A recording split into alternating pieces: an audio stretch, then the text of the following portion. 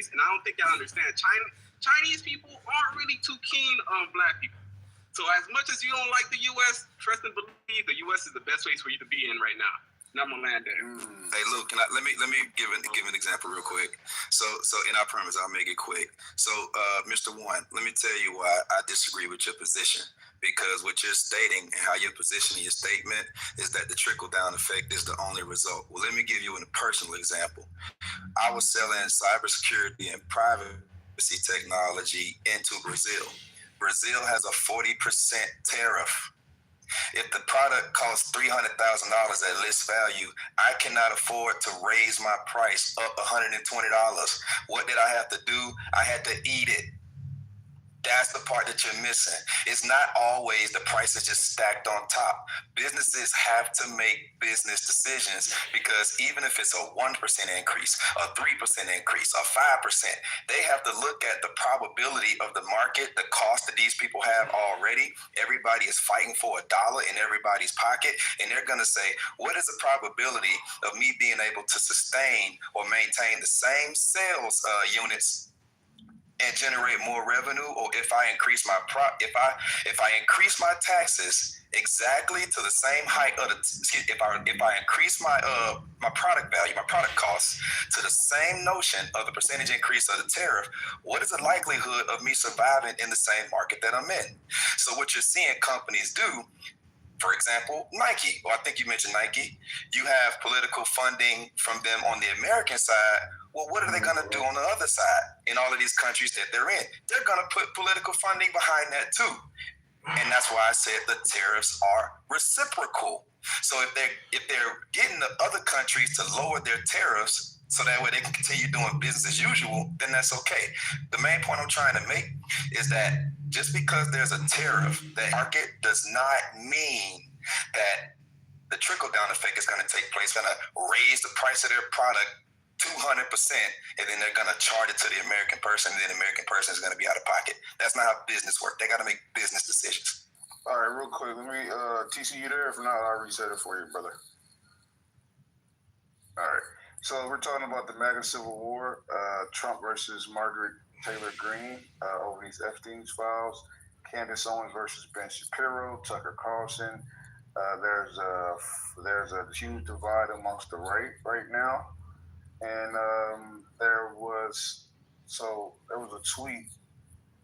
Well, let me play the context first, and then I'll play the tweets and the responses. This is like #1 trending topic on Twitter right now. We starts with files for some reason. I don't know. It's kind of crazy. All right.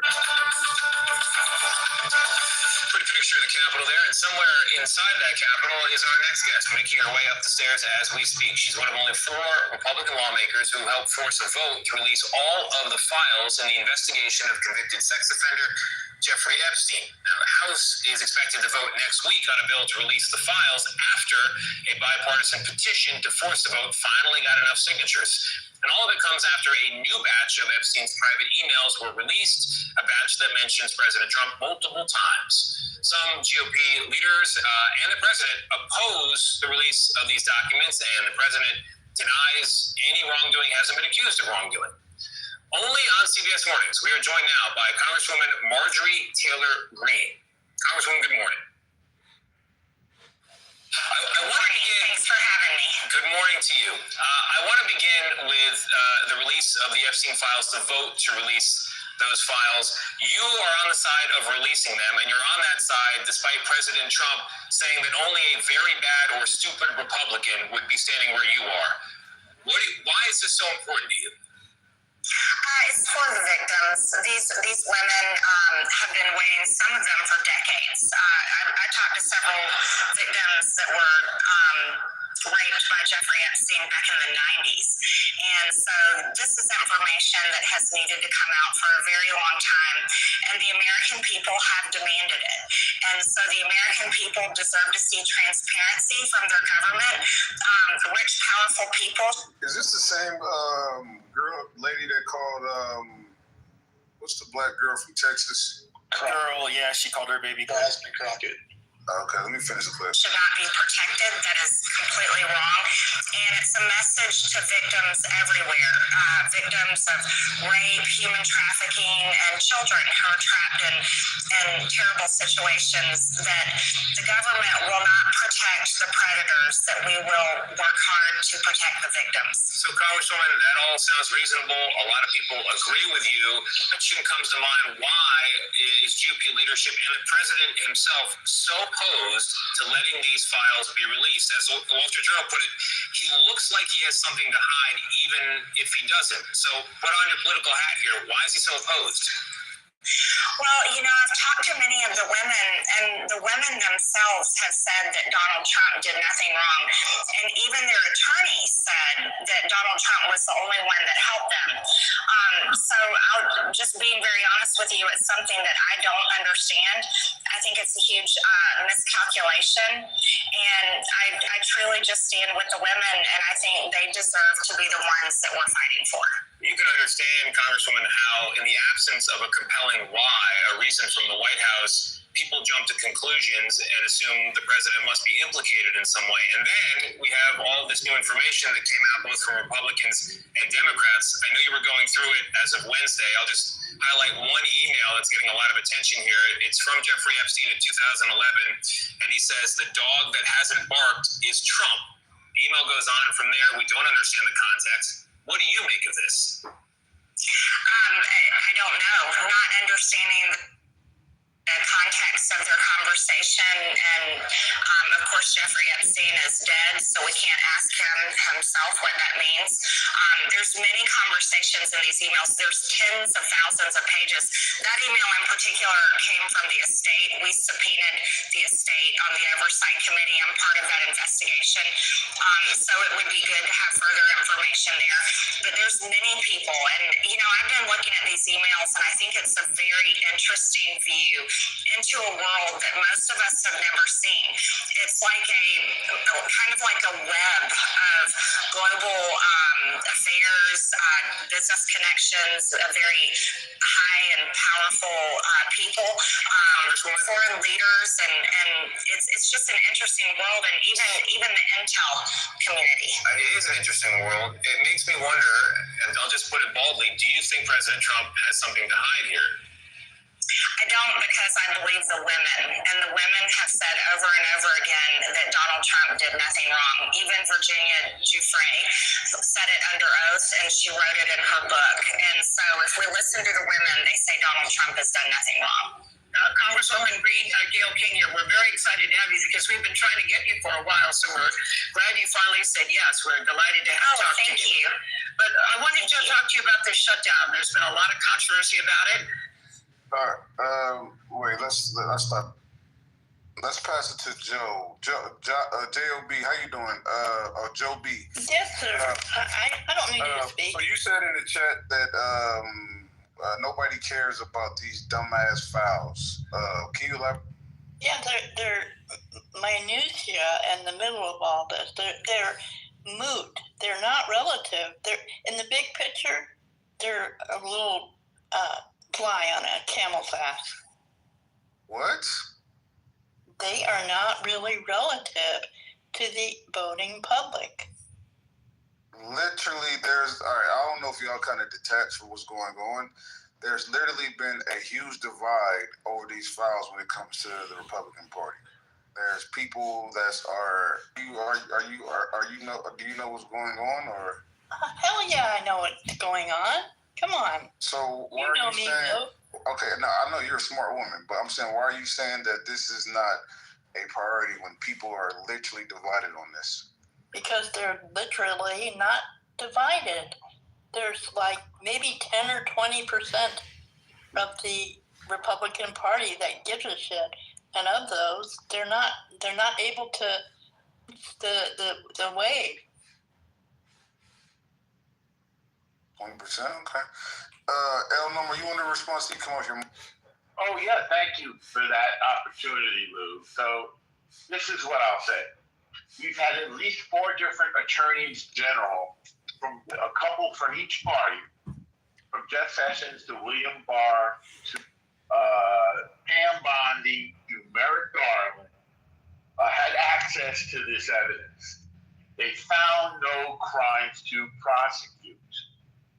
They could have used them as political tools. They didn't. Whatever, the FBI has looked at this evidence. They found nothing there to prosecute. So it seems to me these are being used as a distraction. I think the Democrats threw this out because the shutdown was such a horrendous failure. People suffered, and the Democrats gained nothing from it.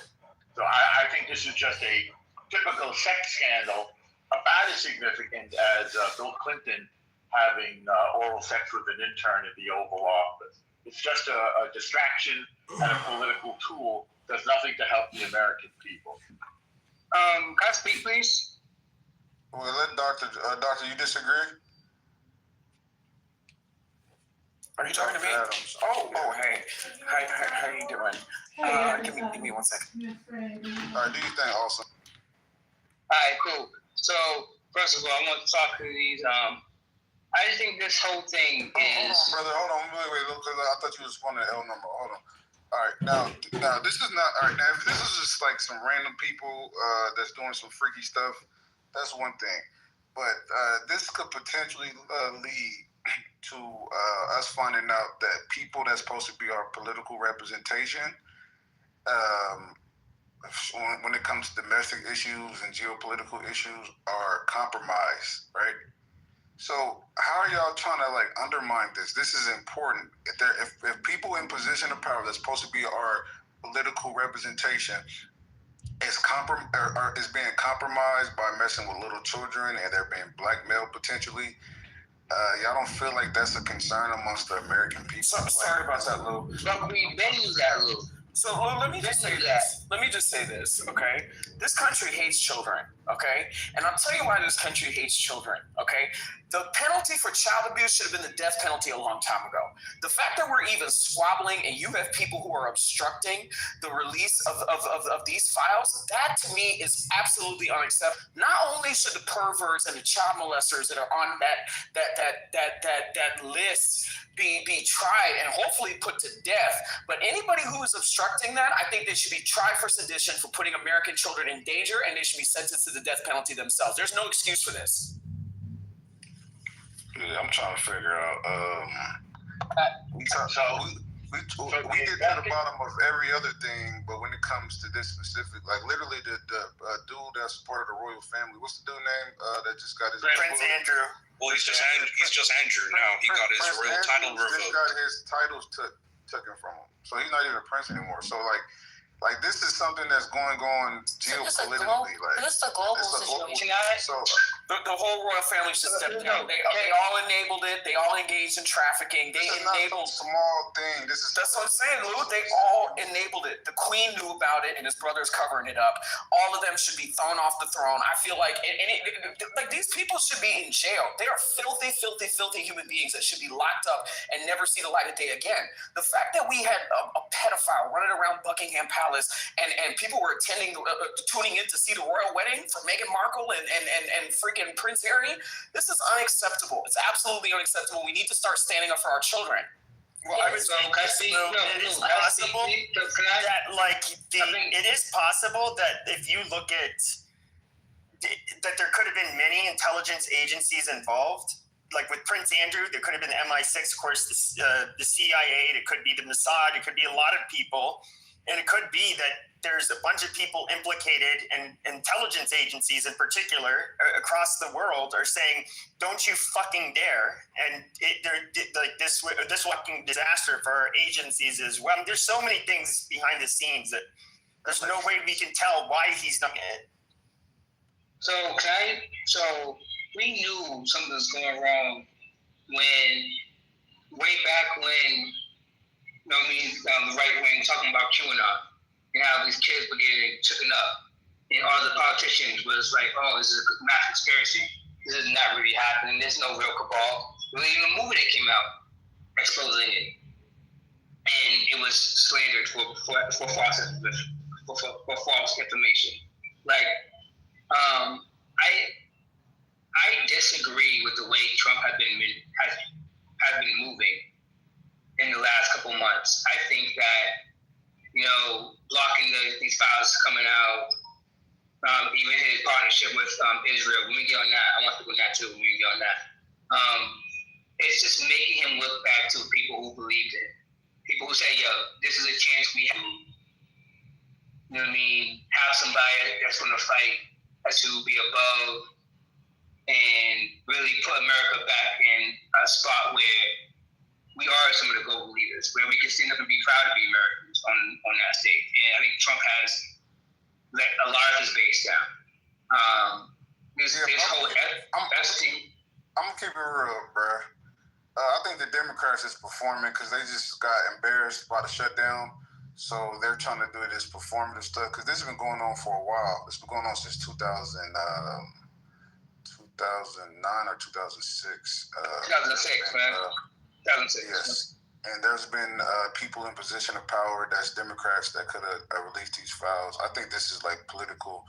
This is like a political chess move because of what they just done with the shutdown. Like Democrats just got embarrassed, and I feel like they're trying to act like they don't want these files to be released too, because there's people like Bill Clinton, people that donate to the Democratic Party, which is Bill Gates, right? His wife literally came out and said why she divorced him because the dude ties to Epstein. So I don't know, man. I think this shit's performative on both sides. I think there's a ruling class elite amongst Democratic elites, Republican elites that have ties to this guy, and they will get on code with each other so this shit won't come out before they do this political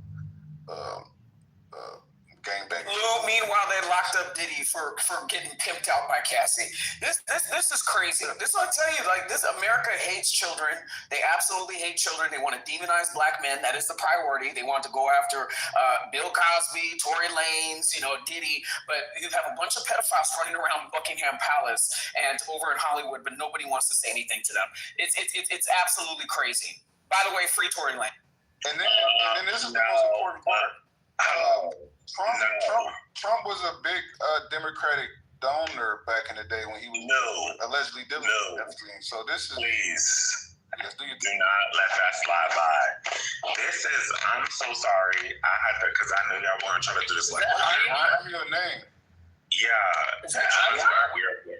Yeah, trying to do that weird black man thing. Y'all black men, it's not a specialty. Okay, nigga. Nigga. All right, then we'll get to let's not do that. We've had a great conversation, academic conversation. Who the fuck is this lady speak? Excuse me.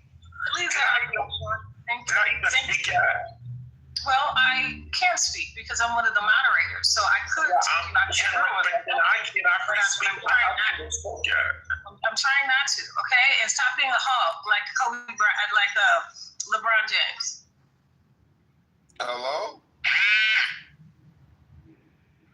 Yo, Ion, how do you catch heat everywhere you go? Go ahead, Ion. You just exist and you catch heat. That's crazy.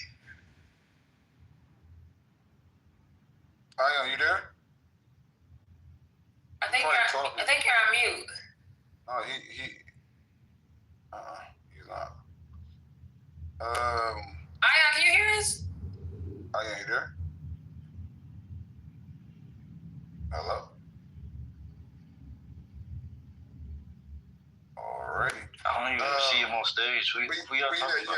I think this is political. No, he's on stage. It's Preston. I think this is political theater, man. I think Democrats don't give a damn. They just got embarrassed by Trump doing the negotiations, bro. I don't think. Hey, Lou, can I ask you a question? What's up, brother? What's up, man? If we were to take Trump out of this completely, do you think the Democrats would care about this issue at all? They wouldn't. I mean, they didn't try to release the files under Biden, under Obama, under. Exactly. When they said that there was nothing to release when Biden was in office. Remember that, Lou? Exactly. They said that there was nothing to release. So to answer your question, Matt, no. They definitely wouldn't be going down this road if Trump was not being mentioned as being akin to the scandal. So it's ironic. I do think it's like agencies, though. Like probably the CIA. He probably the CIA asked that to people. But I'm not. See, people are more mad at Epstein and trying to blame the Mossad, they trying to blame CIA, they trying to blame MI6 than the actual politicians who put themselves in a compromising position.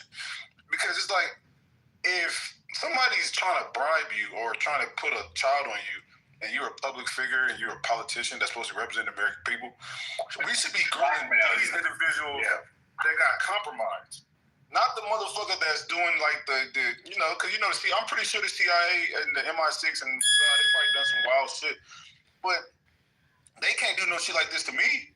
So it's like, instead of being mad, instead of people trying to be mad at the CIA or allegedly all the people that they tied to it, we should be mad at these politicians. These people exposed.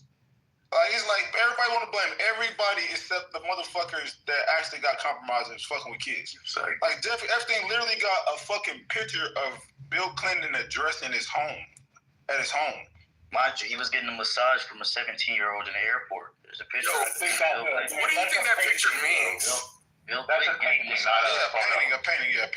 What do you think that painting means? I think the painting means that this is speculation, because I don't like doing conspiracy theories. I like to keep it factual. But at the end of the day, once you start like to hide shit, right? Because I like to keep it factual, but then if people like deliberately trying to hide shit, and now it's open for speculation. Now we should be able to speculate. I think he was Bill Clinton is a dude that has a history of being undisciplined. He literally cheated on his wife with an intern in the Oval Office. You think it was admiration of Bill Clinton?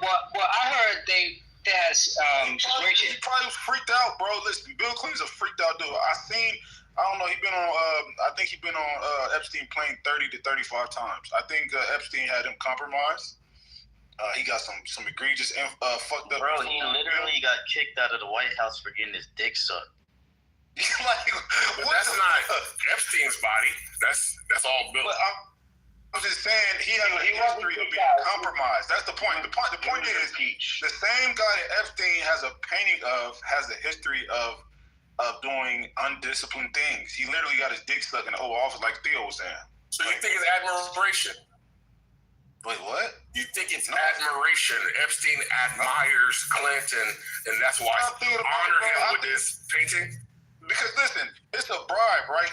So he was doing blackmailing, right? So what if he was getting blackmailed to implement these crime bills, right, on black people, right? Because it's like, this nigga, so Bill Clinton was responsible for the 3 strikes. What else bills that Bill Clinton is assigned to where harm black people and shit, as far as in the criminal justice system? It was him and Biden, because Biden was in the Senate. Okay. But we don't know if Biden is compromised, because there's no evidence of Biden having no ties to Epstein. But I'm saying, like, NAFTA was horrible. Oh, NAFTA, yeah. Can I pull some categories of things NAFTA is when they sent all the jobs overseas. Correct. Yeah, they partner with Mexico and Canada. Can I pull some categories?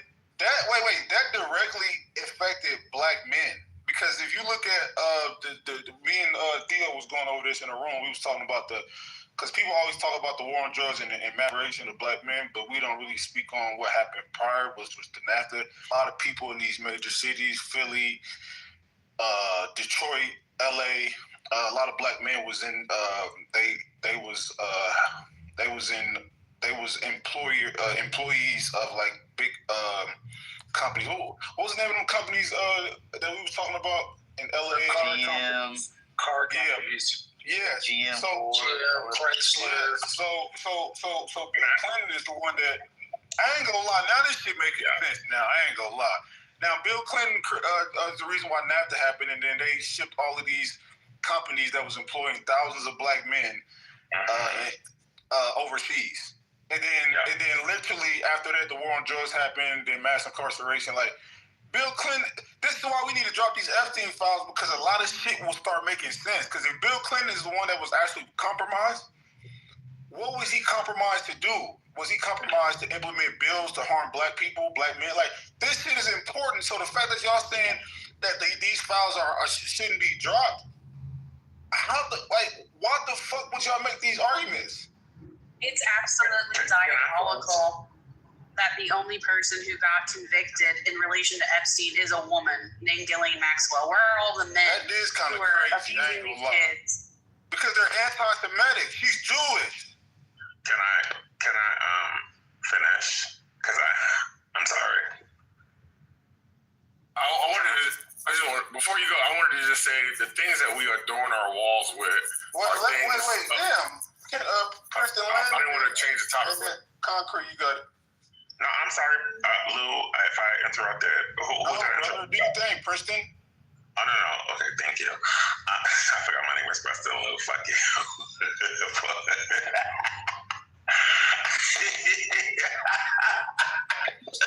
What is this, Halloween? I was telling Kristen to go the whole time. You was gonna fucking mute. I'm like, what the fuck? No, you ate that. I'm like, damn, love, like, damn, I can't even speak the fact, you know. No, but I want to say this. Like, do you see how, like, even just for a second, like, I, like, not Lou specifically, but, you know, I don't know, some random person was like, yeah, our black kings don't, the fuck, nobody asked you to do anything. Let people be able to roam. It's not like, first of all, the government is corrupt, period, because, you know, y'all make a great point. It was good. It did fall on Ghislaine. It did. Like, we forgot totally about Jeffrey and everybody else that have going on. And, you know, it's just become like this weird, like, forgetting of everything. And then, like, it's so funny because they even do the shit. Like, they're like, oh, wasn't Beyonce on the file? Y'all think that Beyonce, like, you know, was like, oh, I want to take a flight. We're going on a trip. Like, hey, JB girl, I need to book my flights to go hang out. You know, that's not how flights happen. That's not even how your flight happens. So how are you having expectations that somebody else's flight needs to happen the same way? Like, it's just so weird. So for me, I know that there's a lot of, you know, misogyny that happens in this moment because guess what? You know, it happens like when we talk about people who are actually killers. Like, the problem is not us discussing, you know, that these people have an issue. It's us actually people trying to defend it. Like when we have R. Kelly, right? And people are like, well, you know, there's no, stupid. He's a weirdo. And he said he was a weirdo. And, you know, he's actually harmed a lot of people, period.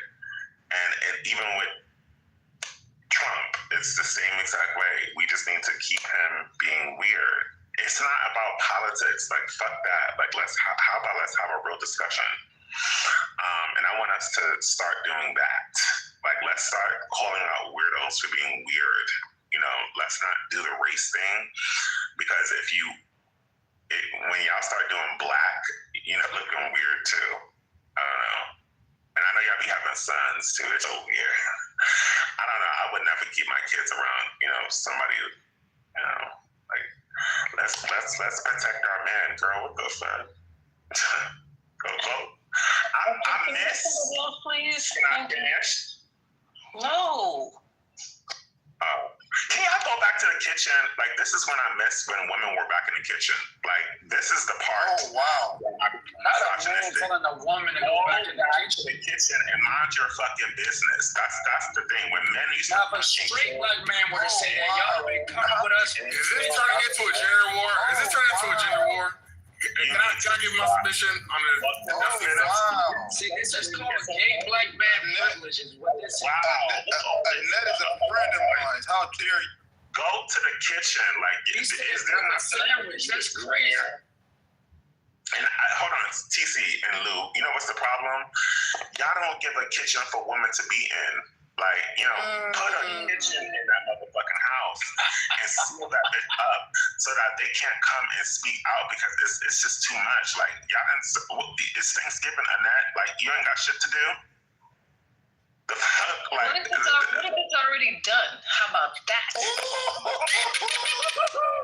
He said I was prepared a week ago. Talk that shit in there. Did y'all taste test it? She's not one of them weak liberals. She's a Republican. She stand on business. Yeah, did y'all taste test it yet? I ain't tasted it. I ain't coming from my wife. We advance. We plan in advance, so a group of friends and my mother, my best friend, mother is cooking and everything. It is already done. Some of us have already planned a month and a half in advance. And I'm sorry you didn't. Maybe you'll get a mayonnaise sandwich. How about that? Damn. This is what I'm talking about. Like, this is See, you see that? You know, confident in her feminism. You don't have to come for her. She's a free speech saluted. She loves this. Yes. And Lou. I'm going to make sure you make your mayonnaise sandwich that you toast the bread. How about that?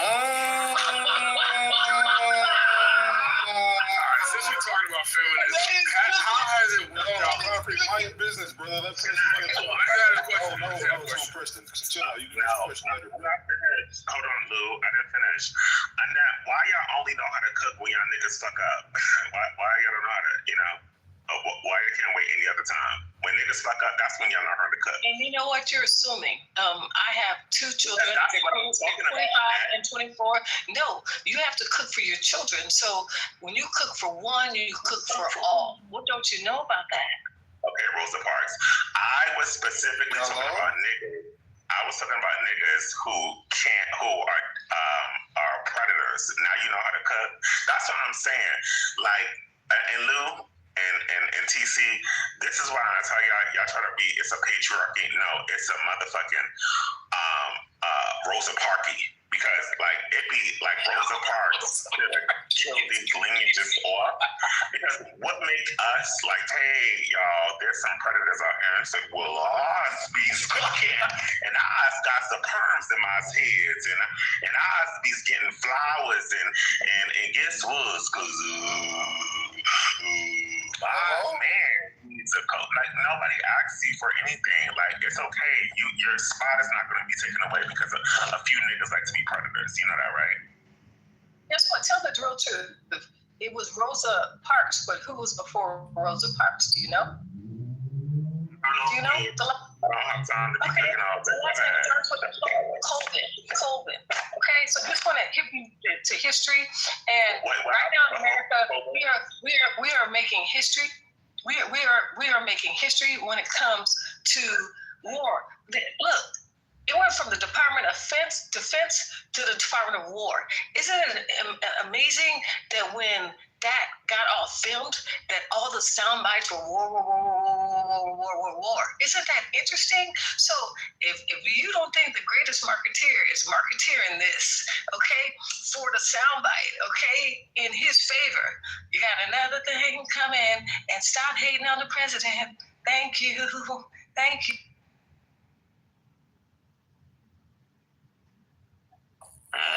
Let's reset the room. That's a black queen right there. All right. So yes, we did a lot. That NAFTA part was important because from the 1960s to 1990s, Black Americans was finally gaining access to like union jobs, middle class wages, without college degrees. We was in the auto, steel, electronic, textile, all those shits, and. People don't talk about Bush role because Bush is the one that created it, I thought.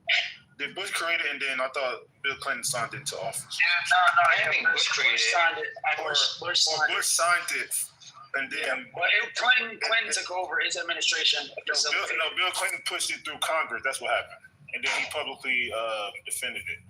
So yeah, he ultimately signed it into law as well. But yeah, man, yo, we gotta have a convo about that shit, bro. Cause Detroit, you from Detroit, bro. Y'all was big in like auto parts supply, auto manufacturing, steel, bro. Y'all haven't recovered since, bro. It's bad. Look, if you drive through the streets of Detroit, and anybody from Detroit, they'll tell you this. If you go outside of downtown, it's like a fucking war zone, bro. So the mayor Duggan, he's been improving it, but what happened is you had a lot of black wealth real estate was concentrated in Detroit. When those houses turned dilapidated, that's when the crack epidemic hit. The crack epidemic hit, those houses started to turn into crack houses. And then you had crack babies, and then the rest was history, bro. Like crime. We haven't recovered since. Nah, it's fucked up. Well, you know what? Detroit is recovering. They just elected their first black female mayor, so I'm a little nervous because she was elected on the Democratic ticket. And when Dougie came in, she came from the private sector.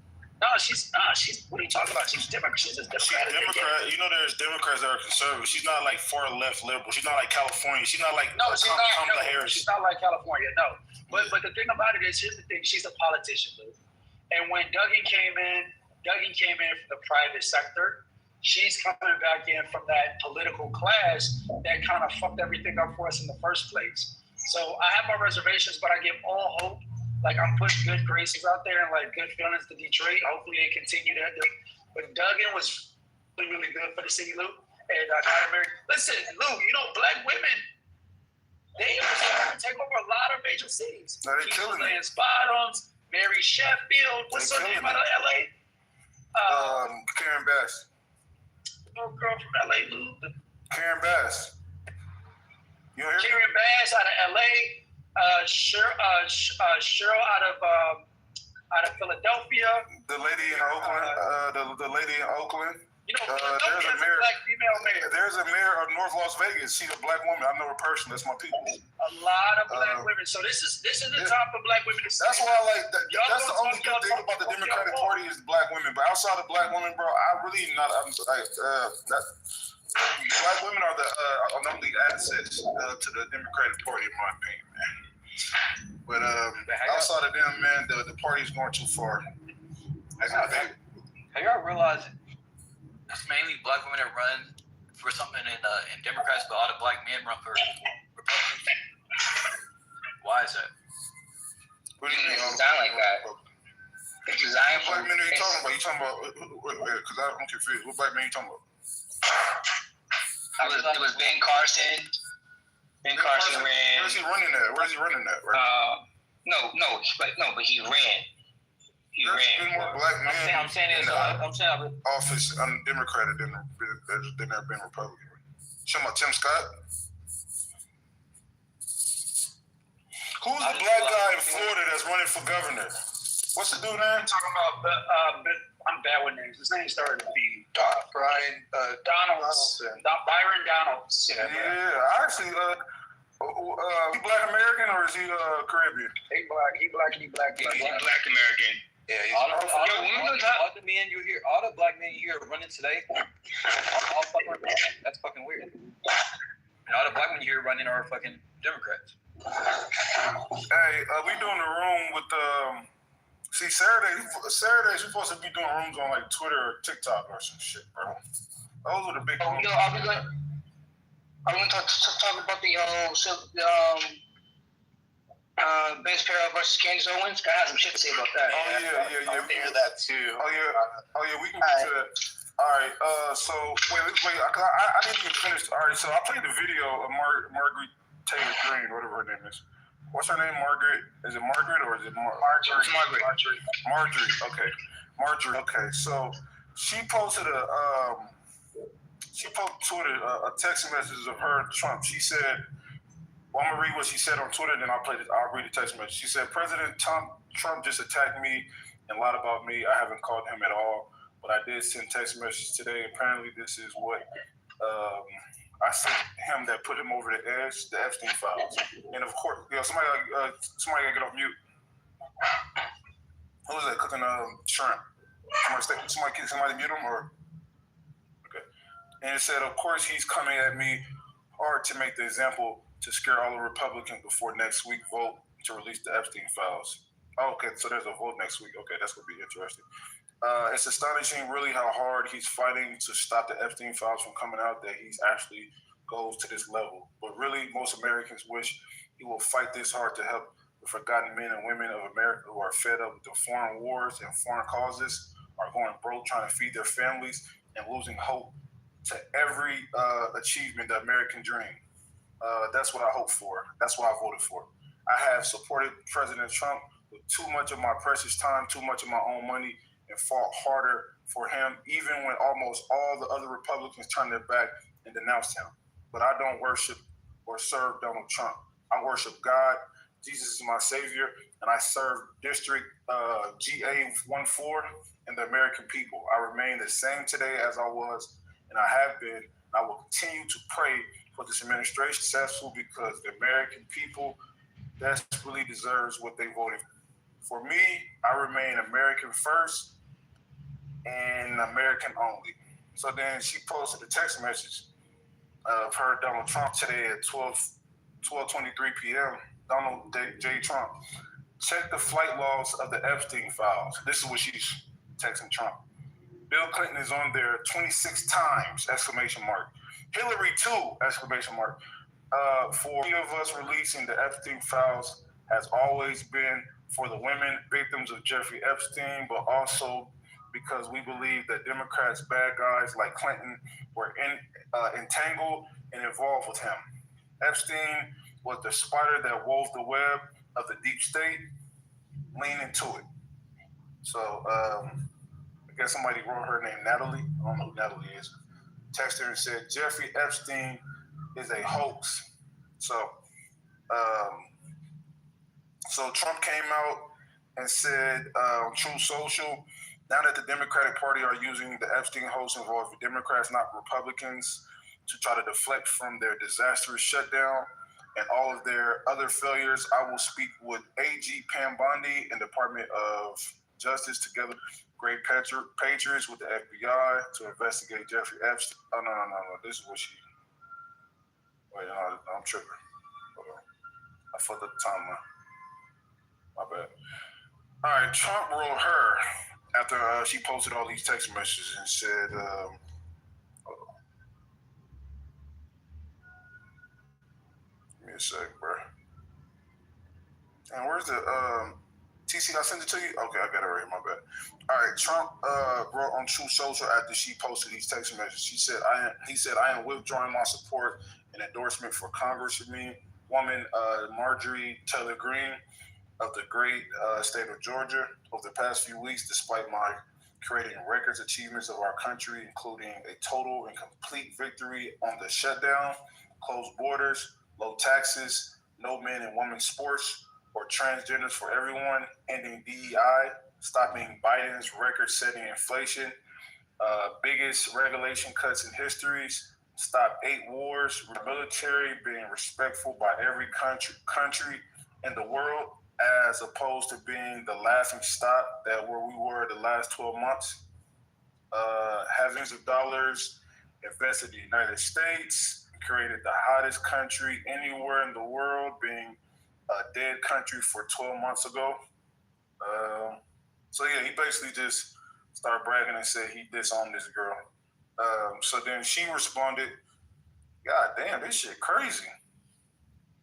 Okay, so then she responded and said, do y'all hear me? Is my shit clear? Yeah, we hear you. We hear you, man. All right, cool. So then she responded and said, good morning. I want to thank everyone who texted and posted and complimented me and supported me. You all are kind, love, and I support you all. I've never thought that fighting to release the Epstein files, defending women who were victims of rape, and fighting to expose the web of release would have caused this. But here we are, and it truly speaks for itself.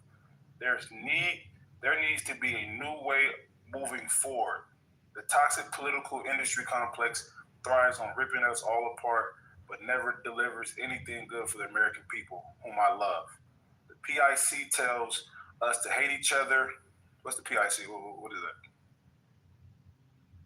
Anybody want to tell me? In charge. Who? People in charge. Oh, people in charge. All right. The PIC tells us to hate each other. Fundraisers are off. Why? We have to hate each other. It pits Americans against each other to the point of violence and nearing a civil war. This is all wrong. We can have our own differences and differing opinions, but we can still love and respect one another. We have far more in common than we are apart. I believe that the American people, more than I believe in any leadership and political party in the American people. Damn, this is go back to what TC was saying earlier, man. A lot of people are done with the far right and the far left, man. People are becoming moderate, man. So yeah, she said, I believe in American people more than I believe in the leaders of political and the American public it deserves so much better than how they have been treated by both sides of the aisle. The way moving forward is American first only, and that may be the most dangerous pursuit of all. So then this is my last name, bro. Then she said that I am now being contacted by security firms with warnings for my safety as a hotbed for threats against me. Oh shit! Hold on, give me a sec, bro. Who want to respond to that? Hey TC, hey, didn't I say this earlier? That all these people that's being hella so far is about to be hella imploded from the inside. Sooner or later, everything's gonna go back to their traditional ways. Yeah, my bad. I didn't answer this. Yo, my thing is this though, right? I've been saying this shit since I got on the app, and people, Republicans call me a Democratic shield when I hold Republicans accountable for the.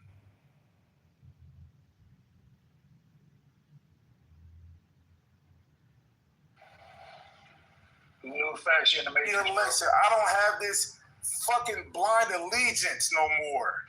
All right? No, you gotta work for my vote every motherfucking. I don't care what you did for me in 1960s. You're in the Matrix.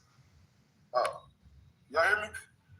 It was going on, but we couldn't hear you. You just came back and it was going on 10. You went from like 2 to 10. Oh, I was crashing. All right. This is all right. I said, do you hear me now? Yeah, we hear you, man. All right. I've been pushing this independent shit since I got on Clubhouse. Niggas been calling me, when I hold Republicans accountable, niggas call me a Democratic shield. When I hold Democrats accountable, motherfuckers call me a Republican shield. When I give credit for shit I agree with the Republican Party, you a Trumper. Or when I agree with shit from the Democratic Party, this is political gang banging, all right? I am an independent. This is not the 1960s where I'm loyal to a party based off what they've done for me in my past. You gotta earn my vote every election. This is the new fucking wave.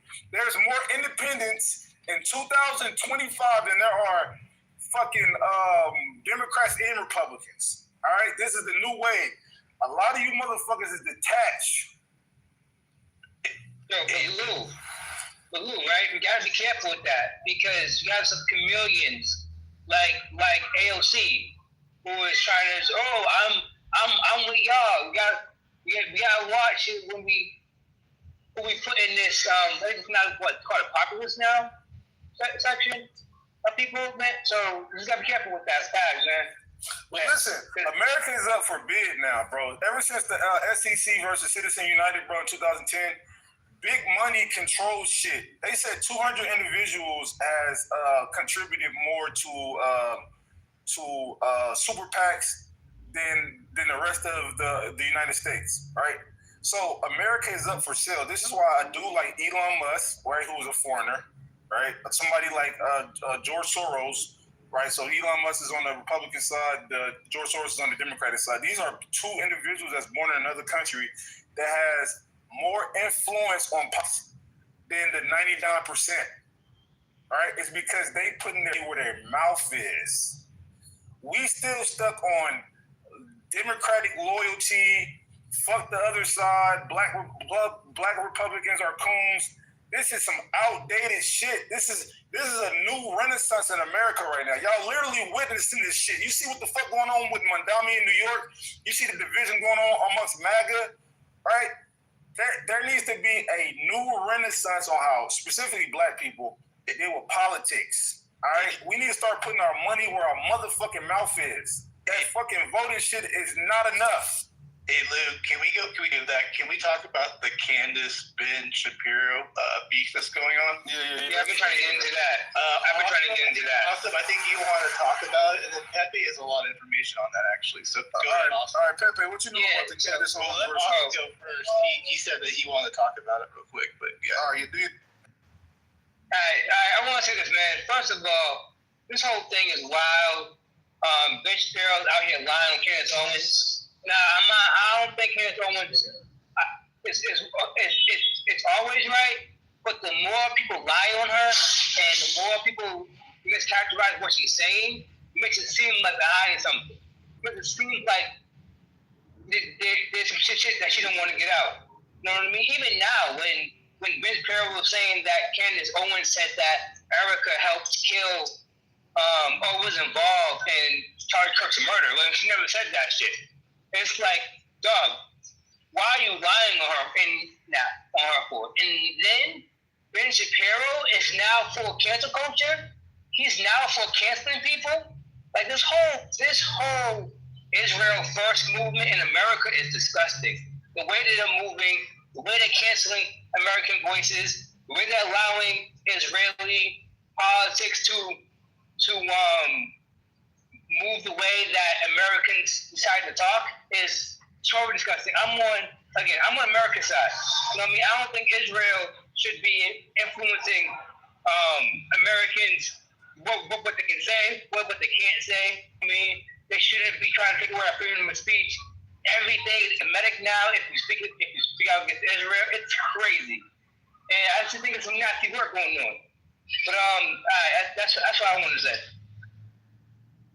All right. So what's going on with Candace? Because me personally, I think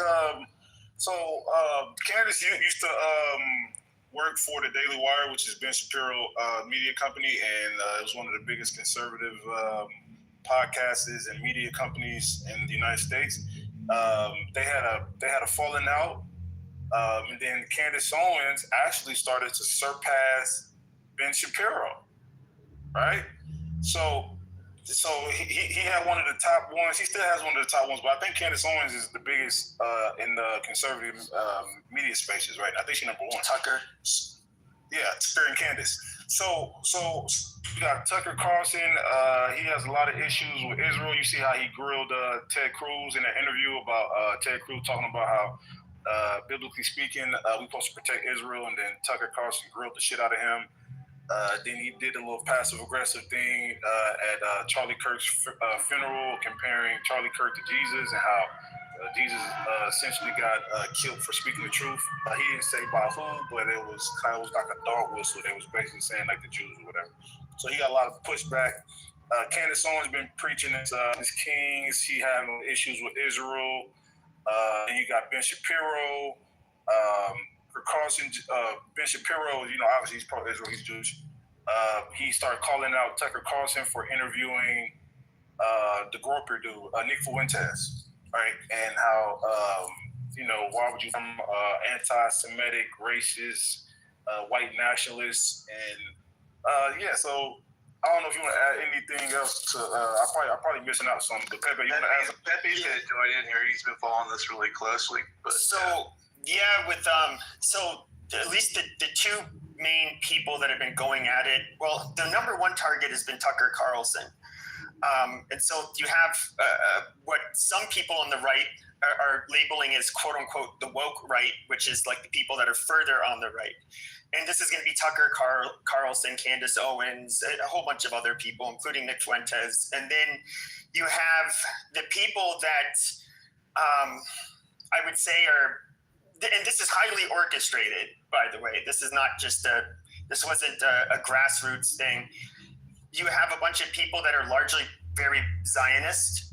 And the biggest difference between the two is going to be their support of Israel. And so on the kind of more on my side of the right, you have the people that call the other side like MAGA, like make Israel great again, versus us, MAGA, because we don't really, even though I personally don't have a problem with Israel. Are you like a Nick Fuentes type? Like who? Like when you say my side, what do you mean?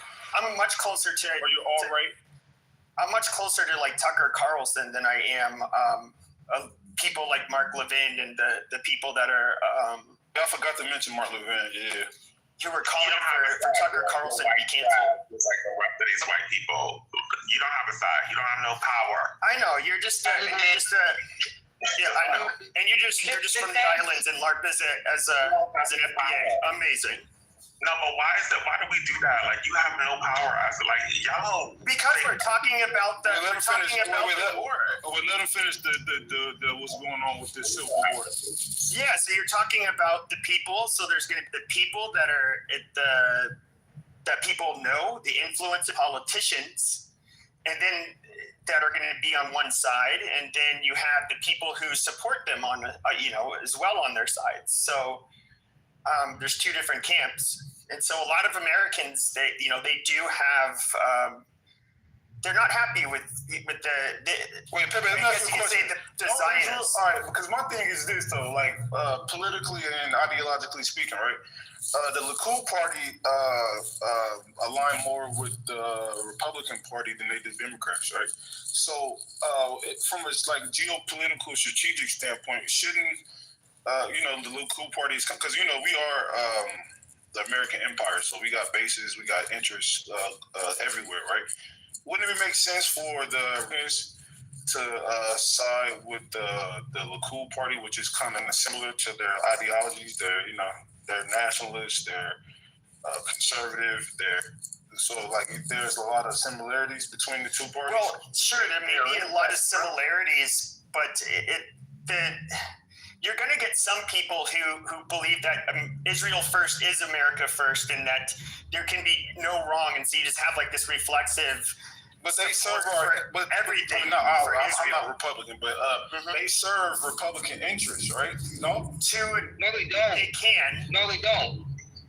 But it's not a black or white thing. I mean, it's not that black or white. I mean, there are negatives and positives for any relationship or any ally. I don't think any ally is perfect. I agree. I'm just saying, like geopolitically speaking, right? The main people in Ukraine, right, was they're not really no strategic partner for us. Me personally, I don't know what interest do we have giving people $400 billion. Oh, I think it was the perfect. A lot of it was old weapons, but it's mainly to stop Putin from encroaching on West. Well, that makes sense geopolitically, right? That makes sense. Wait. Yes. So I'm saying, can you make a similar argument, right? Because you just made an argument while we gave Ukraine the money. Or can you make a similar argument while we are getting behind Israel from a geopolitical? Well, I think it's obviously we want allies in the region. I'm not against Israel, but I think what people do not want. We do not want special interest in certain people to basically center Israel on everything. I mean, Israel's a tiny little country. We have America to worry about. To me, it's just like it makes us feel like is America? Are we just a bunch of cheap whores who can spend all of this money, dominate airwaves, and then propagandize us to death? Like it's just shitty, and we don't want that. We want to focus on other things. And that is where people, and I'm not going to blame people for being staunch Zionists. Let me ask you a question. Do you think there's a symbiotic relationship between the national security of Israel and the national security of America, both Israel in the Middle East and America here in the North American region? To a degree. I think the other problem where there can be both pros and cons with that, we're also fucking hated by the Muslim world for being allies with Israel. So we catch allies for it too. The Muslim world for that. Well, no, I'm talking about it throughout time. Iran. Why does Iran? Like, if you look at, for example, why does Iran call us the big Satan? Well, we support Israel because Iran is the Shia Muslim world. They are rebels. Israel, the United States, and the Sunni Muslims, which are the oil-producing countries of the Gulf, led by Sabia, the leader of Sunni Islam, which is where Mecca is, have two common enemies. Number one, Iran, which is the enemy of the United States, Israel, Europe, and anybody who's Sunni or non-Muslim, including Christians. That's one big enemy. The other big enemy is the Muslim Brotherhood. They want to overthrow the governments of the Gulf. They want to destroy Israel, obvious, and they want to destroy America. So because we have these common enemies, we together against those enemies and share intelligence and military equipment in order to resist the military advances of both Shia Islamic Jihad and the Muslim Brotherhood Islamic. Well, I would say I respectfully would disagree. So if we go decades past, like the Muslim Brotherhood, for example, hated the U.S. for two reasons, and Osama bin Laden in his manifesto pointed them out. Number one was going to be for us supporting Israel, and number two would be for us having bases on Muslim lands, which he thought both of them were absolutely inexcusable. And so we're not going to be removing our bases from Saudi or Qatar or Kuwait because we need the oil. That's not going to change. Can I give him a cue with? Well, let me say this before we get into it. So the challenge with what you're saying, Pepe, is that you've not accepted the reality that this is a different world. We don't live in 2005, 2006 anymore. You've got the Abraham Accords. You've got strong bilateral relationship that America has with Qatar and a lot of the Gulf states. Saudi Arabia is actively engaging in investment in the United States. It's not the George Bush regime of attacking America. Awesome. Hold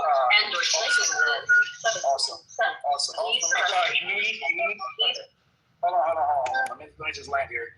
So you have to deal with the realities on the ground.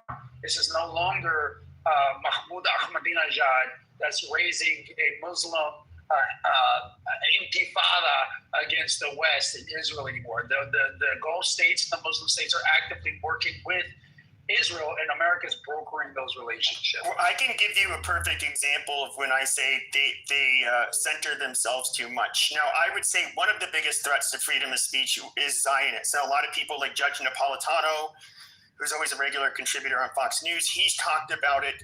Let me point to this. About a month and a half ago, Bibi Netanyahu was in New York. He met with American influencers. He asked them, what is our number one problem? He said it was TikTok, but hopefully the deal goes through and we'll have that taken care of. Then he said number two, X. He's our friend. I think we can get him to work with us. So TikTok, as you know, was it had a lot of pro-Palestinian content on there. Now, Larry Ellison, the largest donor to the IDF, ended up purchasing TikTok.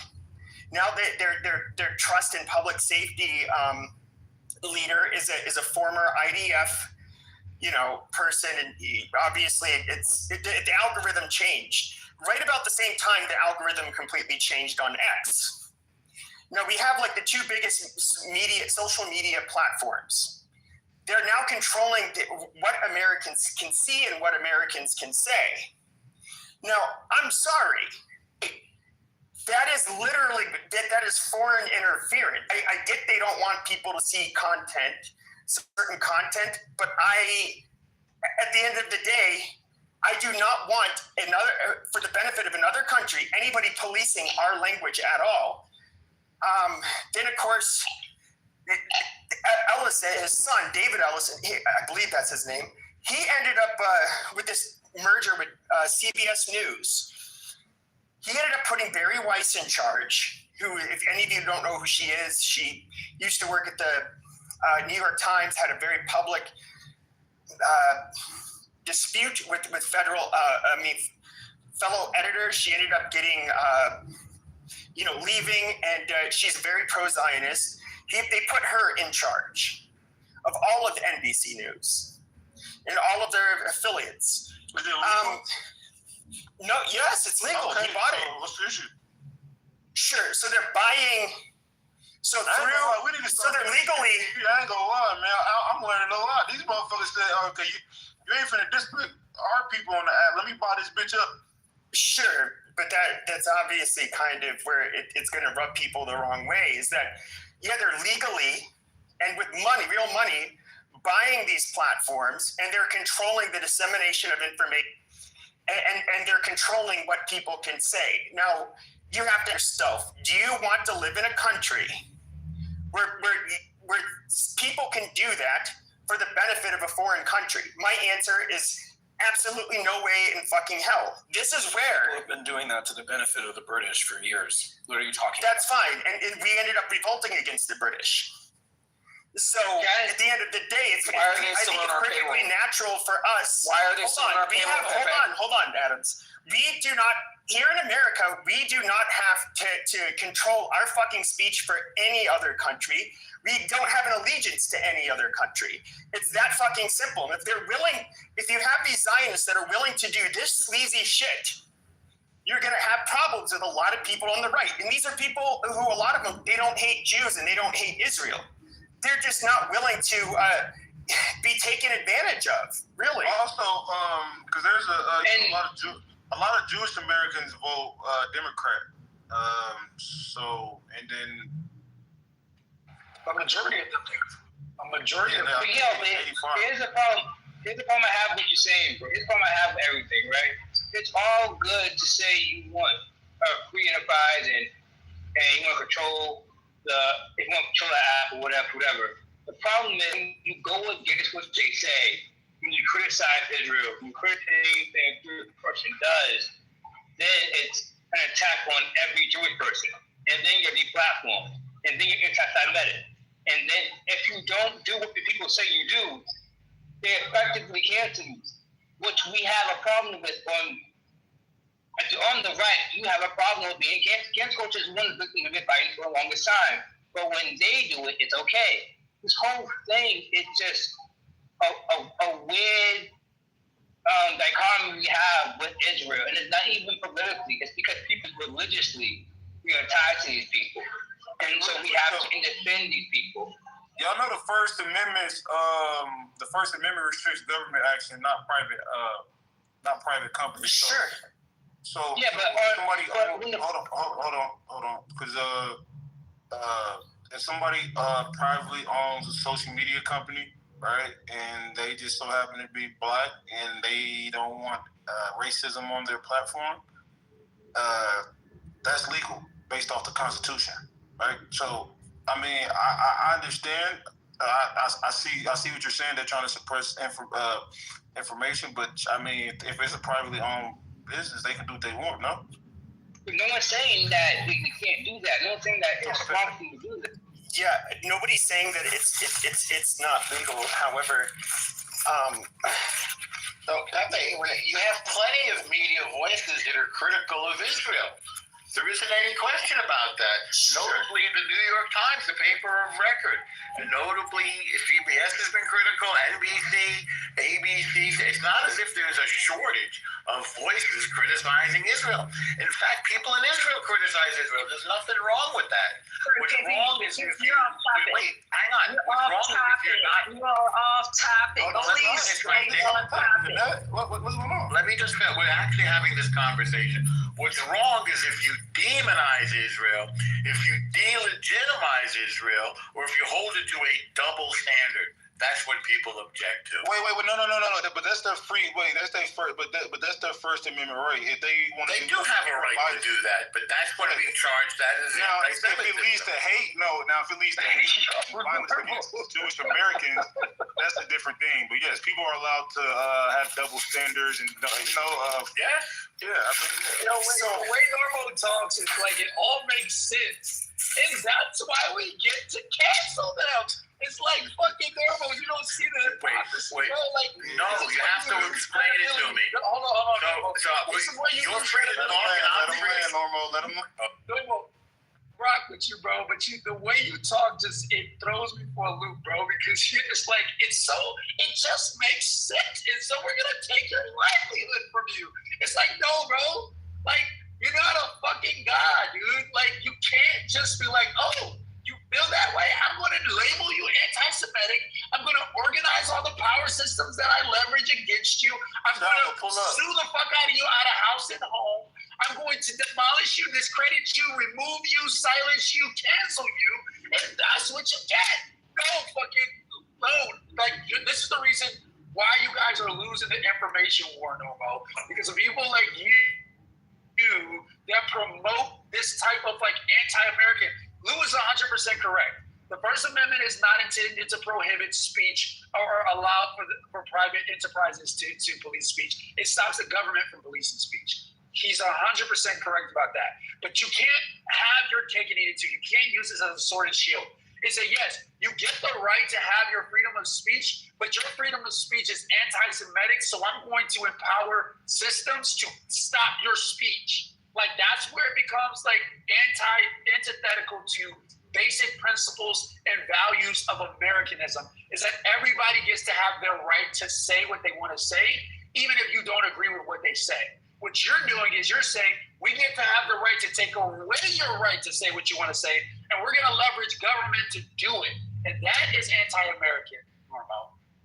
No, I'm not taking away your right. No, wait, let Normo respond. My funding of you. Okay, so again, wait, Norm, say that again because somebody cut you off. You say you take sure. I'm not taking away your right under the First Amendment or under the value and principle of the free exchange of ideas, but I'm taking away my funding of you.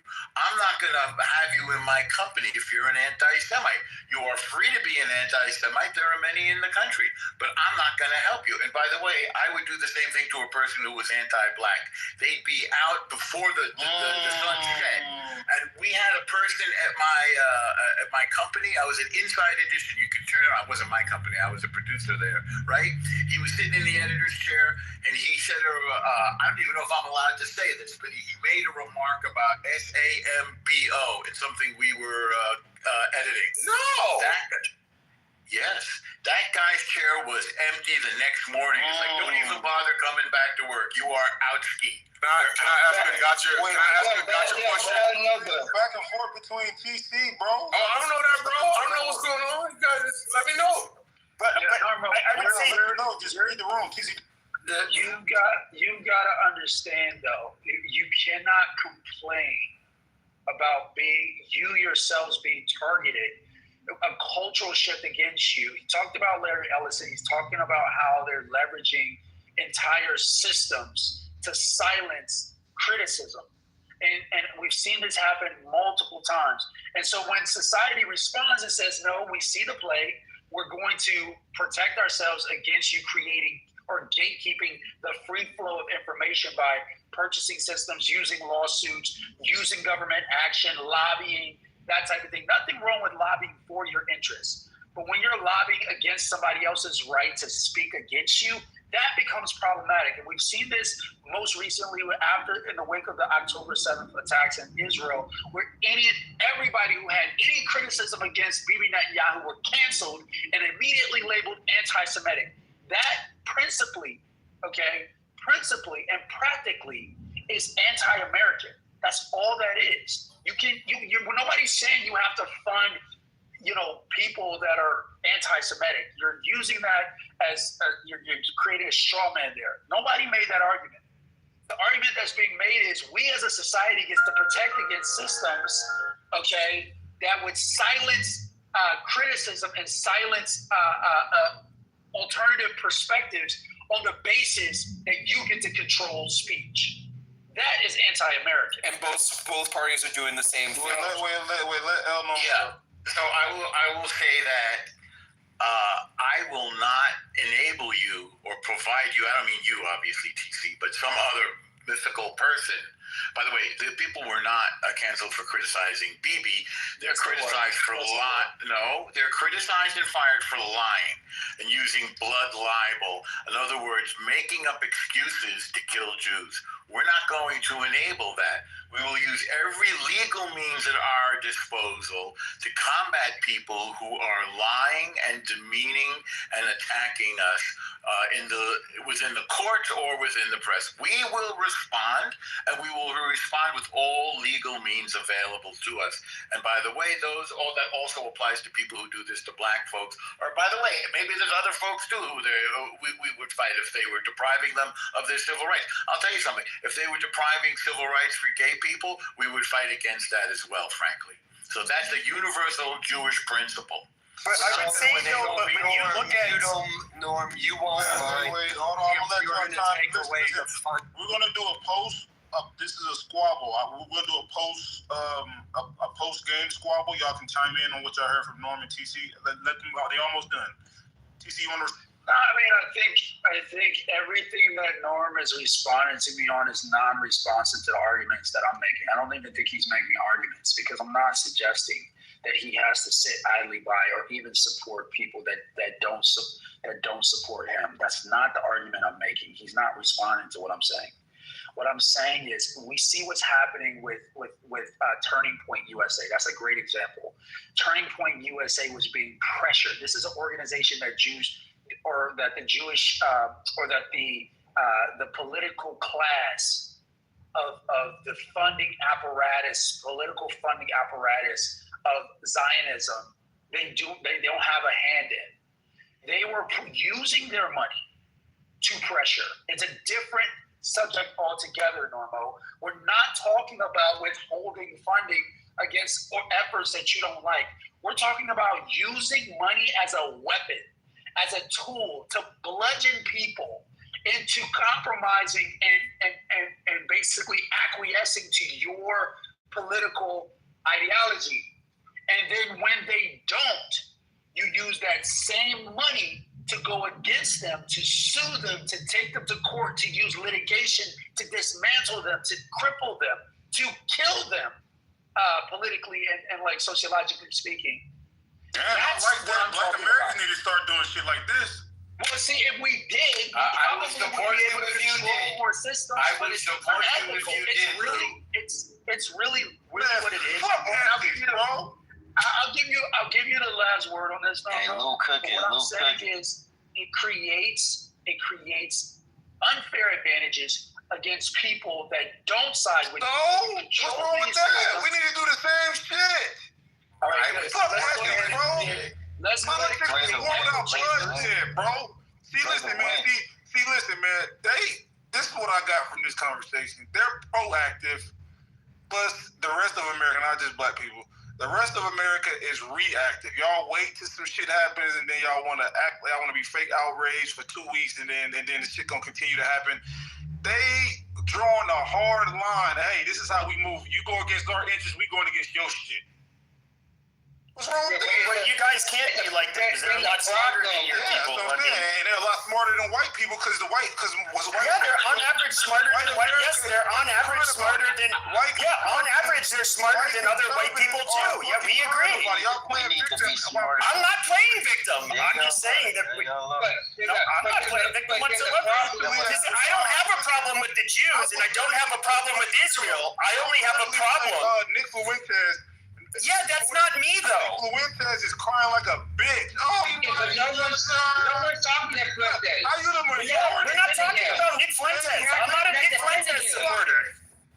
Not even. Oh, bro, you gotta pass the mic. All right, hold on. Wait. No. This is a post game. Let the post. I want to hear what people's thoughts is. Put a gun emoji in the chat if y'all agree with El Normo, and how they put a brain emoji in the chat if y'all agree with TC. Put both emojis if y'all agree with both. All right, Alan, what's your thoughts on what you heard from El Normo? Before Alan, well, hold on, I'm gonna let Adam chime in on what he heard from the squabble. All right, Alan or Adam? Alan. Yeah. Norm, if I'm to, well, first of all, I agree with you, Lou. Yeah, Norm is being honest. That's what they are going to do. You're not going to change Norm's mind. You're not going to change how they're going to react. There's no point in arguing with it. But yeah, if they're going to do that, do the same. If your enemy is made clear, or your business partners, we won't even say they're enemies because we shouldn't demonize everybody. But yeah, if that's what they're going to do the same. Norm, you said you're going to withdraw funds from people, whatever reason. You don't mind that as Americans, we withdraw funds from Israel then, do you? Not at all. Bibi's latest position is Israeli independence. I don't think we are dependent, by the way, on America, and we're fully ready to be independent. Oh, okay. Well, it wasn't. $3 billion a year is less than half of 1% of our economy. I don't need to know. I'm so sick of these fucking.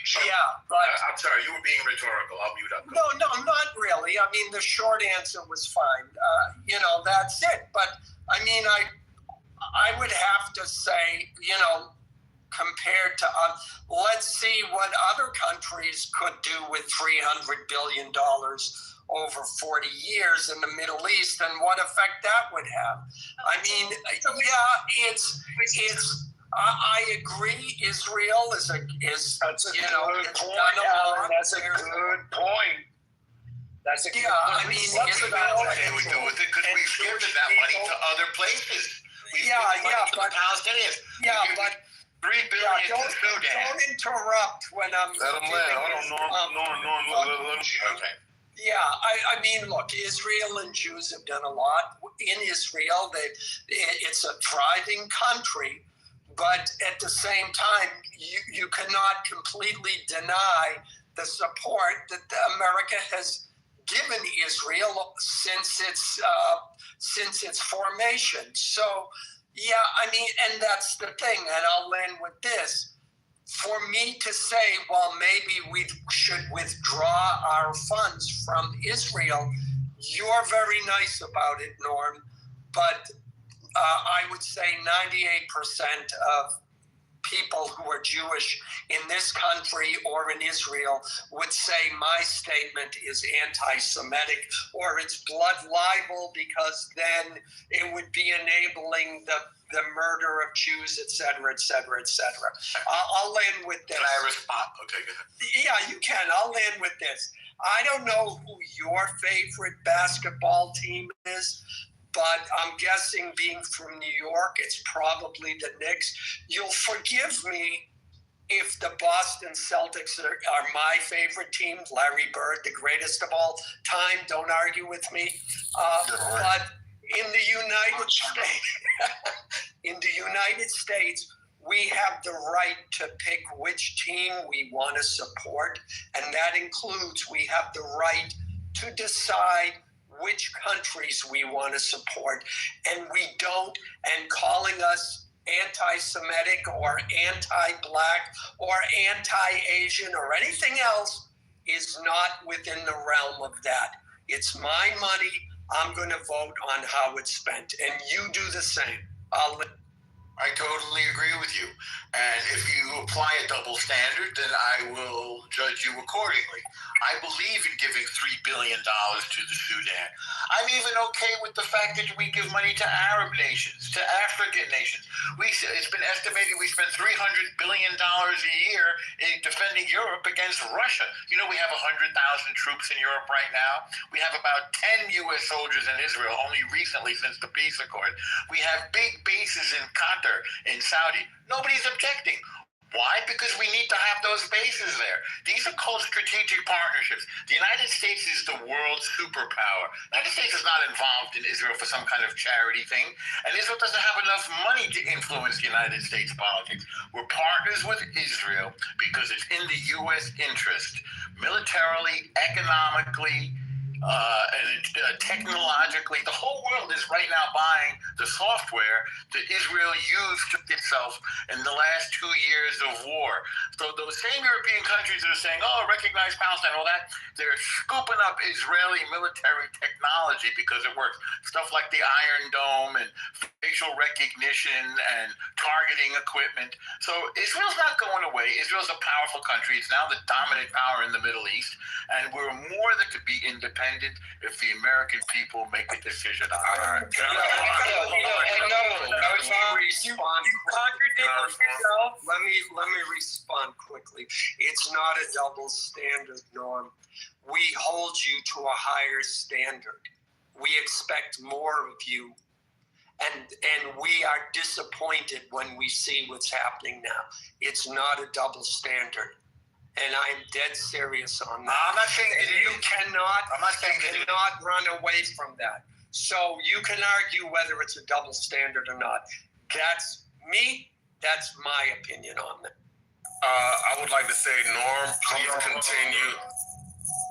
I've been waiting, bro. I've been waiting longer than you. No, you haven't. Let's relax, brother. Let me just go. Let me just finish my statement. You don't have to exert dominance. You don't have to exert dominance, brother. Can we have a point of moderation? It's one thing to disagree with a group of people, but it's another thing to call for an extermination like we're seeing in the chat. An extermination? Look at what he is reading. He's saying the gas people. Are you going to...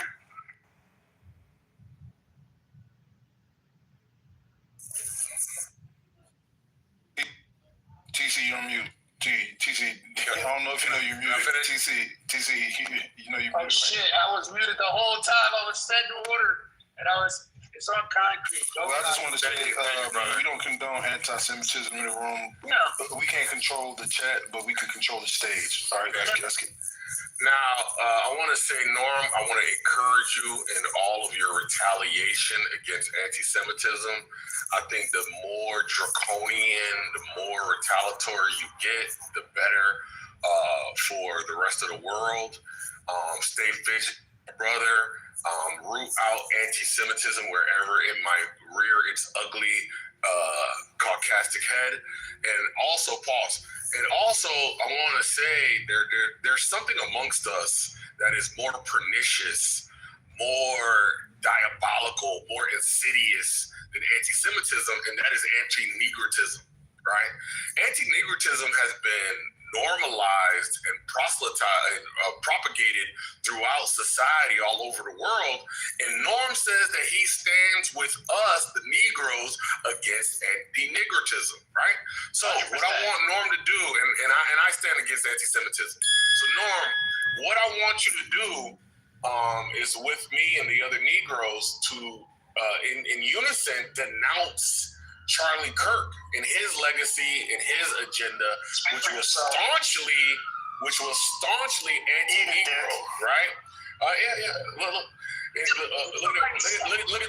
Look at the excited Caucasians and their homoerotic fantasies, right? We all know. One second. So, on 3, say down to Charlie Kirk and his legacy of anti-negritism and the way that he attacked good, clean Negroes of all economic statuses and wealth accumulation.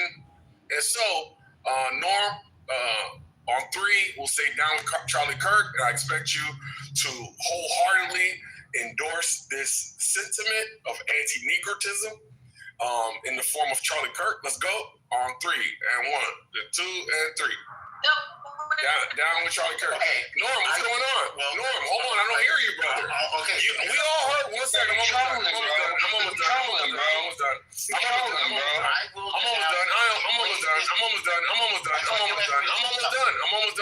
done. So as we can see, I'm almost done, bro. I'm almost done. So as we can see, Norm is not a man of his word. He said that he was. I'm almost done, bro. I'm almost done. You're not almost done. You asked me a question and then you talked over my answer. That's your fear, not mine. I will denounce any racist thing that Charlie Kirk or anybody else said. Point blank, period. Damn, did I get moved, yo? Did I get moved? Oh, man, that's crazy, bro. Yeah, that's crazy. I just like to land real quick. Thank you. So, as we can see, Norm is not a man of his word. I told him that I would stand. Norm, 1 second. No, you don't have to give me 10 1 second, bro. 1 second. You're not a man of your word. 1 second, brother. 1 second.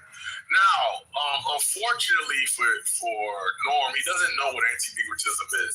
He thinks anti-negritism is merely when somebody says, 1 second, Norm. No, you don't control your fucking white monkey self, brother. Show some decorum, you fucking animal. Thank you, fucking animal. I'm almost done. Bro, I gotta be able to finish. Concrete is why white people are racist. I gotta be able to finish, TC. I gotta be able to finish. I'm going to tell him to control his monkey self because genetically he. All right. Hold on. All right. Let me just reset the room. We was having a good, productive conversation. Trump, TC, and Norm was debating about Candace Owens and Ben Shapiro. TC kind of actually sided with free speech, but he's against anti-Semitism. They had an exchange. Norm started talking about, listen, if you disrespect my people and go against my interests, I'm going to go against yours. I actually respect that. Pepe came out and started playing victim and said, that's not fair. This is why I don't respect a lot of white men, because y'all talk about black people playing victims. So when people are strategizing to protect against their people, then y'all want to say, that's not fair. So when black people say the same shit, it's all of a sudden bootstrap it, stop making excuses. So they didn't make excuses. They was complaining about anti-Semitism on TikTok, and they stood on business, and they strategized, put their funds together, and they bought that motherfucker and made sure you'll never see no anti-Semitic shit on there again. This is how black people need to move. This is how I actually think this is how everybody needs to move. Exactly. It's about winning. It's not about fairness. This is the United States of a fucking matter. When have anything been fair? So I actually respect. I actually respect people being honest. You go against my interests. Fuck all that political correct shit. I'm going against yours. Dropping the hammer. Simple as that. Can I go now? I like to finish, please. I'm gonna land real quick. Dean had been saying he's never been in there. I kept getting mod abuse. I kept getting shot down. I just want to land. So I'm gonna land with this. As we can see, Norm is not a man. Said he would stand with us in negritism. Thinks that anti-negritism is merely when somebody is being overtly racist or even covertly racist. Racism is just a part of anti-negritism. Racism is only a part of anti-negritism. Anti-negritism is the ostracizing, the marginalizing. It's any form of undermining the black agenda, as in the same way that anti-Semitism is undermining the Jewish agenda, right? So we understand that Charlie Kirk routinely argued against black women and Wait, hold on. All right, I don't know who keep doing that. I'm about to move the whole stage. He's entitled to his opinion. This is a free speech place. He didn't disrespect anybody. Let the next person move. He called him a monkey. He called him an animal. Okay, we moved him down once he said that. Mute the fuck up, bro. We moved him down. We brought him back up. We're not going to allow any personal attacks, all right? Concrete, come back up. Thank you. Hey, Lou, the guy Dean been trying to go for like 55 minutes. It's okay. We're going to pass it to him, brother. Where Concrete at? I don't know what happened.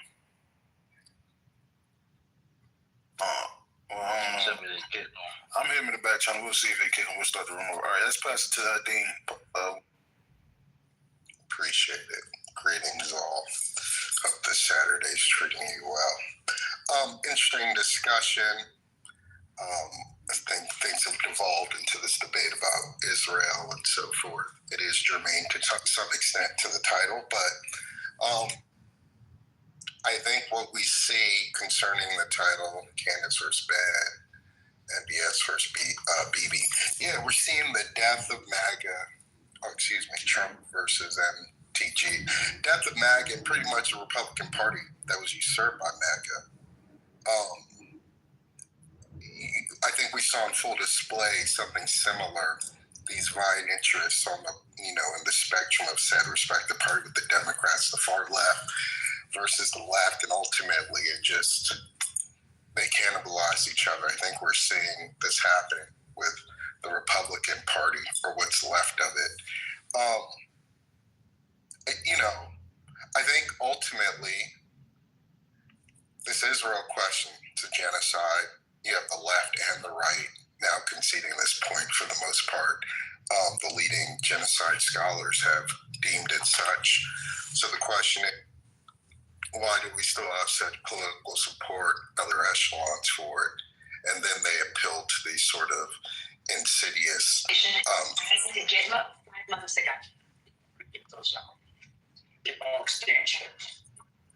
Marshall. Thank you. Are you watching porn? I'm crazy. Yeah, so as I look at it, as we see this sort of MAGA civil war, the question is, who's going to emerge? The phoenix from the ashes. The phoenix from the ashes. And, you know, a lot of people are saying it's J.D. Vance, but we know MAGA won't vote for him because he has an Indian devil-worshipping wife, according to them, because she's Hindu, right? So I'm curious the trajectory, and I wanted to engage TC the other day on this. Where do you see the direction of the Republican Party? The Republicans have only gained steam recently because of MAGA, but Trump can't run again despite Bannon's sort of pronouncements on that. And who is going to take the baton? We see how rabidly racist MAGA is when who was it? It was Vivek when he was in Ohio, right? MAGA's not racist. Excuse me? MAGA's not racist. He didn't say MAGA was racist. Yeah, you just said it. I didn't hear that. Okay. Yeah, he's entitled to his opinion. Y'all can disagree after he's done. I'm just saying, use this white man as a prop. Hold on, hey, Jacob. You can respond after. You just out on stage. Just wait till he's done. You can respond. That's how the room operates. You just can't interject when you want to. Yes. Pardon, yes. And when we see Vivek, ironically enough, at a turning point event, and they're literally, the audience members are coming up questioning him, and they're saying, it's a Christian nation, it's a Christian state. What, 74% of Ohioans are Christian. If you're a Hindu and you don't believe in Jesus Christ, you're worshiping devils, demons, et cetera, When we see when Dinesh D'Souza and Vivek sort of, the sort of vitriol they receive on Twitter, it's hilarious to watch all of this, I must say. So within that context, and J.D. Vance being married to a Hindu, which, you know, he's spineless when he gets, I think, at a turning point event, and he talks about he wishes his wife would convert to Catholicism. I'm curious, TC, I want to pose this question to you.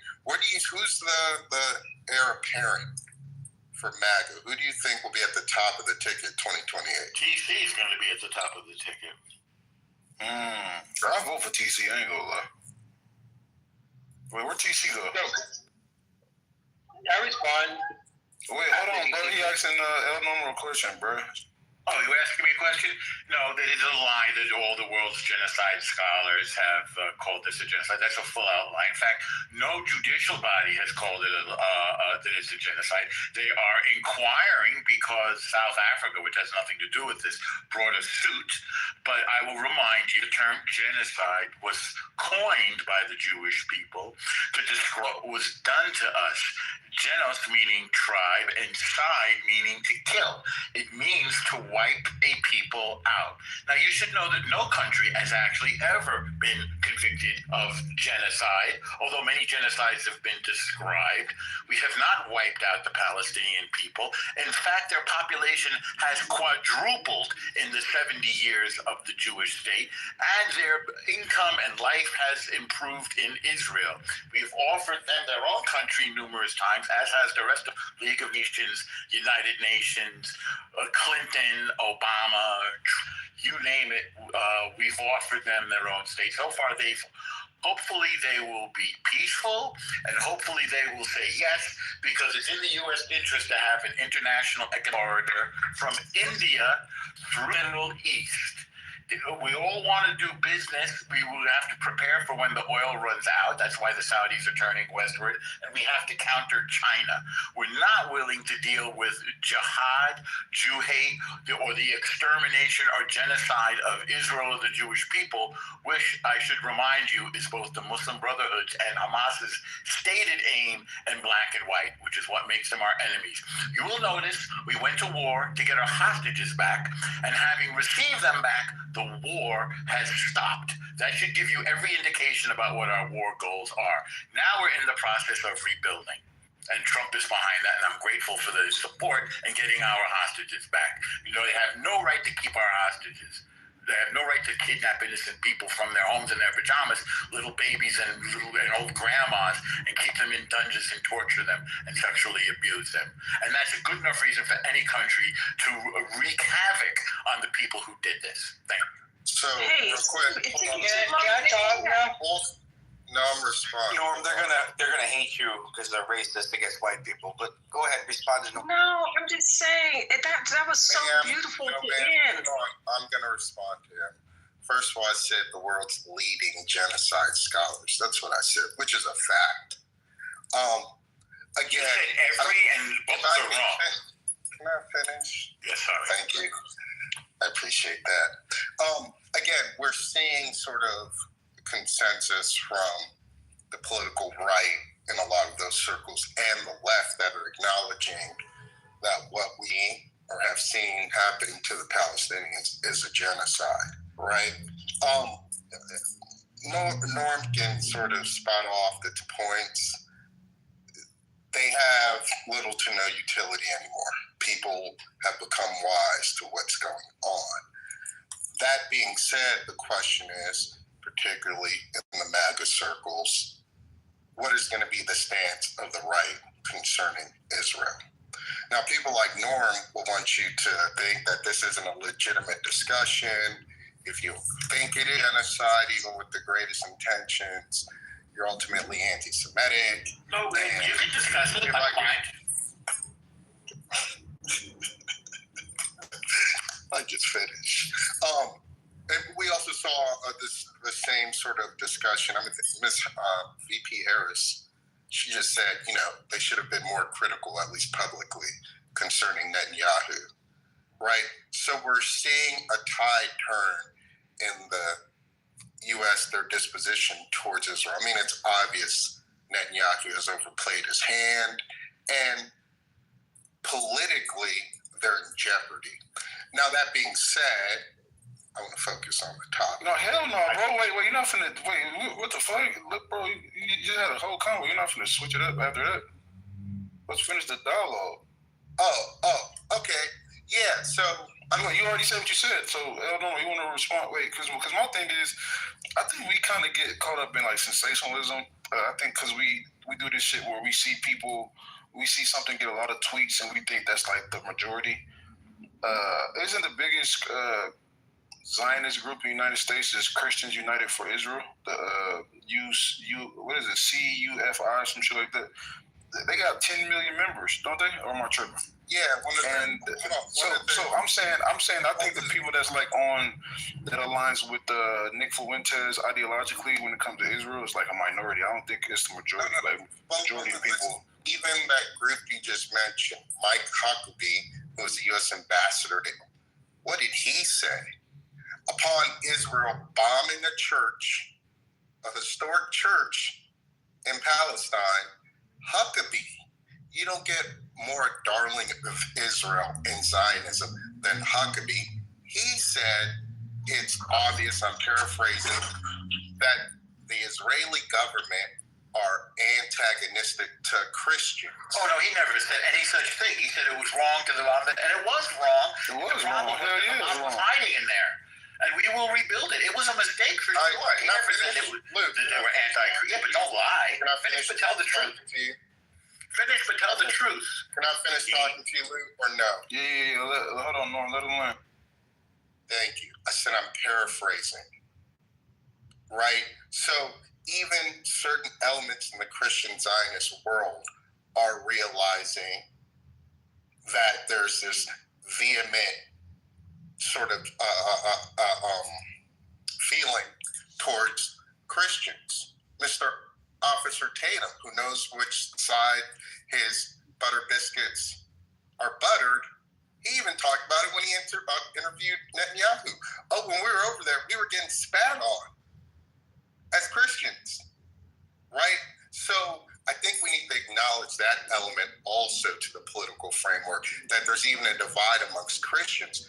Men, quote, Christians feel Ted Cruz was Steve's absurdity when he translated, I think it was that Genesis passage, as this undying, unrelenting sort of allegiance to quote unquote Israel.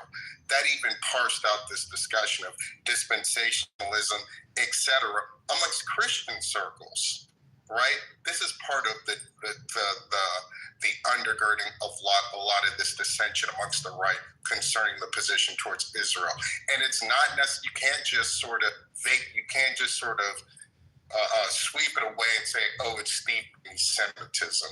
No, it's a legitimate discussion. You see something different on the left, but they're coming to the same idea that what you're seeing by the Israeli government, as typified by Netanyahu, is genocide. It is beyond the pale of a civilized global society to allow to happen. And when Norm jumps on it, says, oh, we want to allow jihadism, blah, blah, blah, blah, blah, that's a straw man. No one's advocating for that. They are actually Hamas is our enemies, as is Iran. If I could finish. Well, hold on for a while now. I think you made enough points, to be honest, Dean. I think you are Mr. Dean. I think you are. So what Islam tries to do in some cases of extremism is divide their enemies. So what you see Dean doing is trying to drive a wedge into American society in order to undermine it. Let's get the Christians angry at the Jews. Let's get the left angry at the right. Let's make a division in the left and the Democrats. Let's make a division in the right between the far right and the center right and Trump. You're trying to undermine America and undermine society, Dean. We're going for it. We saw this with the Arab Spring and their attempts at revolution. We saw it in Iran in the 1979 revolution. It's bullshit. You're trying to divide America and undermine it because you, Dean, believe that he should be a Muslim, and we disagree. We believe in religious freedom. You want to be a Christian? Fantastic. You want to be a Muslim? Fantastic. Be a Jew or a Hindu? Fantastic. We're not falling for your attack, and we're wise to you. Yeah, I don't know why he's allowed to cut off anyone, maybe. Anyway, when you that go being on said, too long, for God's sake. Anyway, bingo. If I could, yeah, why don't you wrap it up, Dean? If I may, I'm not causing said division. I'm merely highlighting it. That's all. And I'm saying this is what is coloring what we're seeing on the right by these different political positions. That being said, you are strawmanning it. I don't know who's advocating for Hamas. You are the one. Pardon? You must have missed the news for the last 2 years, Dean. I'm going back to cool, baby. Thank you. All right, next person. All right, that was a good back and forth. Put a gun emoji in the chat if y'all agree with Dean. Put a brain emoji in the chat if y'all think Norm won that squabble. All right, let's pass it to where's the white guy that said black people are racist? I want to hear from him. Jacob left. All right, yeah. So just a room reset. We was talking about the MAGA Civil War, Trump versus Marjorie Taylor Greene. Man, fuck Trump, man. If I'm not for president. Look at your funky ass down. Trump versus Marjorie Taylor Greene. What was that? Huh? I don't know what the fuck going on. Somalia. Nigga just fucking ram. Trump versus Marjorie Taylor Greene over these Epstein files. She says she's got threats. She was one of 4 Republicans that voted for releasing the files, which is a lot of people are labeling political treason amongst Republicans. You got the Ben Shapiro versus Candace Owens, Mark Levine versus Tucker Carlson. So there's a huge divide over these Epstein files. Israel. There's a similar civil war going on between Democrats, but we're speaking on this right now. All right, who wants to chime in? I would say one quick thing to point out. If you look at Marjorie Taylor Greene and Congressman Massey, those are 2 politicians that are outwardly speak out against Israel, and they're both on the shit under the stick with Trump. So just want to point that out.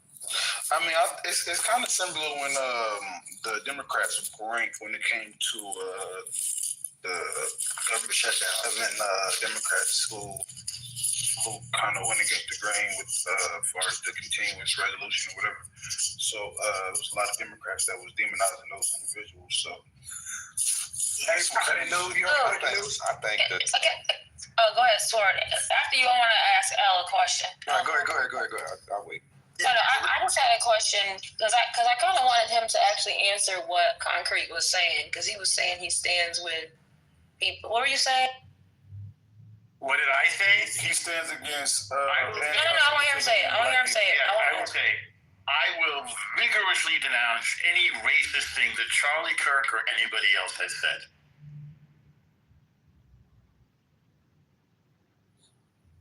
So everything else he was saying, in what ways do you support? I guess what ways do you support Black Americans? Do you support Black Americans? You're a Jew, right? Yes, ma'am. And yes, I do. And I have a long history of that. In fact, I was honored for my efforts to fight racial profiling against Black Americans. I was honored by the NAACP for that effort. And we also did a project with Tupac's mama, Afeni Shakur, and I think we made a beautiful biopic about Tupac called Tupac Resurrection. Watch it yourself. You tell me if it's pro-Black. But his mama certainly loved it and became the godmother of my child. Yeah, his wife created Tupac Resurrection. His wife created the movie. That's commendable. May I ask a quick question? Economically, who received the bulk of that kickback? You said it was a kickback from something? What kickback? Well, so if you have a movie, there's money. Right, you created the film. We did it as a work for hire. They got all the royalties. The Tupac estate, which was earning at the time about $7 million a year, which is in the top dozen easily of posthumous estates. They got all of the receipts from the film, and we did it as a work for hire. Okay, that's commendable. Then I ain't gonna knock you. That I always ask where the equity is. When you put the money back where it go, I can't say shit about it. They kept all intellectual property rights, music rights, performance rights, copyright, etc., etc. And we can see this. We can look this up. Tupac Resurrection. Yeah, are you pro-right, white, yeah? I was just trying to understand the conversation between Concrete and. Why would you ask a Jewish person if they're pro-Black? Like, what does it mean? Because he mentioned that he's against anti-Blackness and he speaks out against it. That's what he said. Yeah, that's what Concrete was saying. If he would have said he was against anti-whiteness, I think you should have interjected and said, "Okay, what have you done for the white community?" Well, you're Mexican, so I mean, was Pepe even in the room? Did you hear the conversation? Yeah, I was here. Okay, so then clearly you should have been following the conversation. The conversation was what Concrete said, and he didn't get to finish. He got thrown out the room. Elle never finished either, so I was trying to finish up that conversation. But if I'm against people being racist to Blacks, does that make me pro-Black? Man, fuck all that, man. This is really what we talk about. El Normo, man, fuck all that. Are you pro reparations for Black American descendants of fucking slavery? You put a deal in front of me, and I will. Would you vote if there was something on the table in New York City, in Brooklyn, your hood? You from the hood of Brooklyn. So if there was a deal on the table, Black Americans getting reparations and a Black American hate crime bill, would you vote for that? Yes or no?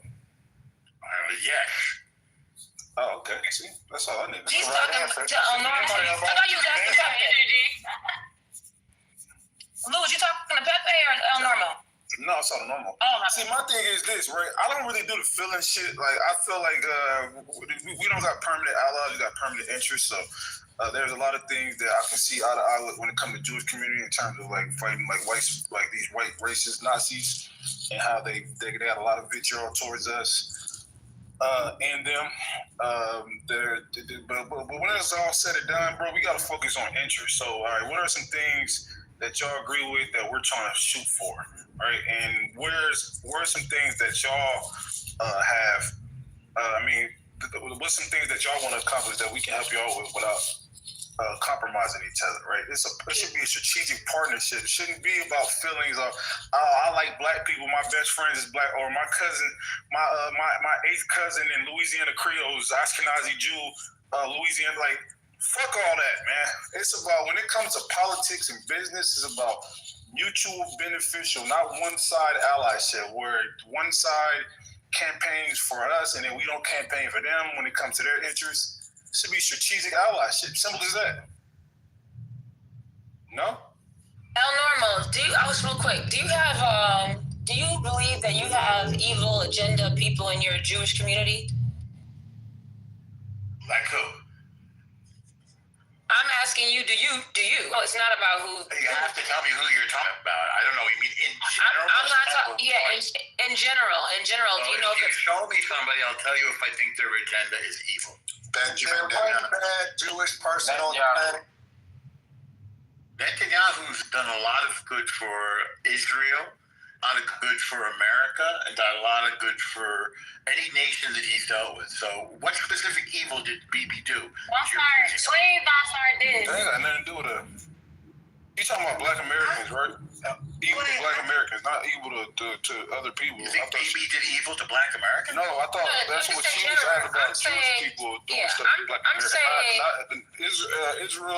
Israel and Bibi has nothing to do with what her question was. Yeah, my question is, do you as a Jewish person acknowledge any evil agendas that are going on in the world today? Give me one.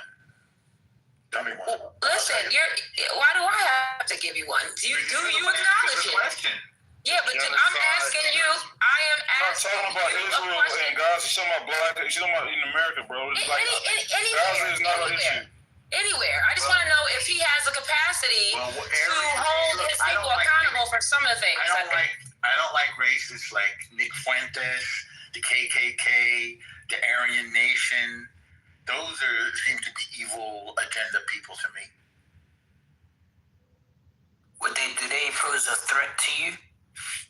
Sure they do. They hate. Wait, hold on. No. She's asking, because this is like, first of all, Black people, there's not one Black people that speaks for Black people, all Black people, and bad Black people, good Black people.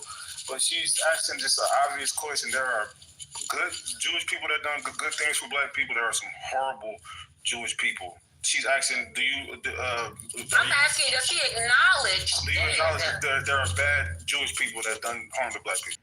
I mean, there's Jewish people who've done great things for Black folks. I think there are far more.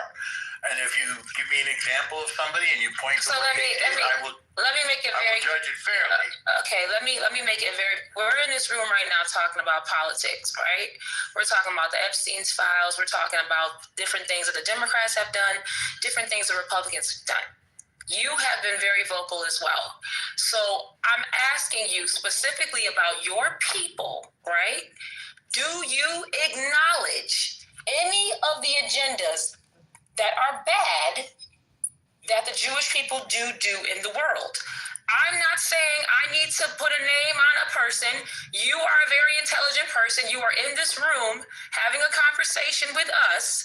So it's not about what I'm saying, my opinion. I'm asking you specifically, do you acknowledge any agenda that a Jewish person or a Jewish group of people do in this world that is not all positive? Well, let me give you a great example. Epstein, garbage human being, piece of garbage, whole, devilish pig.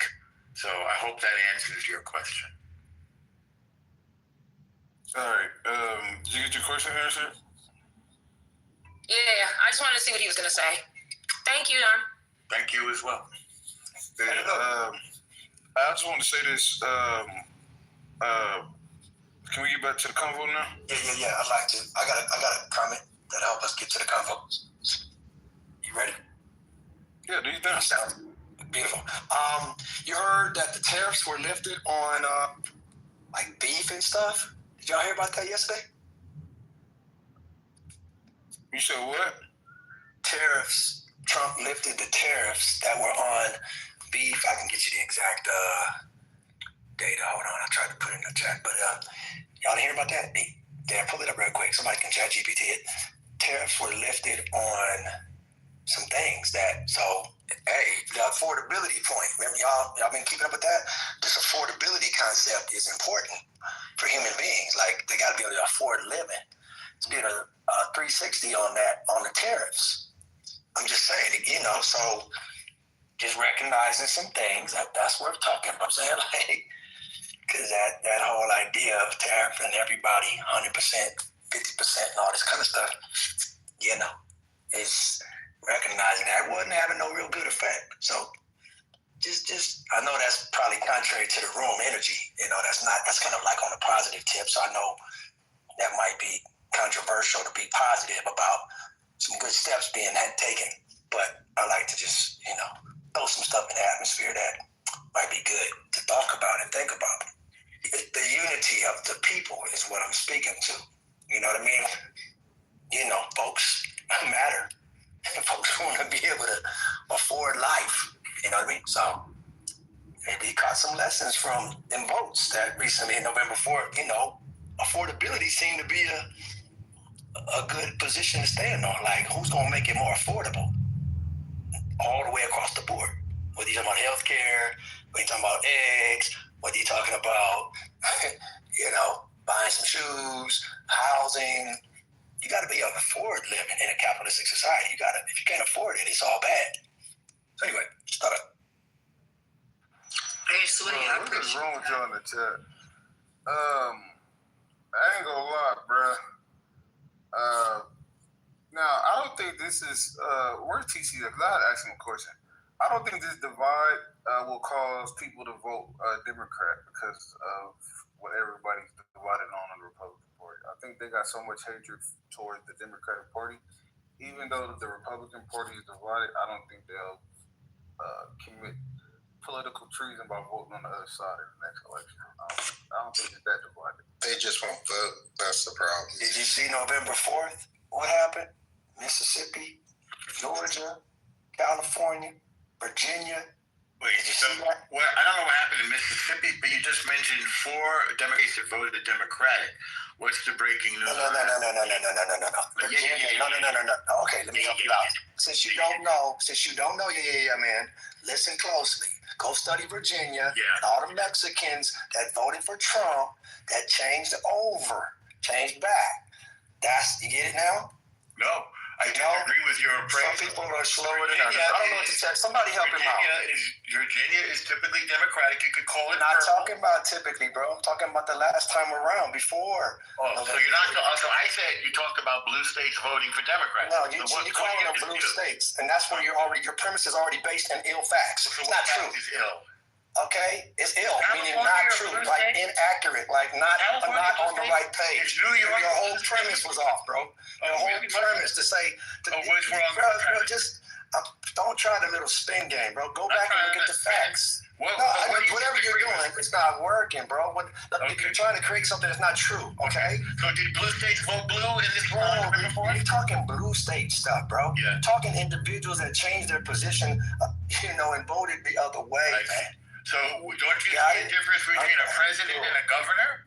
Or you don't get that? Is that a distinction that's lost on you? It's called a democratic system where you vote. And that's how you can measure some things.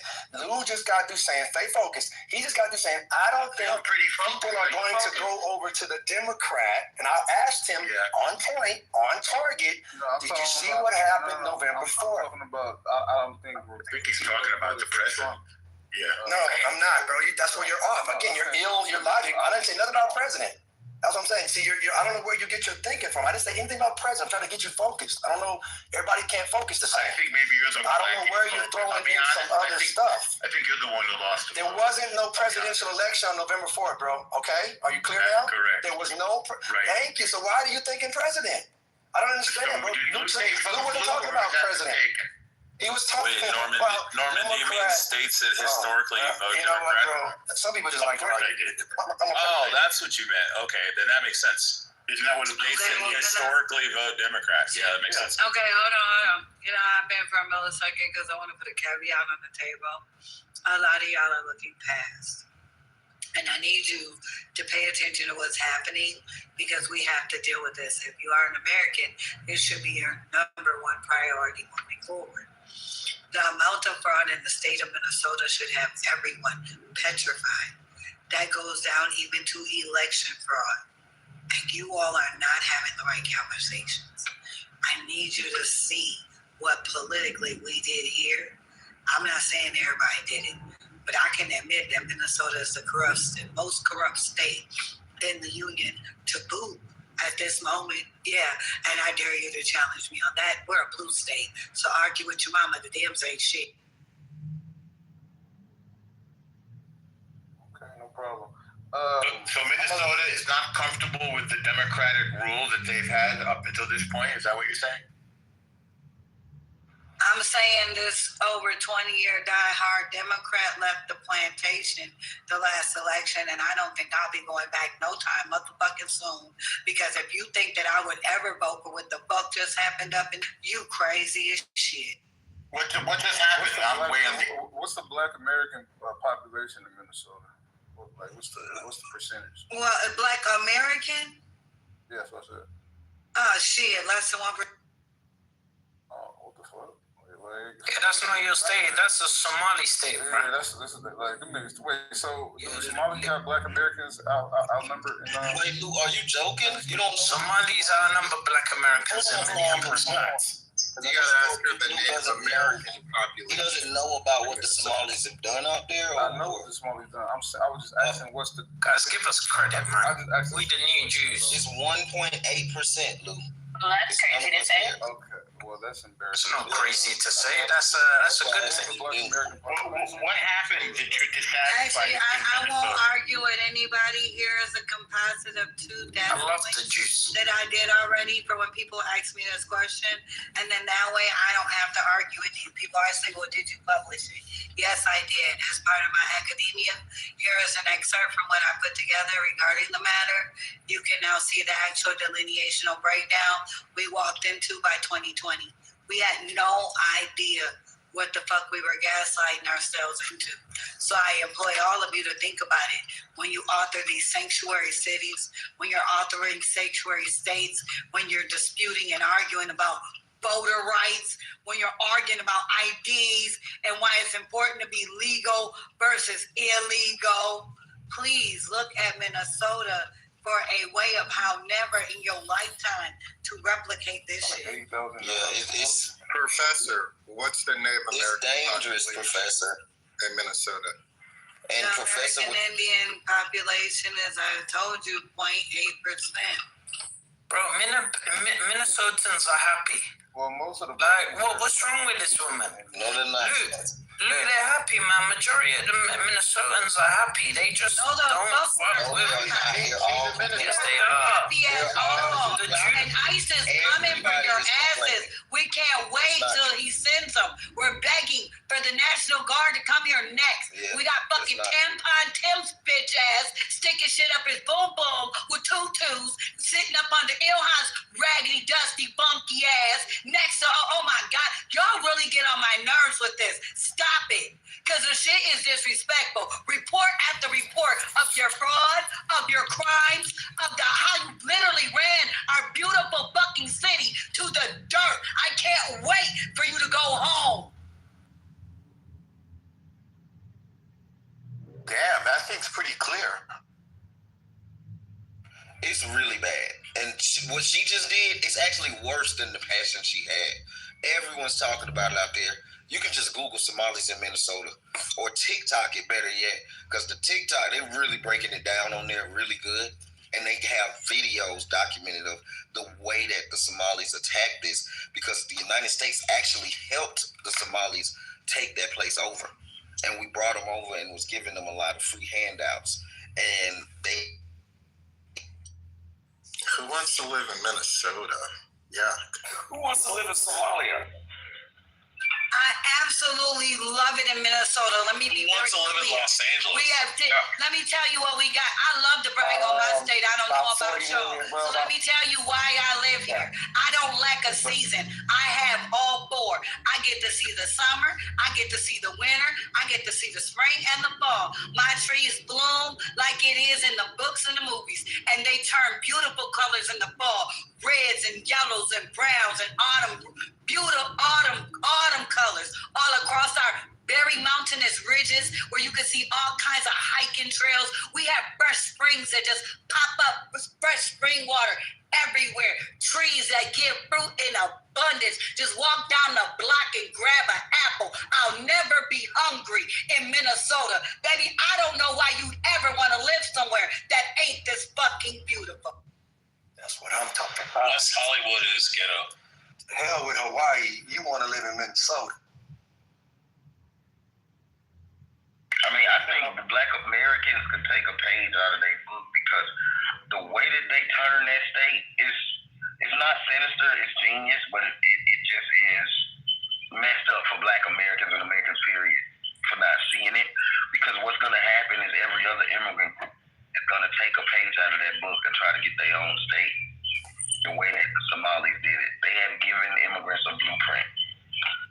It's average 30 degrees below in the winter. I rest my case. But you can get some. And we got plenty of hills to go skiing in, and we got clothes that keep you warm. Baby, we be lit up in here, ice fishing and all, baby. It's going down. I think all Black folks about to go to Minnesota. So what happened there, though? You saying that Somalis, they have like an electoral advantage there, and they're changing? Absolutely. See, I wasn't. Look at this number. The bulk of the people listed on here as Somali are actually listed in one jurisdiction where they vote the same way. It's in Ilhan Omar's jurisdiction. They have now effectively. Some of them, but here's the thing, these are the legal ones right here. So the count here is for the legal immigrants. Now, what they just uncovered within the last day or so is that there are over 80,000 illegal Somalis in Minnesota right now. So this number is actually double. And they're voting. I don't give a fuck if you think illegal immigrants cannot vote. They are in Congress. Give me a second when I pull up to this place. I'll put it in the chat. If somebody has it, or if you could Google it, you will see that they literally argued about the driver's license for all and how it's used or could be used to commit election fraud. What's happening up here is you can come to Minnesota, a sanctuary state, right? The whole state is sanctuary. And you don't even need to know how to speak English, let alone know your name. They will give you an identity. You'll get a community card. You take that community card to the Office of New Americans, which is located throughout the cities and various libraries and churches and government buildings, where they will issue you a lawyer. They will get you some housing. They'll put your kids in school. They'll issue you out identities. You take this paper over there. You're going to get an ID. When you go get the ID, they flag your voter registration versus the ID, which is a standard protocol in the federal system for somebody who tries to register to vote who's not legal. What happens is they then mail you your ID. Remember, I just said they gave you a crib. So they gave you an address to get your ID at. So now they've mailed you the ID. You take that ID to the voter registration booth.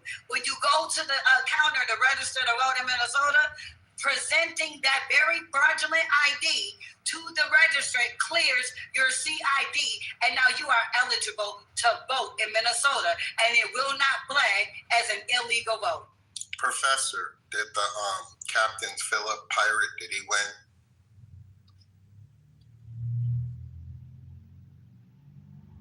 Swear to God, I'm glad that report came out before that. Nope, he sure the fuck didn't, but he almost did. Is he the captain now? Shout out to the white folk who got that good American background and still holding on around Lake Calhoun and Lake Harriet. Because had them people not stomped down against that boy, he was gonna win. Brian had to call in some old secrets and some old friends, and yes, he called the small hats. Shout out to Eleanor. Do you guys know that the Lakers started in Minnesota? Are you aware of that? Yes, sir. American Dynasty. We've looked at for a couple of years. That's why they call it Lakers. The land of many lakes. Give some respect on Minnesota. You know, they gave birth to the baddest franchise. They're owned by who? You gonna cancel them next?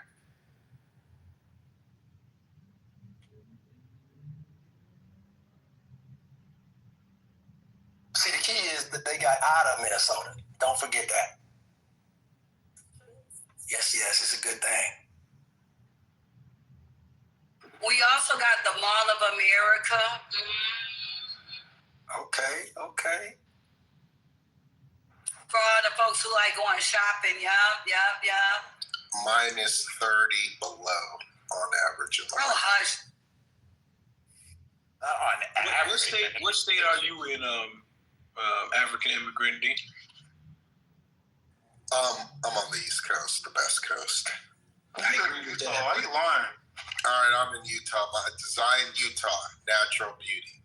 That's a big jump, bro. That's a big fucking jump. That's a great place to be so he can just walk around and just no one really notice him in Utah. So I see why that.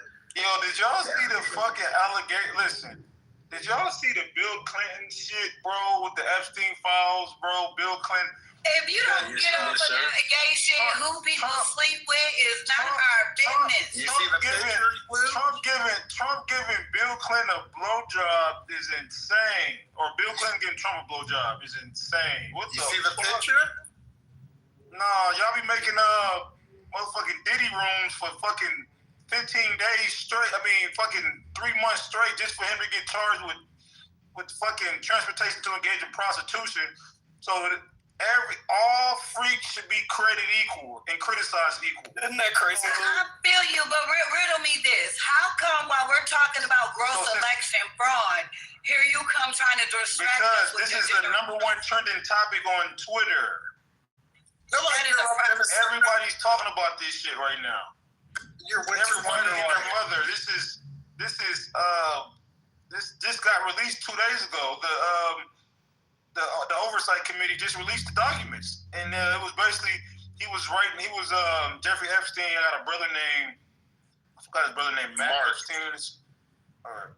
I think it's Mark Epstein. Yeah, and I guess he referred to Putin saying that he has photos of Trump blowing Bubba.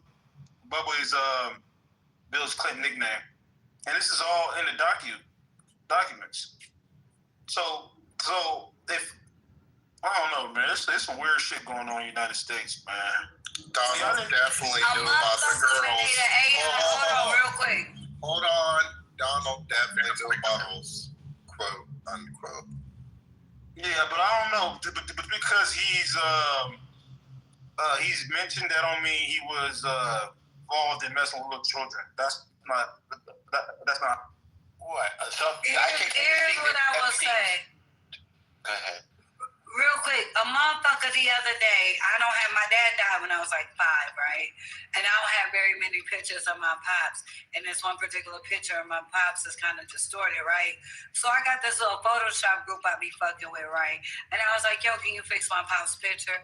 These niggas made a whole video for my pops talking to me, right? I need you to understand that shit was creepy. So it means it was hella real looking. I don't believe this shit on the internet in 2025, bro. That shit wild, bro. And I'm not talking about no other ass shit. I'm talking about like a nigga did this with my dad, who been dead over 30-something years off of one distorted photo. Stop believing. You a good defense attorney, Professor. Everything it's actually not that hard to tell the difference. You have no issue using AI to put you in a Native American garb, so cut the cap. When did I ever do that? So, wait, I just want to let everybody know, tomorrow we're doing a room. It's supposed to be today, but I gotta do something later today. We're doing a room with Black South Africans. We're talking about politics, immigration, shit like that on TikTok, right? It's gonna be early though, cause they 10 hours ahead. The coons of the continent, Luke. Ping me in my room. Are you talking about? Never mind. The South Africans, yes, coons of the continent. Hey, Lou, if somebody made an AI video of you doing some compromised position type things, would you just be quiet, or would you like try to straighten it out? Like, hold up. You said it what? If somebody made an AI video based off of your face, and then they just put you in a compromised position with some other dude, would you like just be quiet about it, or would you like say, hold up, let me set the record straight? Would you put some energy on telling what you call the truth? Or would you just be quiet and just let it ride? No, I wouldn't be quiet and let it ride. Hell no. Oh, okay. Why did you? No, the professor was saying that there's a lot of fake stuff going around, but I mean, if it's fake about somebody and they ain't saying nothing, and they like, you know, they just trying to like. Who are you referring to though? Because it depends. President Donald Trump, bro. Well, he's not going to respond to everything. Well, we see that. But I'm just trying to see. He's different than you. I'm just trying to see. I mean, if I was the president, would I respond to every AI? No, I wouldn't. Oh, you would let it. Damn. You and Bill Clinton was like that, and you would just okay. Personally, right now, yes, I would respond. But if I'm a president, I'm not responding to every conspiracy theory or rumor. Well, when you get president, I believe you're gonna say something because I'm changing your character. I'm not. No, I'm saying, like, I'm just saying. I'm really trying to be a president. I get game, like, you know, what if? Yeah, I think you would. To be fair, the video, quote unquote, AI, but it is derived, from my understanding, of a photo that is beyond questionable with Mr. Donald, his hand placed in a very precarious position. I looked at the picture. I don't know. I ain't gonna lie, bro. The way that they dove into deep with Diddy, bro, my thing is all pieces of shit should be created equal, right? We shouldn't pick and choose who we want. If y'all want to go into every detail of Diddy, he's an entertainer, or I have way lower expectations for an entertainer than I do some people I pay taxes to, which is government officials and politicians, right? Well, if y'all gonna dive in deep into fucking entertainers like P. Diddy, we need to dive in deep into all of the pieces of shit across the board. I don't care what race, age, ethnicity. I don't give a fuck who you are, especially if you are people we paying taxes to. So yes, we should dive in deep. We should look at because I remember all of the fucking theories that y'all was putting on Diddy before he got his verdict. Y'all was saying that this nigga bombed motherfucking people's cars. He killed 60 people. He was the biggest pimp since Don Juan. Rico, don't forget Rico. All this shit was cap. So I'm saying all pieces of shit should be created equal. The same way we villainize Diddy, as we should, be the same way we villainize. It's going to happen like that. So you saying justice? Remember this. Justice should be blind. That's what you saying? You lose myself. Luke, I'm trying to myself. You sit down a second. No, Brother Luke, myself, and many other black men were on here saying the same thing during that process. And everybody on the app was absolutely eviscerating black people. Now, the same thing, even worse. You got all the information, you got all the paperwork, it's already been done. You motherfuckers are mute. So when me and Lou said it's a double, quadruple standard for black men, everybody hates black men. Everybody wants it. No, that's not true. It's wrong. It's sexual deviancy. He hit a woman. You motherfuckers ain't made one room. You ain't said one fucking thing at all. Period. It's comical. You proved our point. This is what we're saying. And now even when it's a clear thing now, you're denying it. You're saying, no, it's not facts. It's justice. It's justice for everybody. We want to get all the sexual deviants and lock them up. It's wrong. He's the worst of all. Get the fuck out of here. Go ahead, brother. You fucking pieces of shit. Get out of here. Professor, what say you, Professor? What? Comment. I was wondering if the Professor had any comment on that. Professor is a Trumper. She's gonna defend Trump to her dying death. She got so much vitriol for what they done to black people in Minnesota. There's nothing y'all can tell her about Trump. All right. Anyways. Oh shit! I didn't even see chat. Chat, what up? You see what I'm saying, Lou? Still crickets. Michaela, what's up, Michaela? How you feel about because they got a big ass room on Twitter right now. We stand with what is the Democrats doing? Why y'all seeing Trump in the MAGA divide? Shouldn't y'all be strategizing how to get them to vote for Democrats next time? Because this is a huge divide right now. This is a white woman. She did disrespect. What's a black woman in New York? I always forget her name, bro. That's not New York, Texas. Crockett. Trump. Yeah. So I don't know if y'all familiar with Marjorie Taylor Greene. I'm gonna play this clip of her and Jasmine Crockett going after each other. Hold on. This is actually top entertainment. This first made me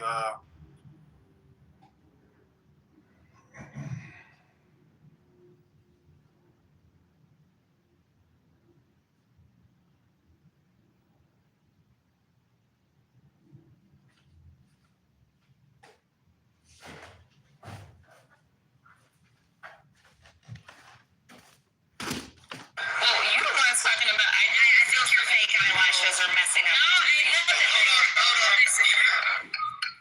Well, so this is Marjorie Taylor Greene, a person who's beefing with Trump. She's one of 4 Republicans that voted for dropping the Epstein files, and she's getting a lot of backlash from the Republican Party for it, and she's currently beefing with Trump. She says she's getting threats, all type of shit.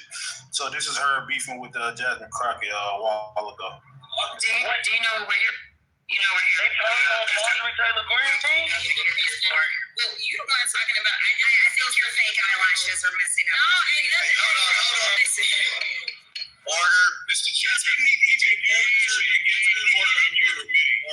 I do have a point of order, and I would like to move to take down Ms. Green's words. That is absolutely unacceptable. How dare you? This is AOC for the crash out now. I do have a point of order, and I would like to move to take down Ms. Green's words. That is absolutely unacceptable. How dare you? Appearance of another person. Are your feelings her words down? Oh, girl, baby girl. Oh, really? Don't even play, baby girl. We are gonna move, and we're gonna take your words down. I second that motion. So, you agree to strike your words? Yeah. Okay. Ms. Green agrees to strike her words. I believe she apologized. No. Hold on. After Mr. Perry should be recognized as Ms. I'm not apologizing. Well, I am not apologizing. Let's go. Come on, guys. Ms. Crockett. I'm just curious, just to better understand your ruling. If someone on this committee then starts talking about somebody's leash blonde, bad-built bush body, Damn. that be engaging in personalities, correct? The ruling. If someone on this committee then starts talking about somebody's leash blonde, bad-built bush body, be engaging in personalities, correct? Oh my God. If someone on this committee starts talking about somebody's leash blonde, bad-built bush body, that would not be engaging in personalities, correct? What now? I make a motion to strike those words. I don't think that's Hold on. I'm trying to find clarification on what motion to strike those words. We're not gonna do this. Like you guys earlier literally just said you just voted. Man, I think it's time for women to run the country, man. I'm trying to get clarification. Calm down. No, because this is what y'all do. I'm trying to get clarification. Hey man, hey listen. So the worse you get out of women, Hold on. Can we calm it down just a little bit? We didn't start like this. So whatever communication that you want to do it and get to the curb. That was a video. That was a video. That wasn't. No. What I'm saying, whatever comment afterwards, kick it to the curb, and let's go. Let's do it.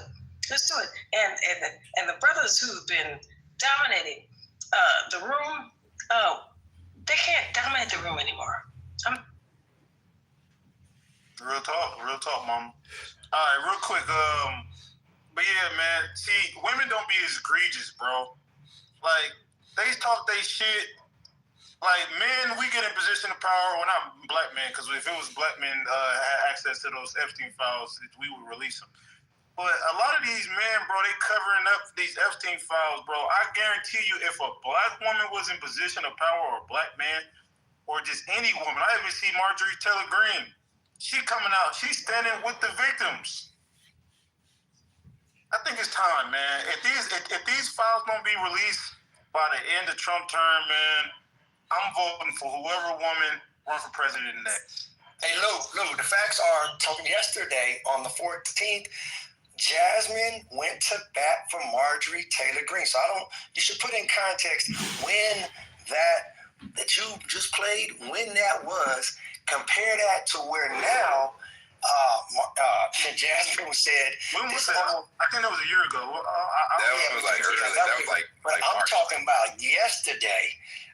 Jasmine took to social media platform X and wrote, "This almost feels like a moment when Marge should phone a friend. I'm here for you, girl. I told you not to trust him. All he cares about is him and protecting pedals. He never loved you." She said, "My granny also, be with the man that loves you more than you love him. Trust me, sis, you are better off without him. The quarrels are fighting," she added. GWORLS. And so just wanted to bring that up to speed, the update on that. And that's why I think this shit. Hey, wait. Didn't that exchange sound like a Clubhouse? Like, you know, like Ann, conservative Ann, or like Mickey come on stage. And like, that sounds like conservative Ann versus Mickey. Was I tripping, or is that like... And then I was the first nigga that labeled MAGA Civil War. I swear to God, bro. Now everybody talking about MAGA Civil War. I was talking about MAGA Civil War literally 7 months ago. I had a title called MAGA Civil War. Now everybody's talking about MAGA Civil War, man. I think the people that own this app, bro, which is what's 816Z, what's the dude name? Orshowitz. What's the dude name? I forgot his name. What's the VC company that funded Clubhouse? I don't remember. But yeah, I think, oh shit, I didn't see my boy Banks. Banks, what up, bro? Ayana, what up? I ain't even see none of y'all. Damn, y'all just on stage quiet and shit. We don't on my best support you.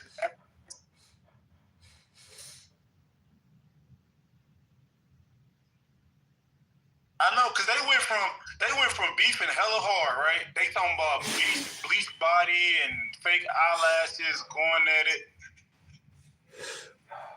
Now, all of a sudden, Marjorie Taylor Greene acting like Martin Luther King and shit. Oh, we all are Americans. Let's build off what we see eye to eye with.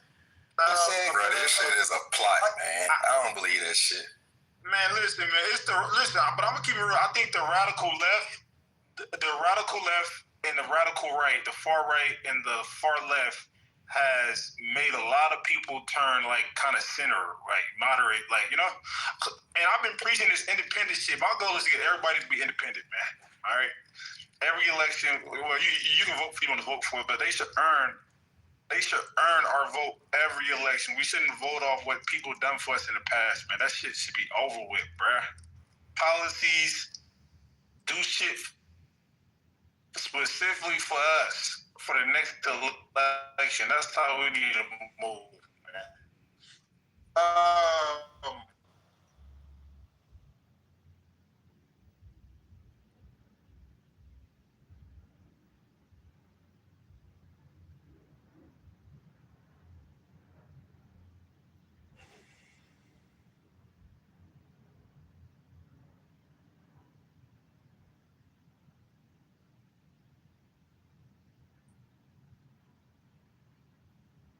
That's what I'm watching. Bro, I think this shit is planned, bro. To do with her like actually agreeing with like her positions or whatever, but like, you know, Donald Trump is not shit. We been knew he's not shit. It's I told you so. This is not, oh my God, girl, we're on the same team. They're not. Oh God. What the fuck, bro? All this shit, what they trying to do is to create anybody who sides with Trump, they going after them. If you look at what happened with Doge, the Democrats didn't have no problem with Doge once Elon Musk left. Doge is still going on. So if they had a problem with Doge, why did all that shit stop after Elon Musk left? Elon Musk confirmed that they still running Doge 2 weeks ago when he went on Joe Rogan. Now they doing the same thing with Marjorie Greene. I think all this shit is a setup, and if Democrats don't be careful, they ain't gonna get. Hey, ain't that funny? So the issue was nobody voted for Elon. Nobody voted for him. Somebody said it. Hold on, bro. Somebody said in the chat, crazy to think that 2,000 women were violated and one woman is serving time for it. That is crazy. Why is Ghislaine Maxwell the only person that's getting locked up for it? I mean, Ghislaine, what was her name? Ghislaine. Lane, whatever. Why did the Trump But like, I think that's normal. What do you mean? Like when we, especially because, you know, Jeffrey Epstein took his own life. They don't want to implicate any of the other people that participated.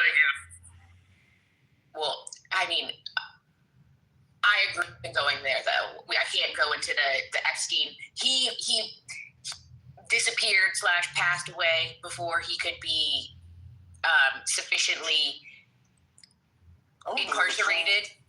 Yeah, I'm gonna cut somebody up, man. But I don't think that, like, I mean, yeah, she's the final stand.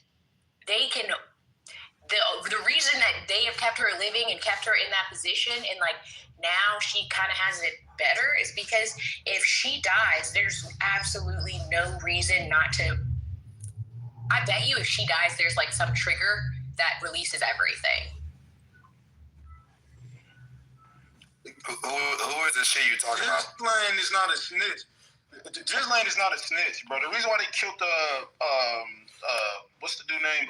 Jeffrey Epstein is because he would have told on everybody. Lane is somebody. She ain't even coming out talking. I think she ain't gonna tell everything, man. I think she's gonna get off. I think she's gonna get pardoned by Trump. Why did Trump? Why did Trump send her to Club Fed? She literally, as of 2 weeks ago, said her life is much more happier. Why did Trump do that? He just wanted to be a good guy. What is Club what? It's a slang term for kind of a cushy federal She's a woman, brother.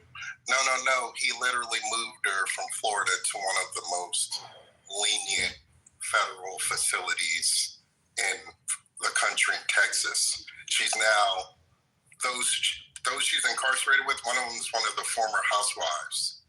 She literally, as of, I think it was last week, allegedly said her life's much more happier.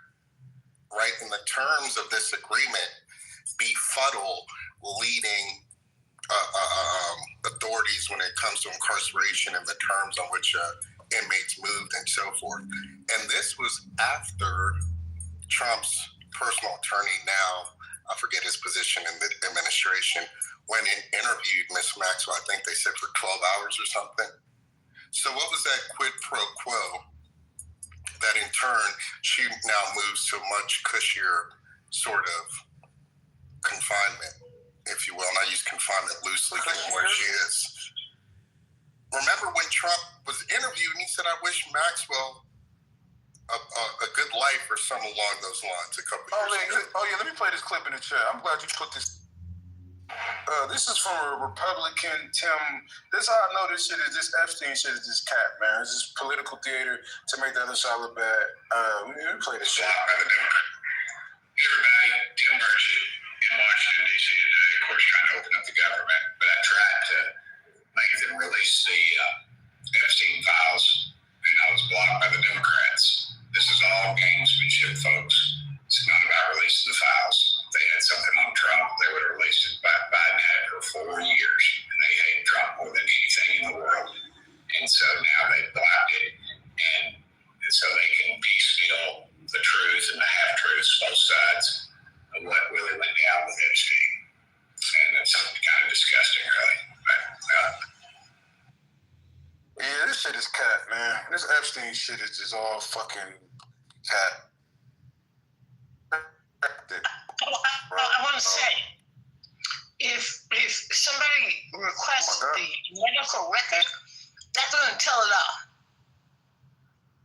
The medical records inside the jail for Epstein, that's going to tell it all. From the day that he expired to before, the medical records. Yeah, this article I'm looking at says that this whistleblower, this is November 10th, by the way, this year. Ghislaine Maxwell gets concierge-style, quote-unquote, treatment at prison camp, whistleblower claims in a report. He said, I got tired. He said he claimed one of the top prison camp officials complained that he's, quote, sick of having to be Maxwell's B word I'm not going to say out of respect for those that may be listening. But Maxwell was transferred. So anyways, it talks about that. She was transferred to a federal prison to Tallahassee, Florida, FPC. But it talks about how the puppies being, it says, what does it say? Which includes after-hours permission to use the exercise area, customized meals, time to spend with puppies being trained to become service dogs, and more. This is a Fox News report. Yeah, just revealing that information. So why does Trump move her there? That's the $1 million question. Mind you, it slowly came out apropos of the victims that not only... May I ask, how do you know that Trump moved her? Real quick. He probably wanted to protect her. It's probably more safety because Jeffrey Epstein wanted to lie. They wanted to interview her. Can we let the lady speak, please? And then you guys go forward. Let the lady speak, please. I wanted to know, how are we certain that Trump is the one that moved her? It was after an interview with his personal attorney, who he now made, I forgot the position in the... Attorney General? No. The Justice Department? No. Someone lower ranking. Assistant Attorney General in the Justice Department. Excuse me? So it's very easy to answer why she was moved. She doesn't have to say anything. If we want to know anything from her, if we want to ask her questions and interview her, she's going to ask for favors in return. And a key favor would be a nicer place to stay.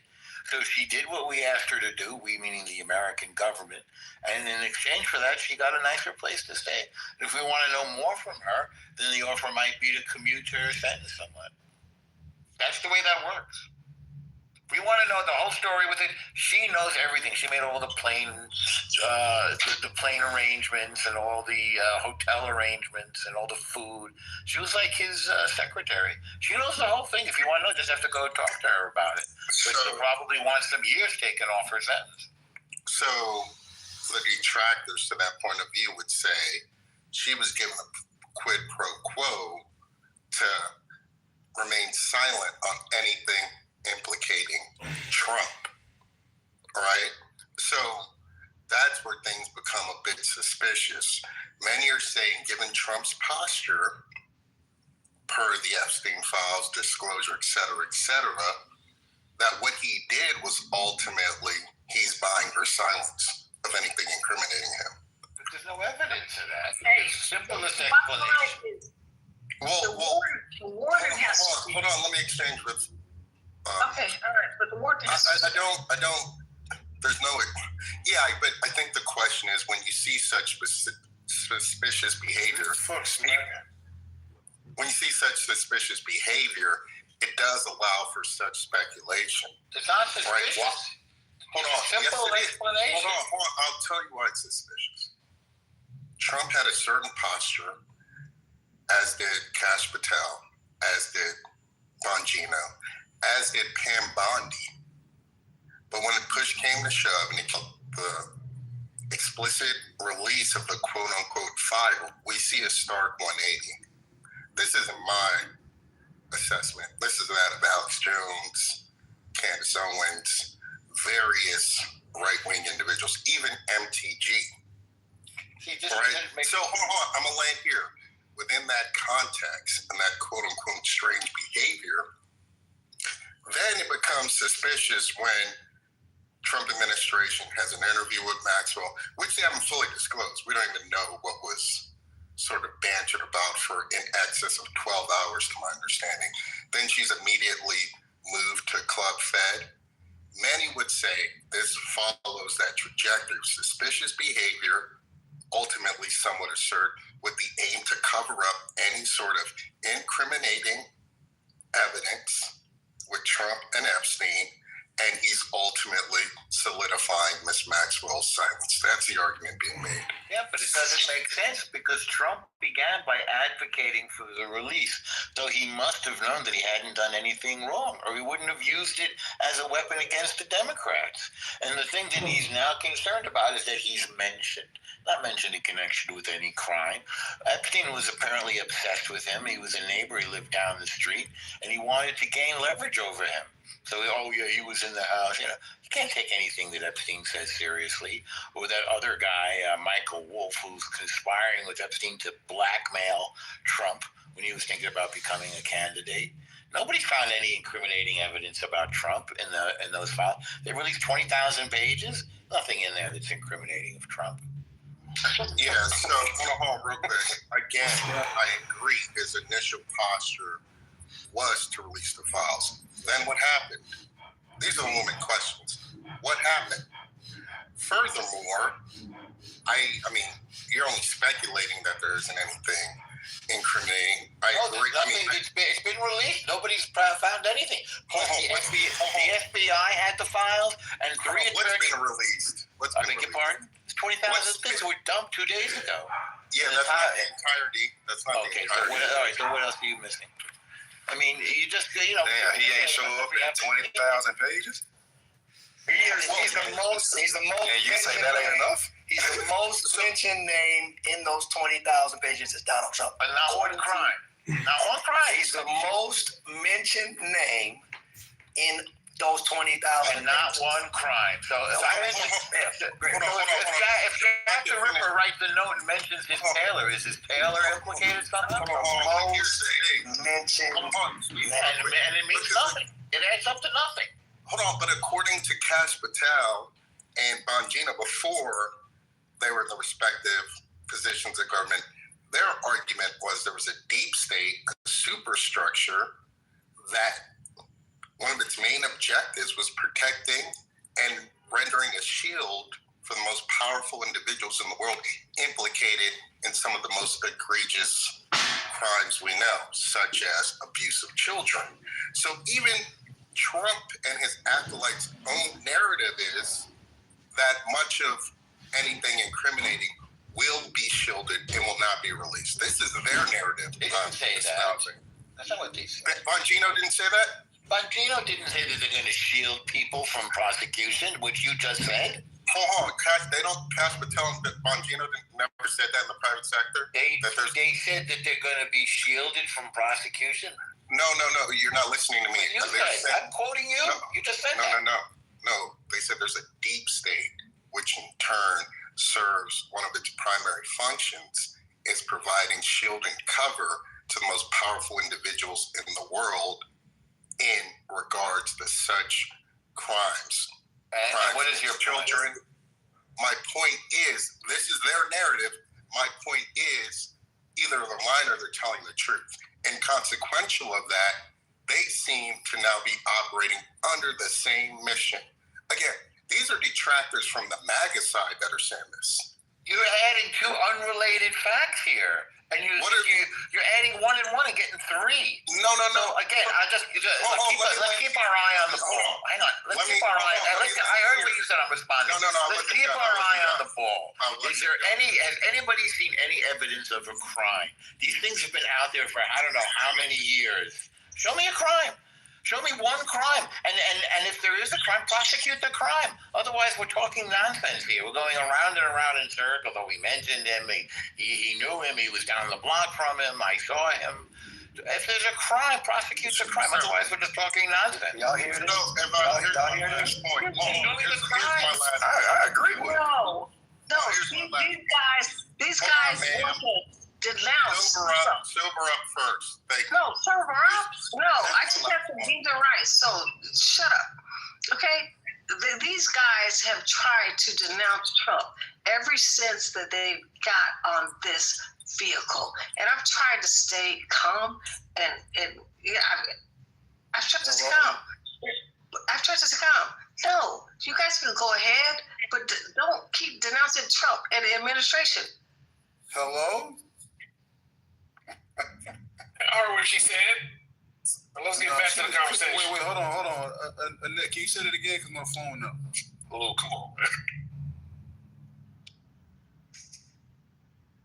Lou, you asking a lot, Lou. No, because Annette wanted to. She I love a nut. You want her to repeat that again, Lou? You asking a lot. Y'all asking for a lot. Y'all niggas, I mean, like, if y'all cousin or something was finna go to jail and some paperwork need to be reviewed, would y'all take these assumptions and leaps, or would y'all actually say niggas to do a little bit more digging?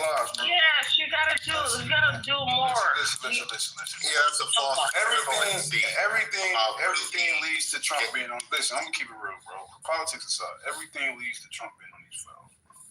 You got somebody that he appointed to, which is Elon Musk, right? He put him in charge of Doge, right? He literally came out publicly. This is not somebody that's like just a random person on Clubhouse. This is somebody that was one of the biggest campaign contributors to the Republican Party. He donated like $300 million to get Trump elected, and he spent $44 billion. He had a man crush on Trump. He has no reason for him to publicly say the reason why Trump is not releasing the Epstein files is because he's on it. He has no political interest. He does have motive. He does fire. Can Lou finish with man? You ain't gotta protect Lou. I mean, listen, y'all can disagree. I'm just saying, I'm just looking at So let me tell you one thing. Nah, TC got a hot mic. Once he uncovered the what I got to say. No, you're valuable. But once Elon Musk covered and Peter Thiel, once those cats who one might come live. No, bro, don't mute her. I'm moderating, Liv. I didn't mute her. What the fuck? She talked left. It's her own, bro. What the fuck? She's inebriated, Liv.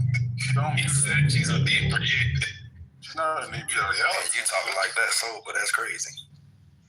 All right, let's get back to what I was saying. So, I don't know if Trump is covering up for his billionaire. I don't know if Trump is on him or he's covering up for his billionaire buddies that's on him, right? People that's financially contributing to Trump and his business interests, or I don't know. Something is going on, though, right? Trump is up to something. The fact that he ran on draining the swamp, right?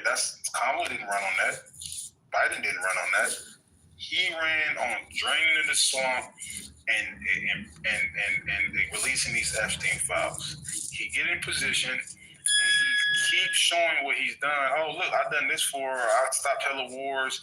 And he thought because he done a little good things that people are considered good in the Republican Party, as mass immigration, ship them back off to their country. Cool. All right, people are proud of you on that.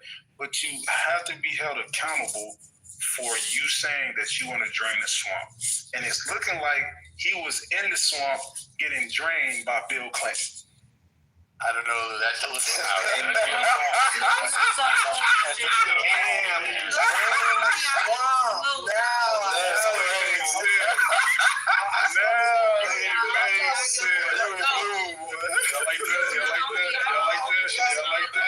That shit was legendary. I like that.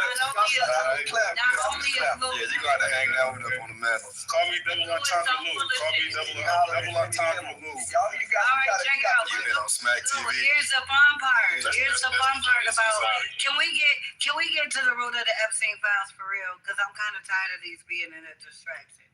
You still booty clapping for MAGA? You still popping that pussy for MAGA? What's going on? Wait, what? Pussy? Boy, I wouldn't have no pussy. That's a grown ass woman, bro. I'm disrespecting her like that. Fuck on somewhere, little boy.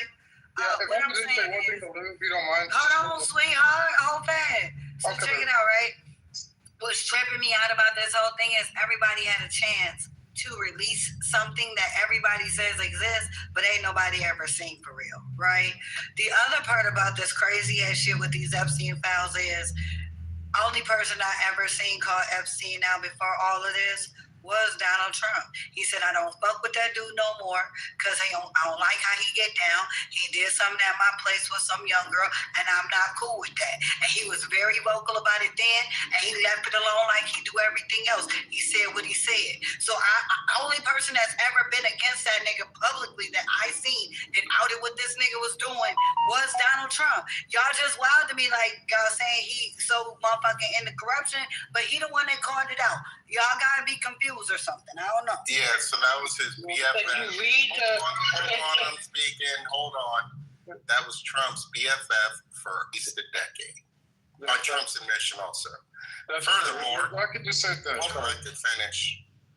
Furthermore, yes, Epstein allegedly recruited 2 women from Mar-a-Lago. According to Michael Wolff, that's not why falling out with them. It was over a dispute competing over a real estate property where Trump felt Epstein undercut him a bid for this real estate problem.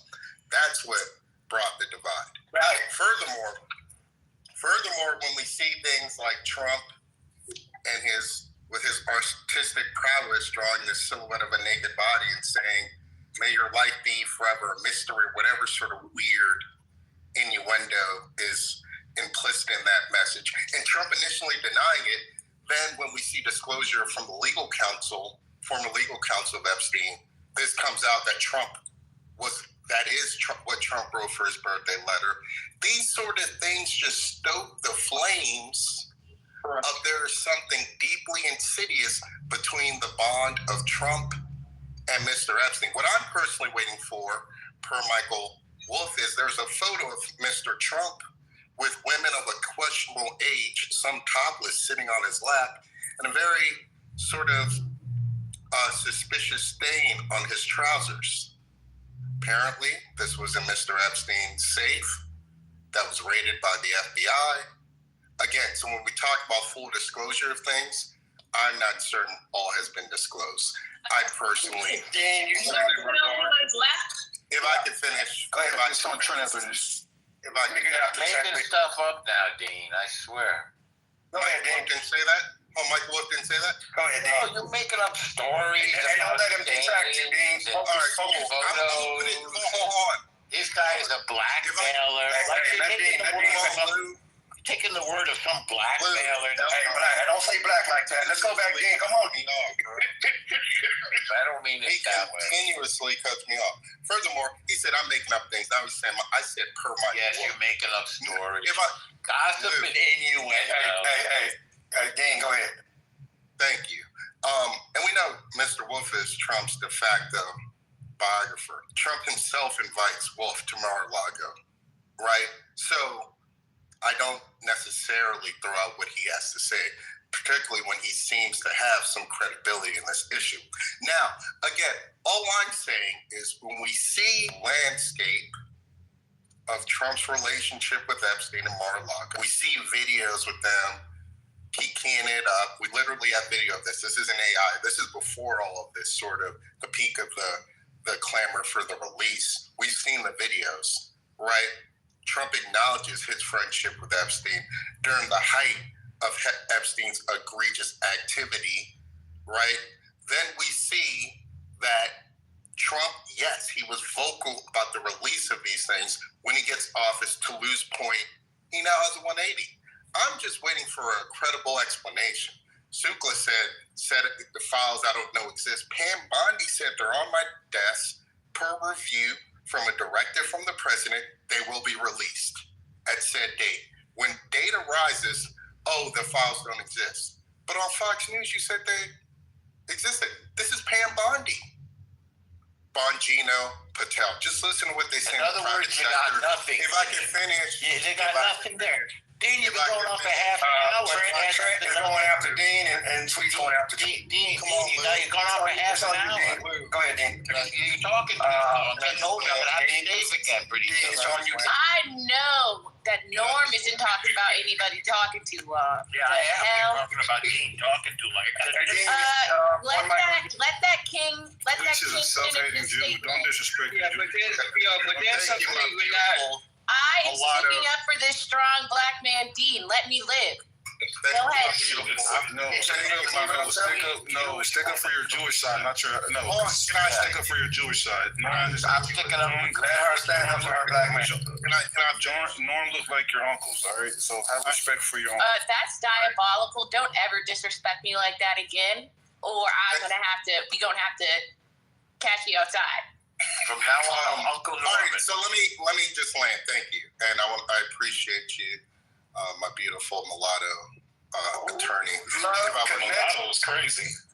You're not supposed to use that word anymore, Dean. You're behind the times. Oh, my apologies. If I wasn't with Maya, we could certainly debrief some legal files. Anyway, so in conclusion, what I'm saying is this all strains credulity. This behavior by Trump, the administration, per the files. Again, this is part of the Civil War. You do understand. This was the final wedge for a lot of individuals on the MAGA side. I'm gonna land here. This is the precursor of MAGA. Do you know one of their main impetus into the political realm? Pizzagate. I remember down the street, Pennsylvania, was that off you said you were going to end, Dean. Lou, come on, Lou. He's in the home stretch. He's in the home stretch, y'all. He's in the home. That white man is disrespectful. He's in the last 50 yards. Come on. Thank you. I remember some odd years ago, 16th Street, Cosmic Pizza, when a man ran in the basement with a shotgun under the pretext of, I need to stop the elite child pedophile rings ran by the Democrats, right? Are you getting paid by the word here? So this last 10 yards. This whole narrative of this insidious network of child abusers at the highest ranks of the global elite network, this narrative came from Trump's folks, a la Pizzagate. The irony is he's the one protecting them. So Trump never said it, you mean? All right, one mic on Trent, and I'm after Trent. Trent, thanks for your name, brother. Thanks, Lou. It's good to see you. I just wanted to answer you on what you said, like now a half hour ago. Do I agree with Dean on a lot of what he said? This is not financial. This is not protecting the elites, because if that were the case, Trump wouldn't have called out Larry Summers and J.P. Morgan Chase, because opening those records would lead to those elite folks. So that's just not the case. I will say I just talked to one of my MAGA leaning friends. I'm not going to call him full MAGA, but he's a MAGA leaning friends in Missouri, and he said this is worrisome because what I don't think we recognize. First of all, like Marjorie Taylor Greene going against Trump, I would have taken, if you just said, "Hey, I got $2,000, I got Nancy Pelosi going to the cabinet," or Marjorie Taylor Greene going against Trump in 2025. I would have said Nancy Pelosi going to the Trump administration cabinet was a better bet. Marjorie Taylor Greene is the epitome of MAGA. I mean, she won her district by 65%. She has been stride for stride with the president in his both impeachments. She has not, January 6th, she has not wavered. And what she says, like if you really look at her tweet and what she says, when she uses the word cabal, and I've seen, it is like troubling. But the last thing I'm just going to say, and I'm going to land because I won't run on. This is not just her. It is also Nancy Mace. It is also Lauren Berger, Thomas Massey, no surprise, but and Marjorie Taylor Greene. When you take those three very strong, very MAGA women that are voting for this to come out, I mean, they called Lauren Boebert into the Situation Room, and Nancy Mace, from what I'm hearing, won't even pick up the phone. Congress does know more than we know as the public what's in these files, and I am wondering how bad this really is. Are we getting to the point where we will be talking about impeachment? I don't know. I don't want to go that far, but it is serious. Good to see you, Lou. You guys. Wait. Let me wait. Hold on. Let me finish. Let me respond. So the reason why I still stand on he's protecting elite people. I didn't say all elites. I said people that he has ties to. The reason why he came out and said what he said against J.P. Morgan and the other individuals like Bill Clinton or whoever else. Because they're on the other side. Well, I don't know about J.P. Morgan, but Bill Clinton's on the other side, and J.P. Morgan doesn't serve any interests of Donald Trump. So he did this. They've got let me say this point. He's punching back. So I was talking about initially. He ran on drain the swamp, and he tried to downplay the Epstein files. He didn't try to. He never said that this group of people was on it. This group of people was on it initially. He was just saying, all right, I'm gonna drain the swamp. He used that as a political point to get in office. Then he got in office, and then he tried to downplay the whole files. It's a whole hoax, all of this shit. So, I mean, I still think he's protecting people that's close to him. That's probably on it. That's my theory. But I think both sides is complicit. I think Bill Clinton is on it. I think people in the Republican elites is on it. And based off a tweet that somebody, it was a Republican dude, said that he tried to ask the Democratic Party to release the Epstein files, and they said no to it. I forgot the dude's name, but I'll play the clip. But I don't know. I don't think this shit coming out, man. Me first. I think this is like I think this is a way above America's pay grade. I think this is like, I think he had ties to like CIA, MI6, powerful people. And this is like a whole little racket. They was bribing Mossad, don't forget the Mossad. They was, yes, probably the Mossad as well. But they was bribing powerful people. You just seen the dude in the UK that just got his Prince Charles. I think they were extorting powerful people, not bribing them. Prince and Extorting. Yes, I think this is America. The American government is complicit in all of this shit. I think they was, because we're not the most powerful country in the world for a reason, right? We don't. I think we strategically was bribing people, and I think Jeffrey Epstein was a government asset. I think he's a United States government asset, and I think we need to have energy towards the people that's getting bribed, not the bribers. The people that's getting bribed, getting compromised, and probably giving up certain shit, intelligence from our countries and shit. I don't know what the fuck is going on, but I know Bill Clinton's probably on it. I mean, not Bill Clinton, Bill Gates is on him because his wife said that she divorced him for those reasons. This is a dude at one point was the richest dude in the world. And he was a big campaign contributor to the Democratic Party. So I'm saying it's both parties. It's elites on both sides. They're not going to release this shit. It's not happening. Ain't no fucking way. One mic on Sweet. Okay, good, great points, Lou. Let somebody else talk. One mic on Sweet. Hold on, let Norm respond to me. I won't be low. I'll be after. You had 4 attorneys general from both sides of the aisle under Biden and under Trump now. I can't even name all of them. Jeff Sessions, Merrick Garland, William Barr, Pam Bondi. That's 4. I bet there was another one in there somewhere. All of them had access to this. The Democrats could have used it against the Republicans under They never did it. The Republicans could have used it against the Democrats under Trump. They never did it. Why? Because there's nothing in there to use as a weapon, because there's no evidence of a crime. What there is, and we're demonstrating this in the room, is rumor and gossip and innuendo. Oh, he mentioned Trump over here. Oh, he mentioned Trump over. Like he probably mentioned his tailor too, and his plumber, and the guy that cut his grass. Does that mean that they were in on it too? So this is why you don't release this stuff, because just getting mentioned is automatically used as a weapon against you as a stain, when in fact there's no evidence of a crime. And that's why it would have been irresponsible. But it's too late now. Toothpaste out of the tube. So now they're going to dump all these documents, and we're going to see. And I'd be very surprised if there was any evidence of a crime there.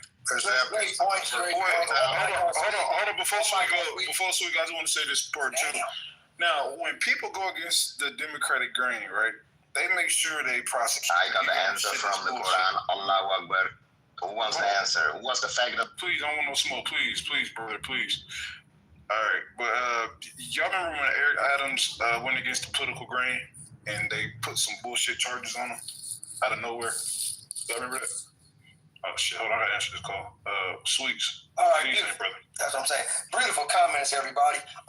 According to Josh Meyer in USA Today, November 13th, updated November 14th at 8:08 a.m. Pretty recent news. Quote: I am the one able to take him down. What Jeffrey Epstein said about Donald Trump. A USA Today review of a trove of Epstein emails shows the convicted sex offender had significant concerns about his longtime friend and confidant. Sukla and Dean raised this conversation around the relationship between those two. Dirty, these are quote unquote dirty, quote unquote effing crazy, quote unquote borderline insane. A mafia don with the quote great dangerous power of being America's president and commander-in-chief. In the years before his death, in what was ruled a suicide, that's how Jeffrey Epstein described his longtime friend and former confidant, Donald Trump. According to a trove of the convicted sex offenders' texts and emails just released by the House Oversight Committee.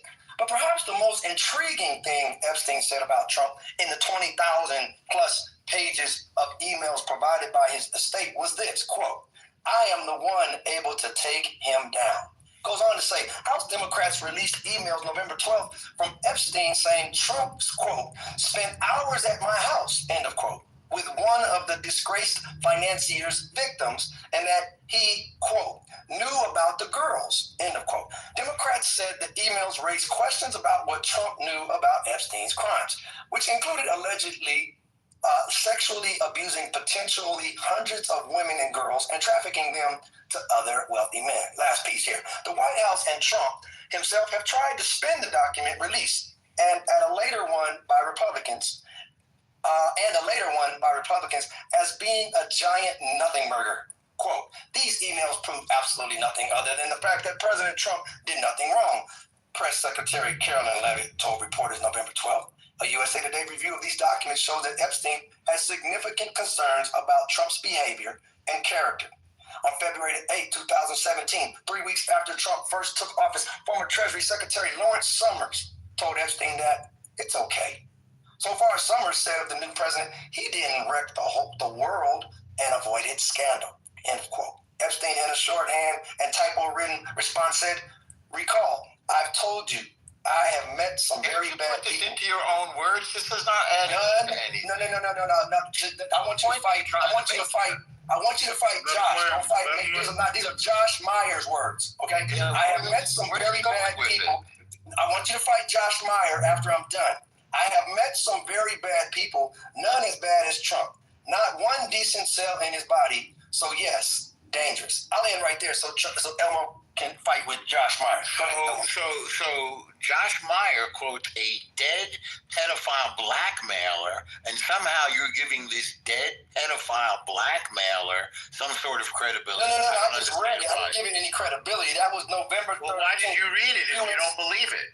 Because it's current news. I don't have to believe it. I'm just telling you what it says, bro. So you agree that there's no credibility? What I'm telling you is what the USA Today Josh Meyer said. You do with it what you want. Yes.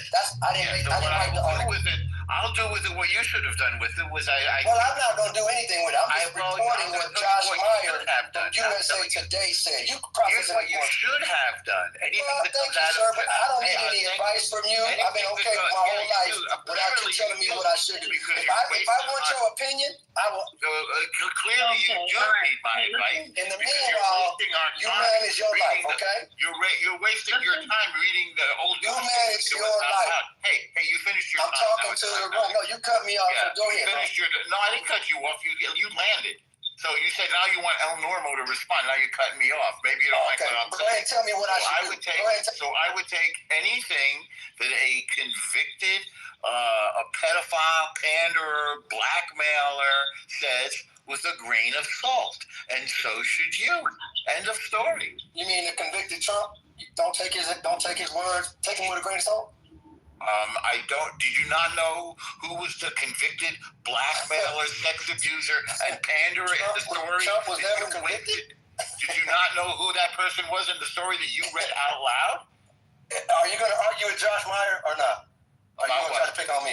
About what? Are you going to try to pick on me? I didn't write the article, bro. Well, you're the one wasting our time, not Josh Meyer. I didn't write the article. USA Today. No, you're the one who wasted our time. Anybody know Josh Meyer? Yeah. I didn't write the article, bro. So why did you read it then? Don't worry about it, bro. Why do I read I'm worried. Why do I read that? Why running away? Why do I read anything? Elmo, pick on Josh Meyer, bro. Why are you looking at me? Well, he didn't waste Why are you making me so famous, bro? Pick on Josh Meyer. Because you're here. And Josh Meyer's there too. Josh Meyer's at the bottom of my birthday right now. Josh Meyer's at the bottom of my Josh birthday. Meyer? No, I'm not you. You're right here. No, Josh Meyer's words. Why do you want to hear my Josh Meyer's focus? All right. Elmo, focus, bro. Yeah, I'm focusing on you. Josh Meyer wrote the words, man. You wasted our time. You talking about wasting time? Josh Meyer said. Josh Meyer said it, bro. Yeah. If I may, real quick. They focused on Josh. And don't focus on you for Josh. Where's Josh? Go find Josh, man. Damn. I found you. I got you. Sound crazy. Go focus on Josh Meyer. We're trying to have a conversation here, bro, about Josh Meyer. I'm focusing on your lack of critical thinking. Bro, don't worry about that. You need to work on your own thinking. You got plenty of things to think about in your own head. Trust me. Yeah. Focus on Josh Meyer, bro. The thing is, I don't need you to waste my time. Focus on Josh Meyer. You don't want to add me to your list of things to worry about. Just focus on Josh Meyer, man. That's a good battle. So, if I may, thank you. A couple things. Hold on real quick, a little long-winded. Sean, what's up, brother? Sean, you there? Yeah, it's been a couple months since I've been here, but Norm, I have talked with you before, and it seems like a lot didn't change. They're just giving a lot that didn't change is insane. Yeah. Wait, before you chime in, how was your trip to Giza? Was that was your first time there? Yeah, it was last year. I loved it. It's great. Did you go inside? Yeah, and just go for the pyramid. It's really fun. I recommend it. It's not too bad. By the way, this also kind of happened when the same Trump team, they were blaming everything on the Democrats, whether it was the Democratic with the person that got shot in the road, suddenly the conspiracy theories ran, whether it was the Epstein files when it was pointing at Bill Clinton, and I think you're kind of adjudicating or trying to adjudicate this in a way that, hey, this person is probably not credible, but how do you know that? So if, for instance, the confidential informants, right, they might have a criminal history, but we use their statements for prosecution, right? So there could be some validity back there. And this is concerning in general. If, for instance, he was associated with Epstein and he had a history back there with children or minors or even sex trafficked women, that is something that we have to look into. And this is not even the Epstein files. This is just the 20,000 emails before even Congress votes on it first. So in the 20,000 pages released, is there any indication of a crime? Yeah, let's go to that. Let's go right to the crime. Where's the crime? Show us the crime. That's why they have courts of law. Show us the crime. That's why they have investigations. Well, you said yes, but you must have something. You said, is there any hints of a crime? I said I said any indication. Show us the crime. Indication. There's a lot of indication that a whole lot has gone wrong when Epstein is concerned. Okay, a lot of women. So the first crime. That's a little indication right there. Okay, it's not going to be adjudicated in Clubhouse. That's for sure. But to answer your question, has there been any indication that there's been some wrongdoing? Yes. Okay, show us that indication. Let's hear it. Show us the indication. I'm not who you think I am. I'm not going for the game. I don't think you are who you think you are. The room is listening to you. It's on replay. That's correct. Okay, tell us. It's not going to be adjudicated in Clubhouse. Okay. And you're not the judge. But you said yes. You're not. No, you're not. Yeah, there's an indication. What's the indication? There is. Yeah, what's the indication? Let's hear it. As soon as next week, when they vote to release the information. Is it fair to say you got nothing? Is it fair to say you haven't got anything at all? You're talking about me again. I'm not involved in the case, bro. Well, you think there's an indication of a crime? That's my opinion. That's my opinion. Hold the room. What crime? Hold the room. Show us. Do you show? You said yes. I'm going. Norm, the vote isn't until next week. So what emails are just the vote on releasing. The vote to release the Epstein file is not. I think at this point they're going to do it. No, just a second. This is second. This is relating back to the victims we already know about, like Virginia Giuffre or any other victims that haven't been named. One of the reasons they've been pushing off from releasing the Epstein files because they wanted to hide victims' names. Right. That's one of the reasons they delayed it for as long as they have. That hide, protect, or hide, whatever it is. Right now, also to protect the innocent. Norm, let me just finish because you asked what are the indications. If, for instance, there are victims that are minors, and the reason why Epstein went into prison in the first place, the indication that Trump was with them or present with them could make him in the email. That's not why he went to prison. In the emails, you can read it. Okay. Yeah. The says. If he was present with the minors, which is contrary to what Trump himself was saying. It's contrary to what his administration was saying. And the fact that Trump's, So a liar and a blackmailer says Trump was in a house, and to you that's indication of a crime? It's called a thing called there is a there. Trying to communicate like Trump's lawyer. It's an idea of accomplice. So there's more than enough to dig in and find out what's real. In America, you're innocent till proven guilty. So that's why they're trying to get the information. What did Virginia Dufresne say? She said Trump was not involved. Oh, wow. Well, she said that, then it must be true. That's not the way it works in court. We were listening to the victims. That's not. We're not listening to the victims anymore, so who are we going to listen to? We're trying to get the involved with Trump personally. They now have a person that was elected get in there. So she can't, her verbiage, she can only speak for herself. You mean her testimony? Her sworn testimony. Hold on. So she's speaking on behalf of all 2,000 victims? Her sworn testimony. With all due respect, Norm, you sound a little crazy, Norm. Like you're just not logical. Sworn testimony. Y'all don't give a damn how many people go down as long as y'all kiss Trump. This shit crazy. Virginia Dufresne worked at Trump's Mar-a-Lago, so it's more of Trump's employee, but this is not the only victim that's there. You're assuming that Virginia Dufresne is the only victim, but No, I'm not assuming that. She's the one that was in the email that the Democrats released and redacted her name. No, the names weren't there. You don't know. Like the Democrats that was helping that them. was released by the White House. They have the unredacted.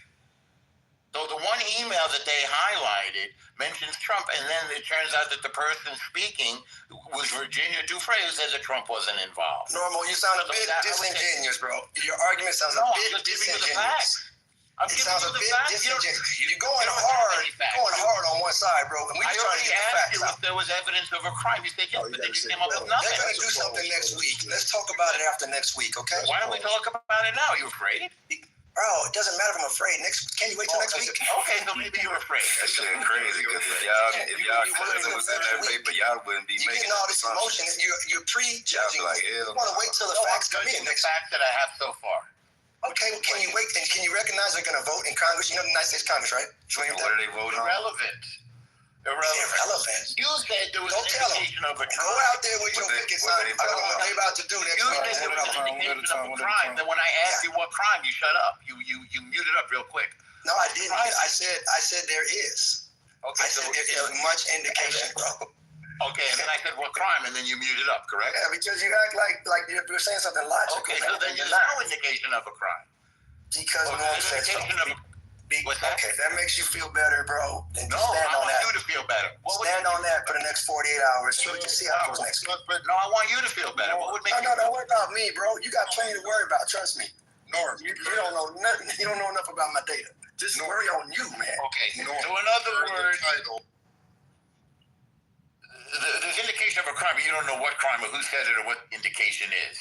Bro, if that makes you feel better, no, prove me wrong. Yell it. Put it out on social media. Yell it. Say it again, bro. Show me that I'm wrong. I'll let y'all debate it real quick. This is from Stacey Williams in a shocking interview revealing that Donald Trump groped her in front of Jeffrey Epstein. I'm about to play the clip. This is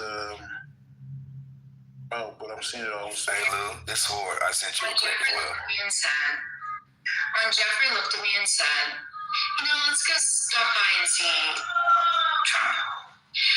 And so we went to Trump Tower and went up the elevator, and moments later, Trump was greeting us, and he pulled me into him and started groping me. He put his hands all over my breasts,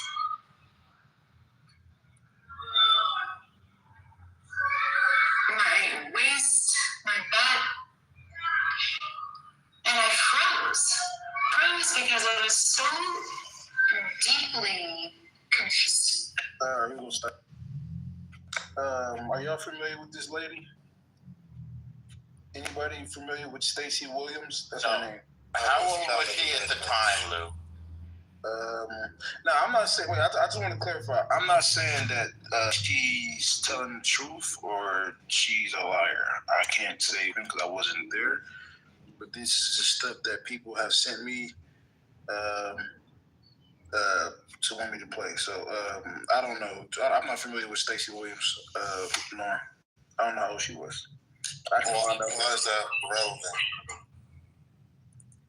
It's relevant to see what type of charge it is with the groping. That's why it's relevant. So a couple things. No. That's what Jeffrey Epstein brought her to Trump. Can I give you okay, so currently she was born in 1968. This incident happened in 1993. She was roughly around 25 at that time. Huh? Crime? You mean the allegation? Well, it's right. At that time. He didn't say crime, he said at that time. Okay. Right.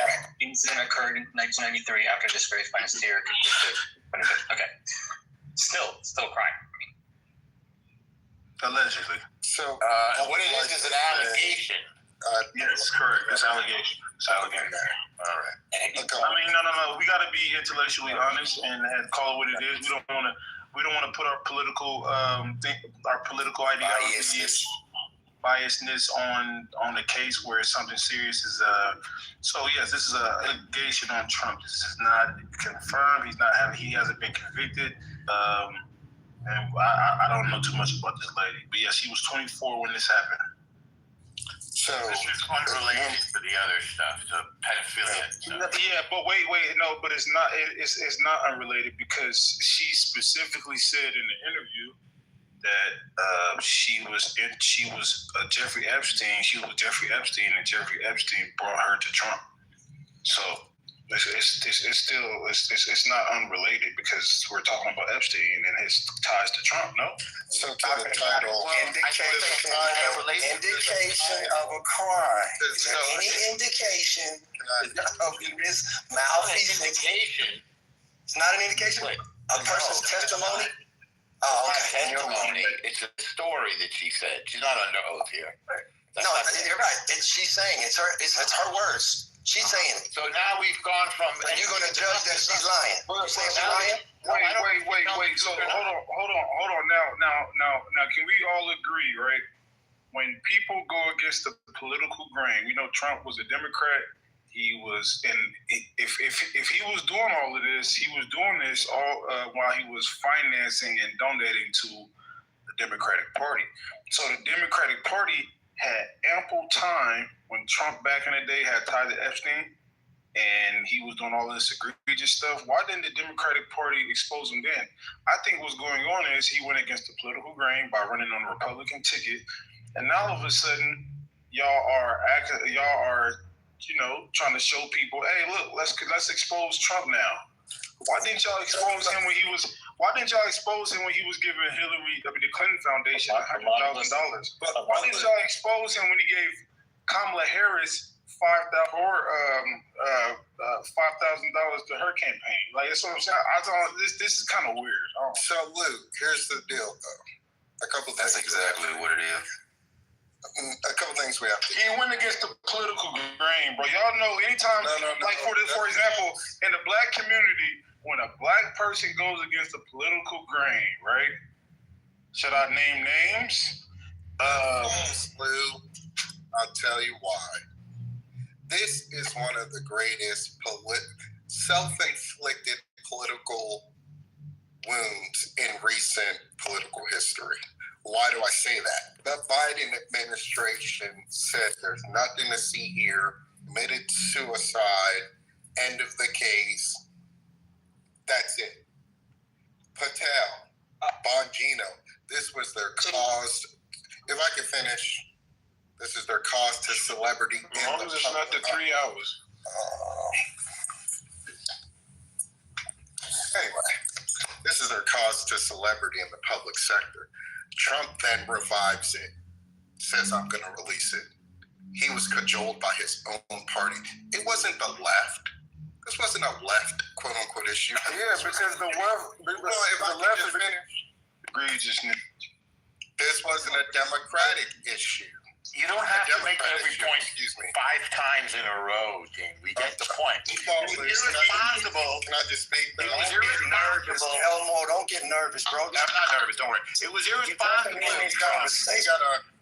You do talk. It was irresponsible of Trump to say he's going to release the jump in. It is irresponsible of Trump. It was irresponsible of Trump to say he was going to release files from the Justice Department when he wasn't in the Justice Department, and that may have damaged innocent people. You're not allowed to do that. That's why this stuff is under lock. That's why it had to be released by a judge. See how nervous Normo got? See how nervous he got when Dean was going I'm not nervous. I enjoy this. I stay here for hours. I'm not nervous at all. I'm gonna let Dean finish about the Republicans. I'm bringing that up. Original point you're asking. Trump was wrong when he was saying we got to release this because there's innocent people in those emails. And we're sitting here now, everybody Epstein's tailor, Epstein's plumber, the guy that cut Epstein's lawn. It's gonna be all right. The guy that cut his hair, his barber was probably in his house too. God, you have to let him have the room. Come on. What's that now? Come on, stop. Let some other people speak. Dang. There's always been me, Dean, and Swift. Let some other people speak, please. Let's get the women talking. Luke gives him some sort of. See how he derailed Dean? Yes, he derailed Dean and he didn't want to pass the mic. He's a DEI mod. He gets privileges. So, anyway, to the point, self-inflicted wound by Trump. It was worse than irresponsible. He was very conscious of what he did. It was in a broader trope.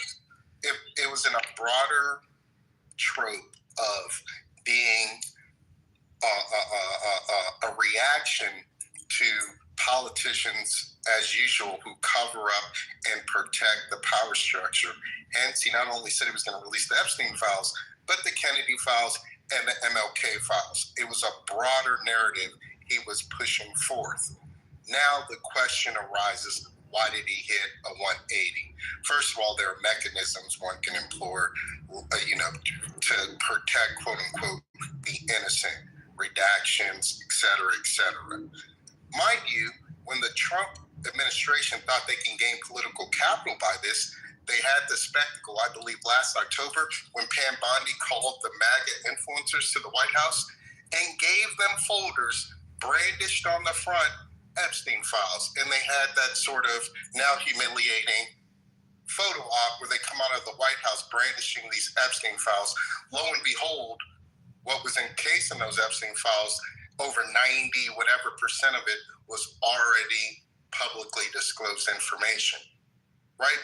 So you can believe Norm and whatever, but we see this weird sort of dog and pony show by the Trump administration once they assume the reins of power concerning the Epstein files. 180, this weird sort of covering up. And all I'm going to say per the title, Candace Owens said this was her final, this was the final nail in the coffin with the Trump administration. She feels it's a cover-up. Much of the MAGA population does. And this is part of the Civil War per the title. So I'll concede to Norm, there are no criminal charges against Trump. There's no quote-unquote overt evidence. But we're talking about MAGA, which is the party of conspiracy theory. And what's your point? So there's no crime. So you're crying. So there's no crime. We agree. What's your point? Can I just finish my thought?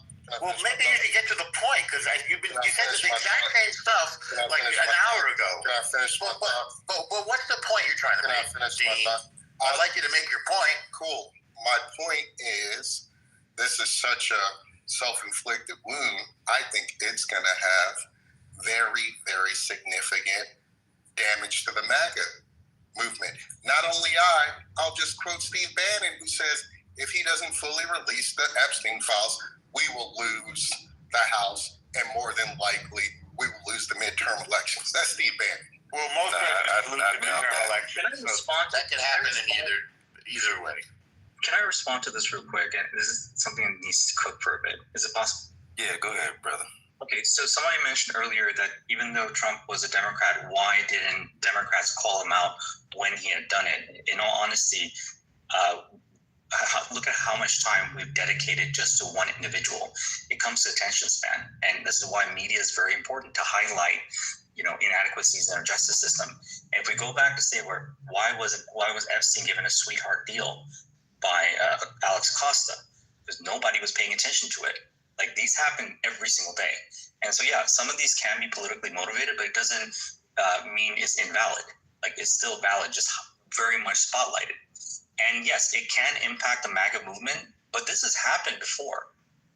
If you think about Dennis Hastert, he was the Speaker of the House from 1999 to 2007, convicted sex offender for molesting and abusing teenage boys. How quickly did society forget about that? And that's the concern, is that these controversies happen. They are media spotlighted and highlighted, and over time, people forget it and kind of repeat certain incidents over and over again. That's my concern at the end of the day. Who abused the young boy? Dennis Hastert. Dennis Hastert, yeah. Okay. Right. He was. So after the statute of limitations, some boy came up and said, "Yeah, when I was a kid, he bothered me." So now. Do you know who Dennis Hastert is? Yeah, he was a former, I think, House Whip, maybe. No, he was a speaker. Is that right? He was a speaker. Former speaker. Okay. Of the United States, similar to I would go and research him, because that's not something you can actually. Well, I know. I remember. You do. So what's your point about Denny Hastert? He was a speaker from 1999 to 2007. That's a fairly long period of time. And what's the point? Well, the point is that Denny Hastert. He was convicted and he was in prison for offenses against teenage boys. This is not like a, hey, what if he did? What point are you making about Denny? What's the point about it? How quickly do people forget that? Why would you want to keep that in your mind? Why would you want to keep that? Repeat history, obviously. Those that forget history are doomed to repeat it, or history, rhymes. If that makes sense. So I think when you back to remind people sex abuses, that's what you from 10 years ago. That's what's on your mind right now. Well, you kept asking, what are why didn't it back then Democrats go at Trump? Like, you bring up things from the past, like pick and choose certain things. Why didn't the Democrats highlight it back then? Why are they highlighting now? Well, that was Lou saying that, in all fairness. Okay. Wait, I said what? You said that why didn't we jump on Trump when he was a big Democrat donor? Why are we only jumping on him now? By the way, Denny Hastert was convicted in a hush money case. He wasn't convicted of abusing a minor, just for your information, just so we get the truth. He sentenced 15 months for financial offenses related to sexual abuse of teenage boys. So he wasn't convicted of abusing a teenage boy. He was convicted of giving the boy money. Okay. Since you're so focused on it, you should get it right, don't you think? Like getting arrested for tax evasion rather than the actual crime. I mean, y'all see normal how you get out? I see nothing wrong with it. Yeah. I know you know. That tells a lot about you too. Wait. I want to he said we forget those dudes. Hold on. You should know the fact. Hold on. I want to hear from Sword. Sword, do you think? Why you agree with Norman? Why and yes, explain why you agree with Norman, please. Well, for one, if we're trying to put a case on somebody, then I think we should investigate that case just to confirm and not sit here and make assumptions. It don't matter who it is. So we're gonna sit here and say that none of this shit would be satisfactory if our family member was actually on the stand or their reputation was on the line for them to go to jail for a long time. People, if your family member was in that hot seat that Trump is in when it comes to these Epstein files, the mere fact of his name being in the paperwork, if somebody came to you and said that shit, you would be like, what the fuck does that? Like, you would be asking the same questions that Norma was asking right now. So, it's crazy that this is even a topic of discussion when if you were in the hot seat, you would be defending yourself like. And Trump ain't defending himself. That's the whole point. Right. And that's fine. That's his approach. That's his strategy. So if you want to have that conversation, maybe you should hit him up. He might have. I'm not going to hit him up. The Congress is going to hit him up next week. I know. I'm not going to hit him up. But hold on, but I'm gonna land with this. Congress gonna be in trouble anyway because one of the Democrats already got caught text messaging back and forth with Epstein. Okay.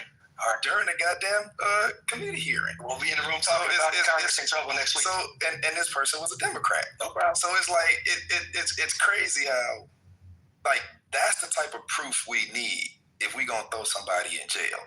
Throwing somebody in jail just because you don't like the nigga. I mean, teach his own. That's a premature thing. Everybody want the information, bro. Why are you talking about somebody thrown in jail? They want the information to come out. Right. Okay. Why should we be upset about that judicial process of getting the information? Yeah, we're not upset about that. Okay, we good. We all agree then. Oh, good. We definitely want that, but it's also what's behind that. Hey, D-Great, pull up, bro. Let's do one thing at a time. I gotta holler at you about some information, see where it leads, and then make a judgment. How about that? You're not going to get the information because it's well, they're going to try though, bro. Okay, I know you got that crystal ball, but they're going to try. And apparently, all the women ain't going away. These files, listen, I'm gonna keep it real with y'all. It's not going to happen. These files are never coming out. Okay. You're not going to get. Listen, it's going to be redacted. You're not going to. You're never going to get the full files. This never happened. You got to think about it right now. Now, my personal feelings to the side, right? Geopolitically speaking, right, we're the world superpower, right, global superpower, right. If people see that American elites, politicians, the most elites of people in the United States is supposed to be our representation domestically and geopolitically, globally, literally Putin will use this shit as China, Russia and China will use this as like propaganda to turn people against us, bro. There's so many variables where I know this shit's not coming out. And I think this is like from us. I think this is the CIA was doing some shit like when they was bribing powerful people and they got caught up. And the American people wants this out, but I don't think it's coming out. There's no way it's coming out. Not everything. It's probably get a couple people. But I think people paid. I think Bill Clinton paid. I mean, not Bill Clinton. Bill Gates paid for it not to come out. Shit, you was right about Bill Clinton run on that. They were talking about that. You think there were 20,000 pages of documents related to the Jeffrey Epstein? Trump created the art of the deal. What if he's doing that and then behind the scenes he's like, all right, pay a nice penny to me. Y'all know how you do the hardball shit. Exactly. He did that shit with Palestine, saying he's gonna turn Palestine to a luxury resort. That was all hardball art of the deal tactics. Marketing. That's all bluster. That Trump's this great negotiator and all this. And I remember he got those hostages back. This is the most powerful. Listen. Listen. America is about business first.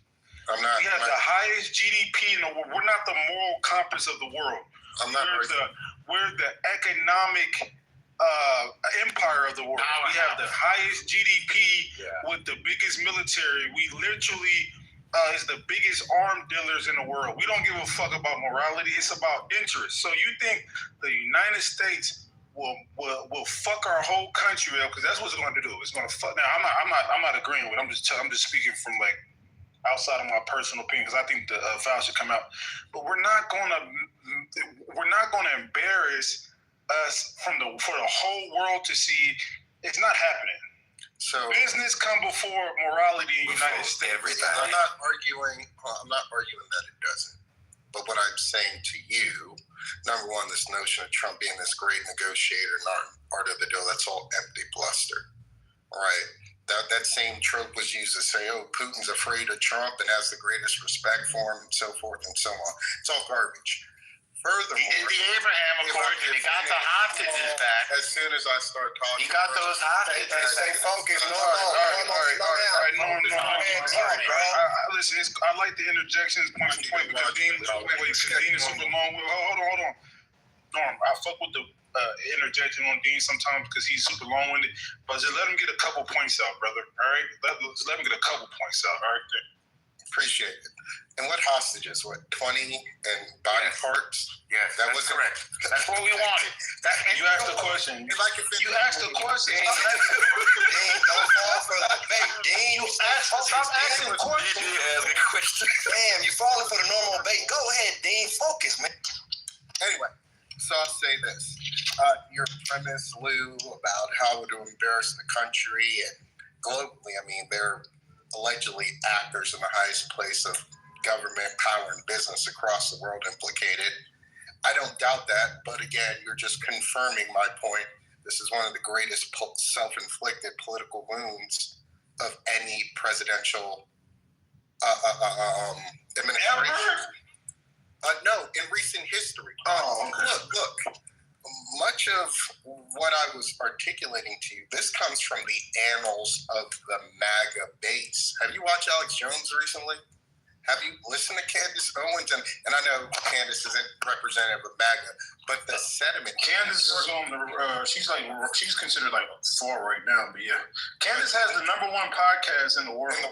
She just celebrated. Is Alex Jones like a Democratic, like socialist kind of guy? Well, so even Charlie Kirk was pushing this Epstein file release, and we know he's responsible for garnering X amount of support for Trump with Gen X and millennials or whatever the case might be. So, again, legally, what the Capitol is one question, but politically, this is costly. This is part of the fracture. This is part of the MAGA divide, and anyone that underestimates it, they're not adequately surveying the political landscape in MAGA world, right? So the question is, what happens now? Trump's the one that brought it forth. Right now, they're between a rock and a hard place. Every time they fight it, it seems to incriminate them more, and they don't really have an option. And it's just going to be let me ask you a question, Dean. Are you because my thing is, there's a ruling class in every country, right? They get away with certain shit. Now, listen, I just want to clarify. I think the foul should come out, right? But I want to think outside of me. If you look at every country, there are a ruling class of people, right? The political elites, the business elites, that gets away with shit that the working class and regular people couldn't get away with. Can you agree with that? 100%.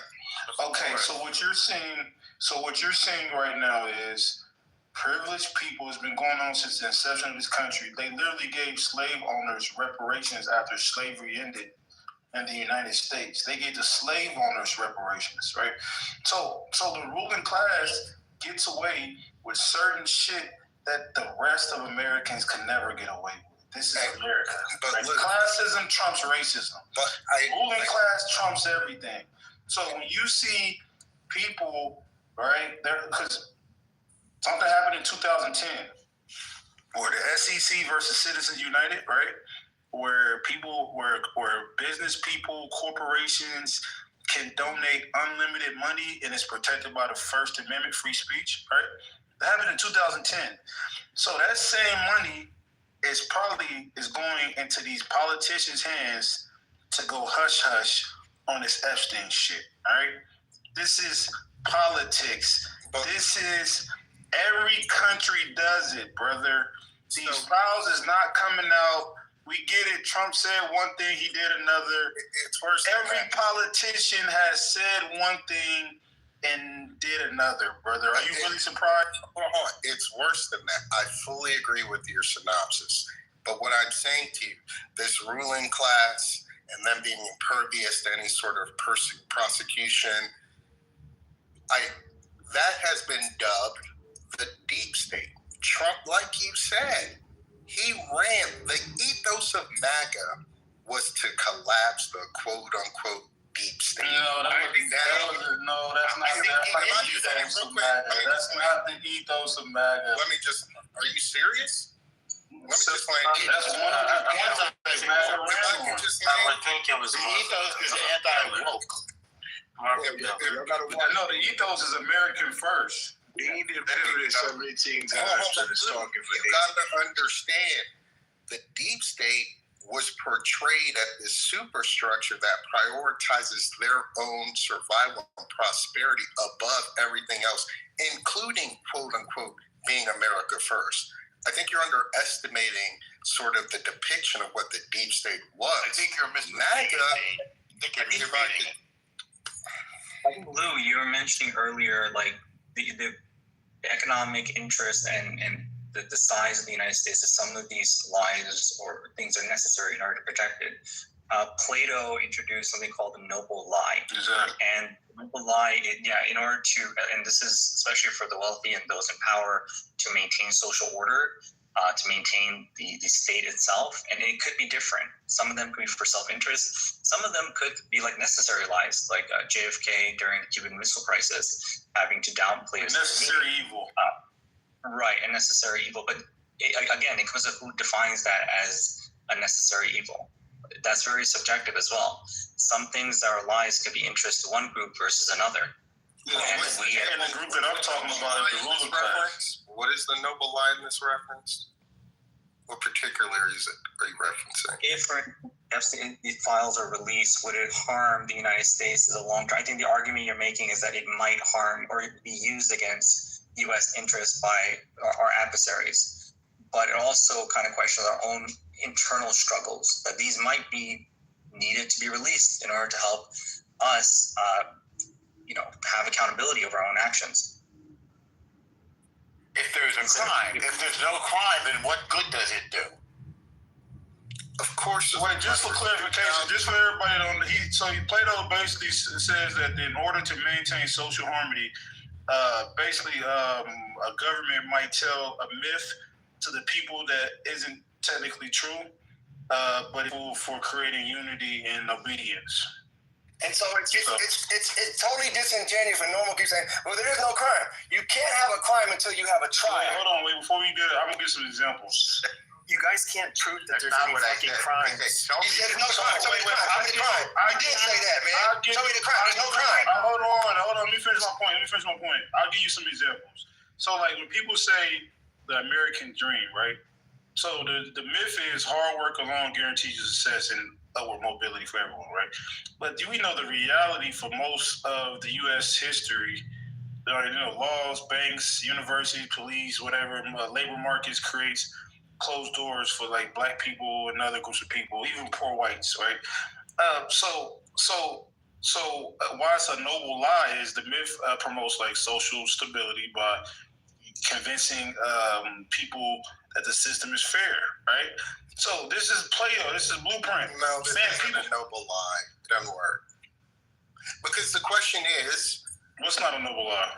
Well, he's arguing... Well, I'm not sure. That's why I was getting to parse out. Are you saying not releasing the files under the guise of preserving some sort of integrity in the U.S.? Is that the noble lie? What exactly are you referencing as a noble lie? That's what I was trying to figure out. Sean?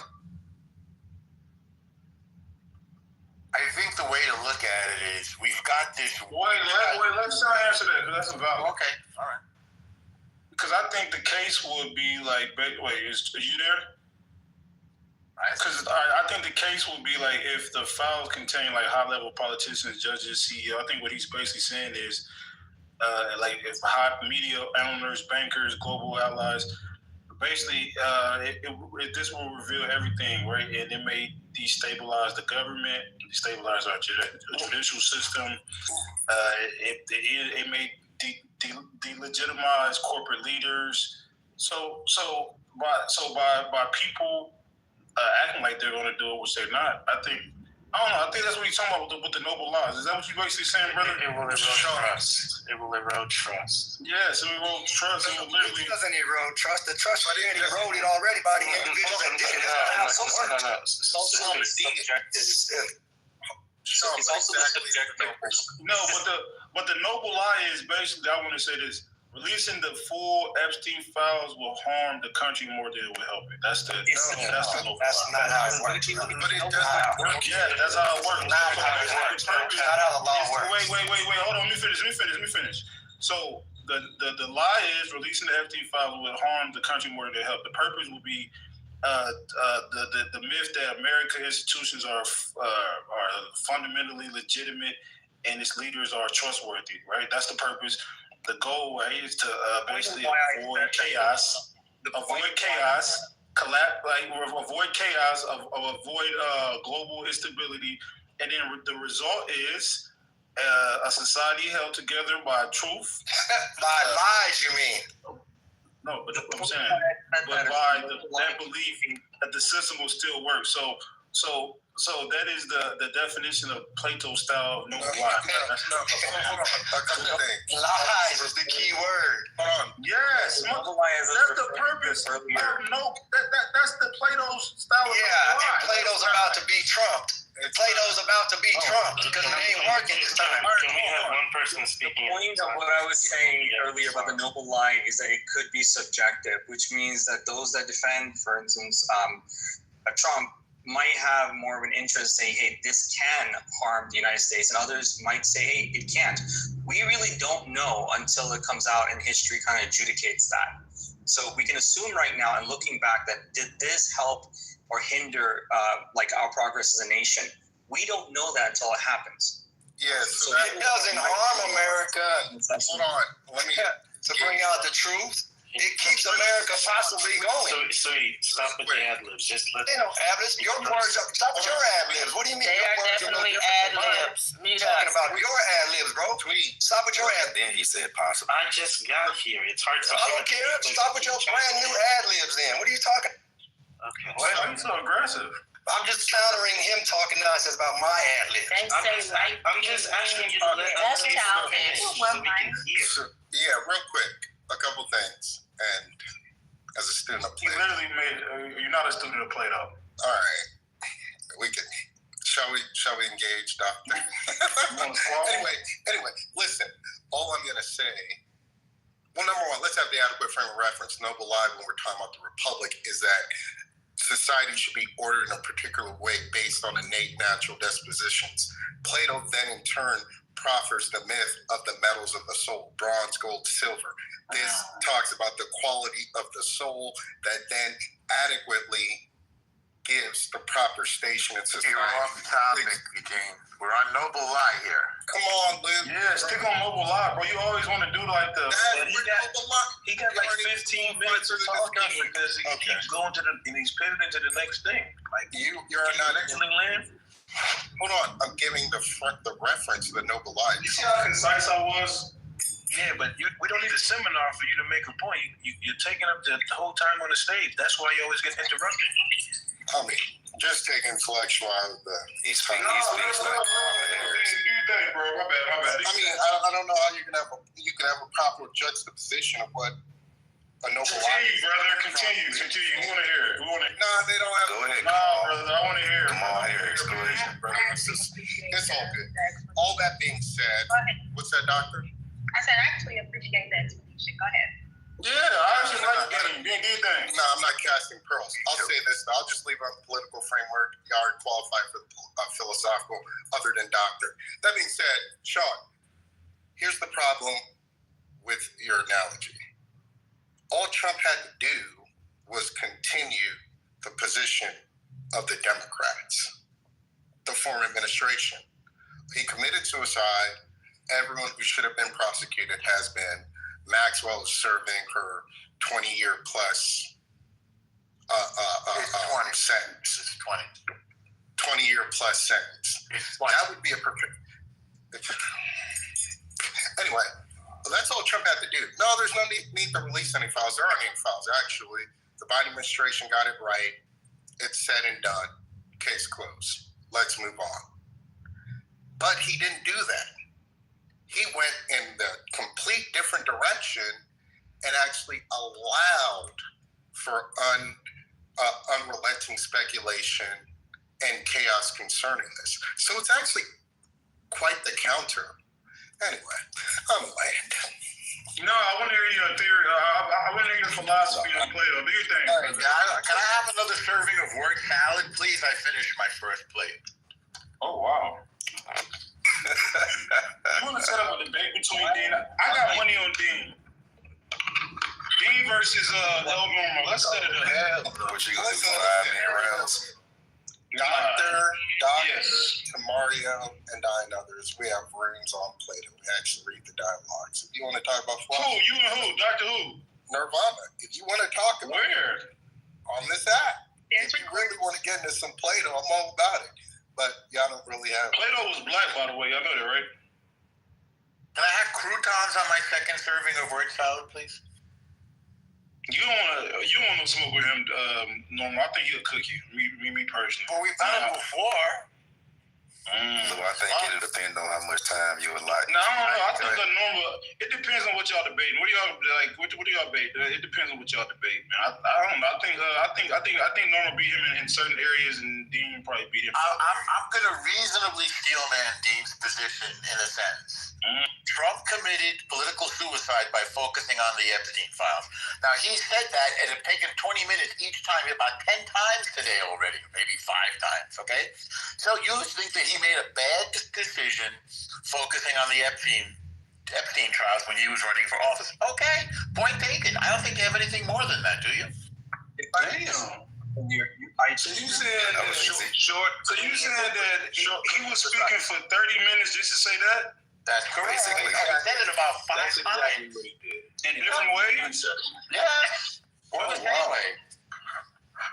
Well, Dean, I'll make you an admin, and whenever you want to do your philosophy room, brother, you got it, brother. All right, you and Dr. Nirvana, all right? Y'all can lead it. We should call that room Plato's Retreat. I just want to respond to Dean real quick. While I do agree that for Trump, it might be also for self-interest and for protecting himself. More, I'm responding to a noble lie for why his defenders, for instance, are willing. I mean, if they're aware of it, some probably do suspect that he had done something, but are willing to lie about it because it may be in their mind more of a benefit for the United States that that he is innocent, even if they don't believe. They believe in the contrary. This is like some people who are very much vehement about defending him. And what is their mindset behind it? Or what is their motivation behind it? Is that a question? I was responding to not Trump trying to insinuate the noble lie. He could very much have a self-interest behind it, but I'm saying like his supporters, the GOP, or people that vehemently defend him, regardless whether if they like, what is the motivation behind if they're willing to lie about it? Maybe they do feel that it's for the betterment of the country. I don't know. I'm not going to say it's right. It's just. I'm curious. A genuine question. Is there someone of high profile that's a supporter of Trump in the political sphere that's defending him not releasing the files? At best, I know people are silent. It's a lot of silence. Yeah, I don't know anyone sort of in a pronounced way this is a good idea publicly. He shouldn't release so-and-so files. Even his son, Don Jr., is beaten. So you're saying it again? Golf and talking incident be considered a noble lie? You committed political suicide. You're making the point again, right? No. So per the title, there's no division in MAGA. That, I submit to you, was in part fueled by those who feel by Trump doing what he's doing in regards to the Epstein files is maintaining the power of the deep state. And as a consequence, he's operating in an antithetical fashion to which he ran on, in which ultimately the MAGA ethos was fueled upon. So it's a broader consideration. It's the same thing. You said it again. So there's always divisions in political movements. There are divisions in the Democratic Party, my party, by the way, and there are divisions in the Republican Party. And the movements come together with strong, I would even say charismatic, persuasive, and in this case, populist leadership, and the alignment of interests. So what aligned MAGA? Well, a reaction against wokeism and a failure for America to take its rightful role as the leader of the world, economically and militarily, and ideologically, as a defender of freedom and democracy. I think the people who voted for Trump wanted strong, male, as Lou just put it a minute ago, America First leadership. All of those values remain intact, and all of those aligned interests remain intact. And I believe MAGA will agree that Trump is fulfilling the promises that he made to them. And I submit to you that this Epstein baloney, this person slept with that person and that person, it's just a distraction. In this case, it was rejuvenated by the Democrats after a disastrous attempt to shut down the government and hold us hostage over people's SNAP and medical benefits. That was a failure. So the very next day they came up with Epstein again, a guy that's been dead for I don't know how many years, 5, 6, 7 years. It's just pure nonsense. Yeah, so my pushback on that be the Epstein files are symptomatic of the deep state. It's a larger issue. This is just symptomatic. And this is highlighting that Trump is part of the swamp. He's the swamp creature. That is correct. In turn, totally, if I could finish. The swamp is made up of people in the government. The swamp is made up. But you can It's a squabble. Yeah. But I'm squabble, motherfucker. Stop playing victim. I thought that part was easy to see. Treat him like a house of Fulani. So, in turn, deflating. Treat him like a house of Fulani. Stop playing victim, you piece of crap. So if we fully parse it out, Trump's victory, when we look at the demographic, he brought forth low propensity voters. What does that mean? Cats in rural areas of the country. That means they didn't feel represented. They didn't feel they had a voice, like the Amish and the Bitcoin bros. Why does he keep cutting me off? Thank you. So you go with great length, but it needs detail. Why does he? No. Control yourself. Norm, control yourself, bro. But it detracts. Let him get a couple points out. God damn. So much okay. So Trump appealed to quote unquote low propensity voters. How? He postured off as the antithesis of the status quo in Washington. Right? When you further parse out what that meant, Washington has been enveloped by this deep state, this superstructure that transcends political affiliation and ultimately has deprioritized America First priorities. Trump was the quote-unquote savior, if you will, coming in to collapse this, return the power to the downtrodden American, finally realizing America's great place in history and the global field, ultimately making America great again. Now, one of the primary now you're gonna go to another thing? One of the primary tests of this was the Epstein files, which ultimately seems symptomatic of this power structure, superstate, being unable to protect the most powerful in the country.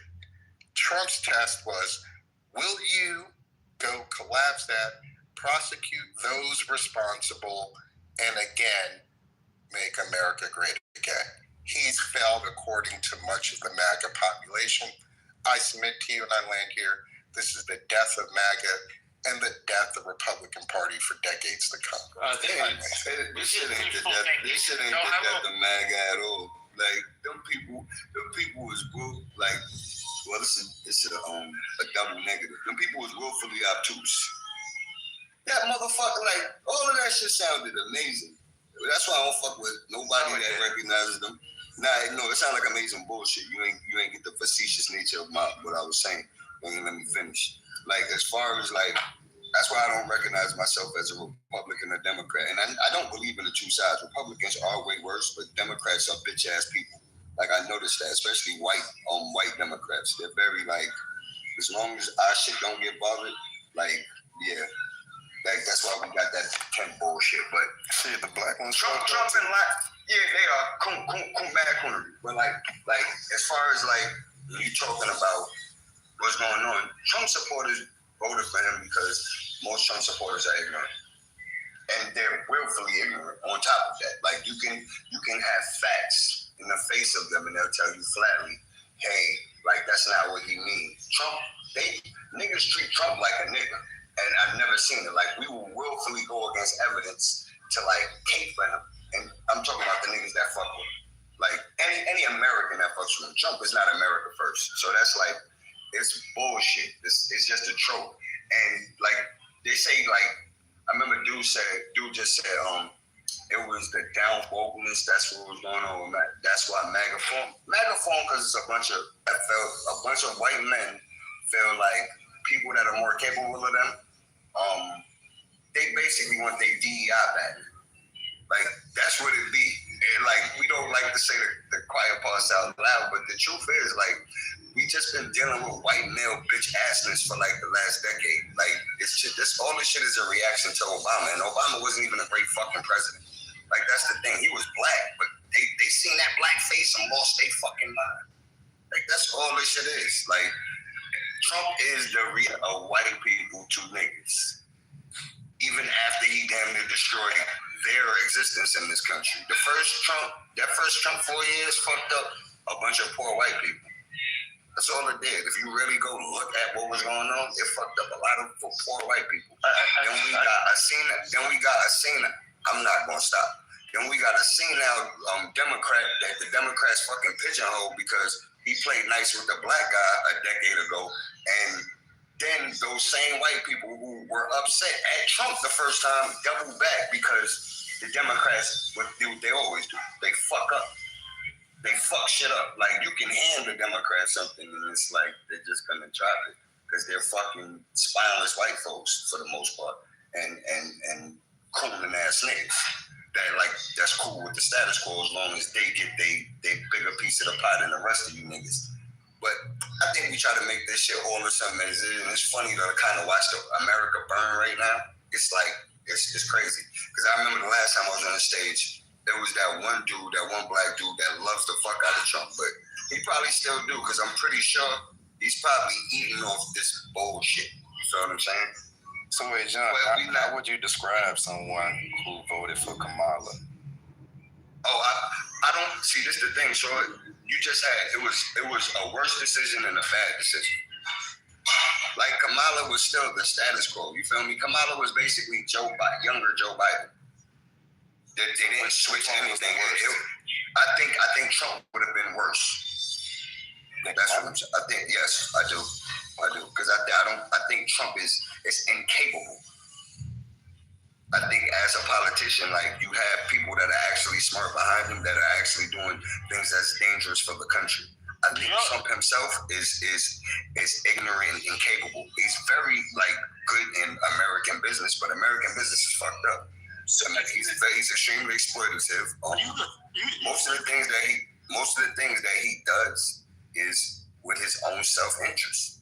Like it's just simply not even it be blatant too. It's not even like this shit hiding it. Nah, he does it in plain sight because once he realized most of the things he was going against is just norms and not laws, he said, "What the fuck y'all gonna do to me?" He's gonna run a third time. So niggas is gonna sit here and tell me that's cool though. Somebody is gonna come in here and tell me breaking the Constitution is just cool because Trump, you know what I'm saying? He ain't never did shit good. He's not a good businessman. He's not a fly nigga. He from where I'm from too. This is the thing. We been know about Trump. Trump is a fucking bozo. But niggas is cool with it because we just so over traumatized with shit. We don't give a fuck about most black people. Even the niggas that sit here and talk about this shit every day. I don't give a fuck about what's really going on like that. As long as that shit don't affect you. Let's keep it 100. I mean, in terms of who would be better, would it be Kamala Harris or Trump? We see Trump's action, we see these are the Democratic Party didn't even believe in Kamala. These are Biden. This is between hard power and soft power. Coercion through tariffs, through threats, and it kind of impacts our relationship with our allies. I mean, obviously through the threats of military force and the thing is with soft power, which we did pull out of USA, we pulled out so many different international involvement. Kamala Harris might have continued, and that does impact U.S. global hegemony. It just comes down to which do you agree on. I think soft power has been more beneficial. We've utilized it throughout U.S. history along with a little bit of hard power. But soft power plays a huge role, which other countries are taking that role, like China, like India, etc., that are expanding their reach and influence through soft power. We're falling back on that. But wasn't soft power the noble lie as well? Because the same allies that you're talking about were the same allies at several periods over the last 20 years that were sponsoring and undermining certain factions of the U.S. political establishment. So how relevancy? Like, hold on, like who? Like who? Like the Brits, the UK, okay. the French. What was they doing? Hold on. What was they doing that undermined that affected our bottom line in a tangible way? We'll just. I love when niggas say they did X, Y, Z, but they ain't never gotten it. Okay, we'll just use the recent events over the last 7 days and what the BBC has done, and to some sources, the BBC is a mouthpiece of the British intelligentsia. The BBC would not be operating the manner in which they were doing against Trump, knowing that he is the current U.S. president and their ally, unless they had an ulterior motive. So what good is it to say that we should have an importance on soft power when you have your ally that at the same time is trying to undermine the relevancy and the legitimacy of the United States president? Do you realize the BBC is the left. The balance, just really quickly, you are kind of right about that, especially when Merkel's emails and suddenly we know that they're spying on us or listening to our calls. And I think that in reality, in the globe, every country kind of does that. It's just which balance, right? It's not like everyone's just fully good. In the US, we can both have soft power and help nations. At the same time, we can bomb the living hell out of them because to our best interest. It just comes down to what is the perception of the world, right? Do they see us as a trustworthy partner, or do they see us as a threat that, we shouldn't really cooperate with? And that's a balancing game, which I think right now, making everyone in the world hate us, it's not really going to help long term. I don't think we're making everybody hate us. I think we're letting everybody know that we're their only option. The other option is China. Yes, that's what is true. So help me. Guess where the other people? So hold on. So, but the thing you said, we can be soft and help other people. Why would we help other people when we got a whole bunch of shit going on in our own country? And now you're getting. When he's saying help other people, I think he's talking about in the context of actually helping ourselves in the way that we had. That's what the soft power is. We've been enacting. Well, he said other people, so he gonna have to explain that. I got you. Reject our power. I actually want to address this one because Norm, you said hey, what if? Actually, if you go speak with different people around the world, I might not have spoken to everyone, but I've seen a significant shift and sentiment, positive sentiment towards China. It's not just Clubhouse where we mostly speak with Americans or now you got me laughing, Sean. If we now go you're defending a genocidal, totalitarian, I'm not defending anyone. No. Communist dystopia. Norm. Confession to what? The U.S. You gotta first let me finish. You gotta let me finish. I got it. You gotta let me finish. We trending towards monarchy though. If you defend it, he just wait. He just twisted it. He didn't even let me finish until he went into China. That's you made your point. I just said if you talk with people, oh my God, if you talk with people in different regions, in different parts of the world, their perception is more positive of China, which worries me. Because I don't have a positive outlook in China. But why do other countries have a more positive outlook? That is not of our interest. But you should actually speak with people around the world, right? Because I like to travel. I like to go to different parts. I genuinely like to talk to people in different regions of the world. Whether it's Africa, whether it's Southeast Asia, whether it's Africa or Southeast Asia, ask them what is the perception in the United States and what is the perception in China. I'm 38 years old. In the last 5 years, it's kind of concerning me that there's more how people are willing to just shift right to Chinese influence. This is the a whole long love affair with China before. They've been revealed. They're our adversary, militarily, Every economically. accusation is a profession. But L, you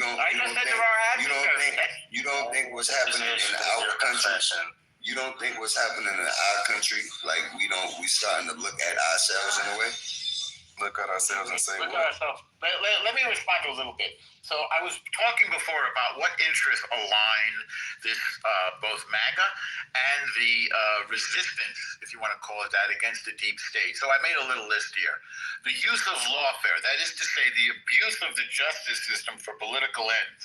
The way that Hillary was given a free pass in her attempt to undermine Trump with the hiring a foreign spy, Christopher Steele, to get Russian compromise against Trump that turned out to be false, and Russiagate, and then the weaponization of the FBI, and then the ideological capture of our institutions of higher learning, and then those ridiculous impeachments over nothing, and the lack of anything out of the Mueller report. So that's what he was pushing back against, not Epstein.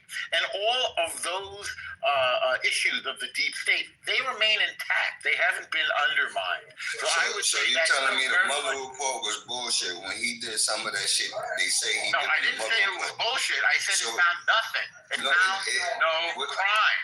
And if they had found a crime, they would have impeached him for the crime. But they didn't. So it was a false accusation. It was a false accusation. And in terms of Americans standing around the world, yes, I travel almost relentlessly. I'm in Singapore, I'm in Istanbul, I'm in Dubai, I'm in London, I'm in Paris, I'm in Barcelona, I'm in Mallorca. I mean, this is just like in the past year. So yes, I talk to people all over the world. And while people, especially Europeans, because we've gotten very different than probably yours. There's some. It's a beautiful city. My impression of Istanbul is wonderful. And by the way, Jews are allowed to pray in mosques because there's no images of fire. I was fully ready to say my Jewish prayers in the Hagia Sophia. I'm on board with Islam. I have no issue with it. And he's enhanced Riyadh, the capital of Saudi Arabia. It's standing in the world by holding the Ukraine talks there. The way he keeps honoring the leaders. I beg your pardon, I'm a Jew.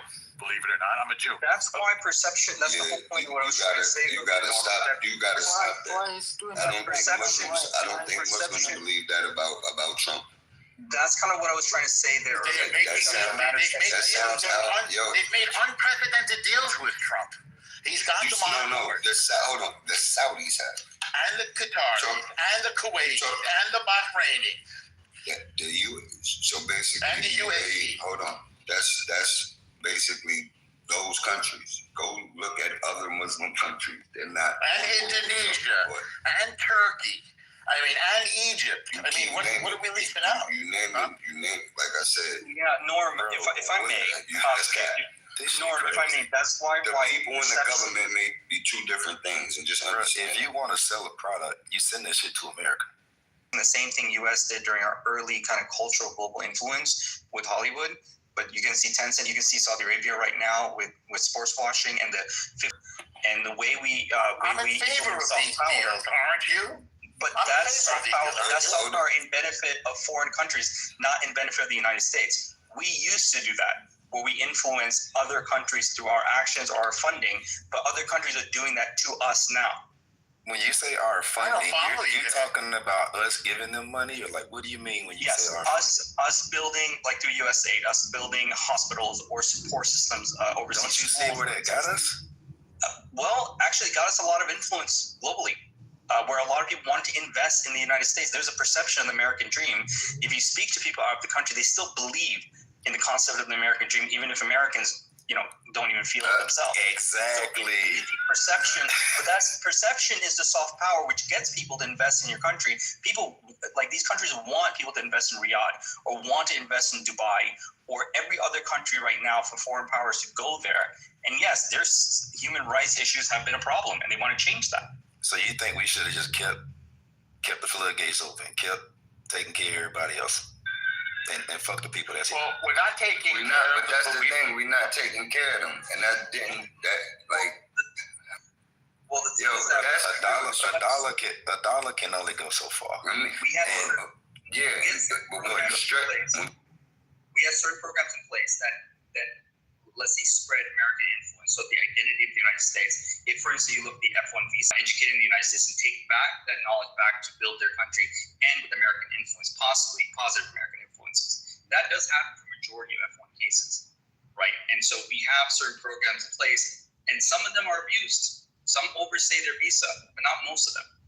But it does have some level of impact globally. And what's your point about the F1 visas? Is American influence in different forms. So American influence. Transgender, gay, education in Tierra del Fuego. Obviously, I'm making a joke, but they're not far from what it was. They became ideologically ridiculous. And that's why Elon Musk stopped them. They're actually an embarrassment, I think. So the projection of American power, I think, has to be more in line with the mainstream of American people, not this weird, far left, transgender, multi-sexual, whatever the heck it was. It was getting out of control, and it was unsupervised. And by the way, USAID refused to report what they were up to the State Department, which is why they set Elon Musk in there to figure it out.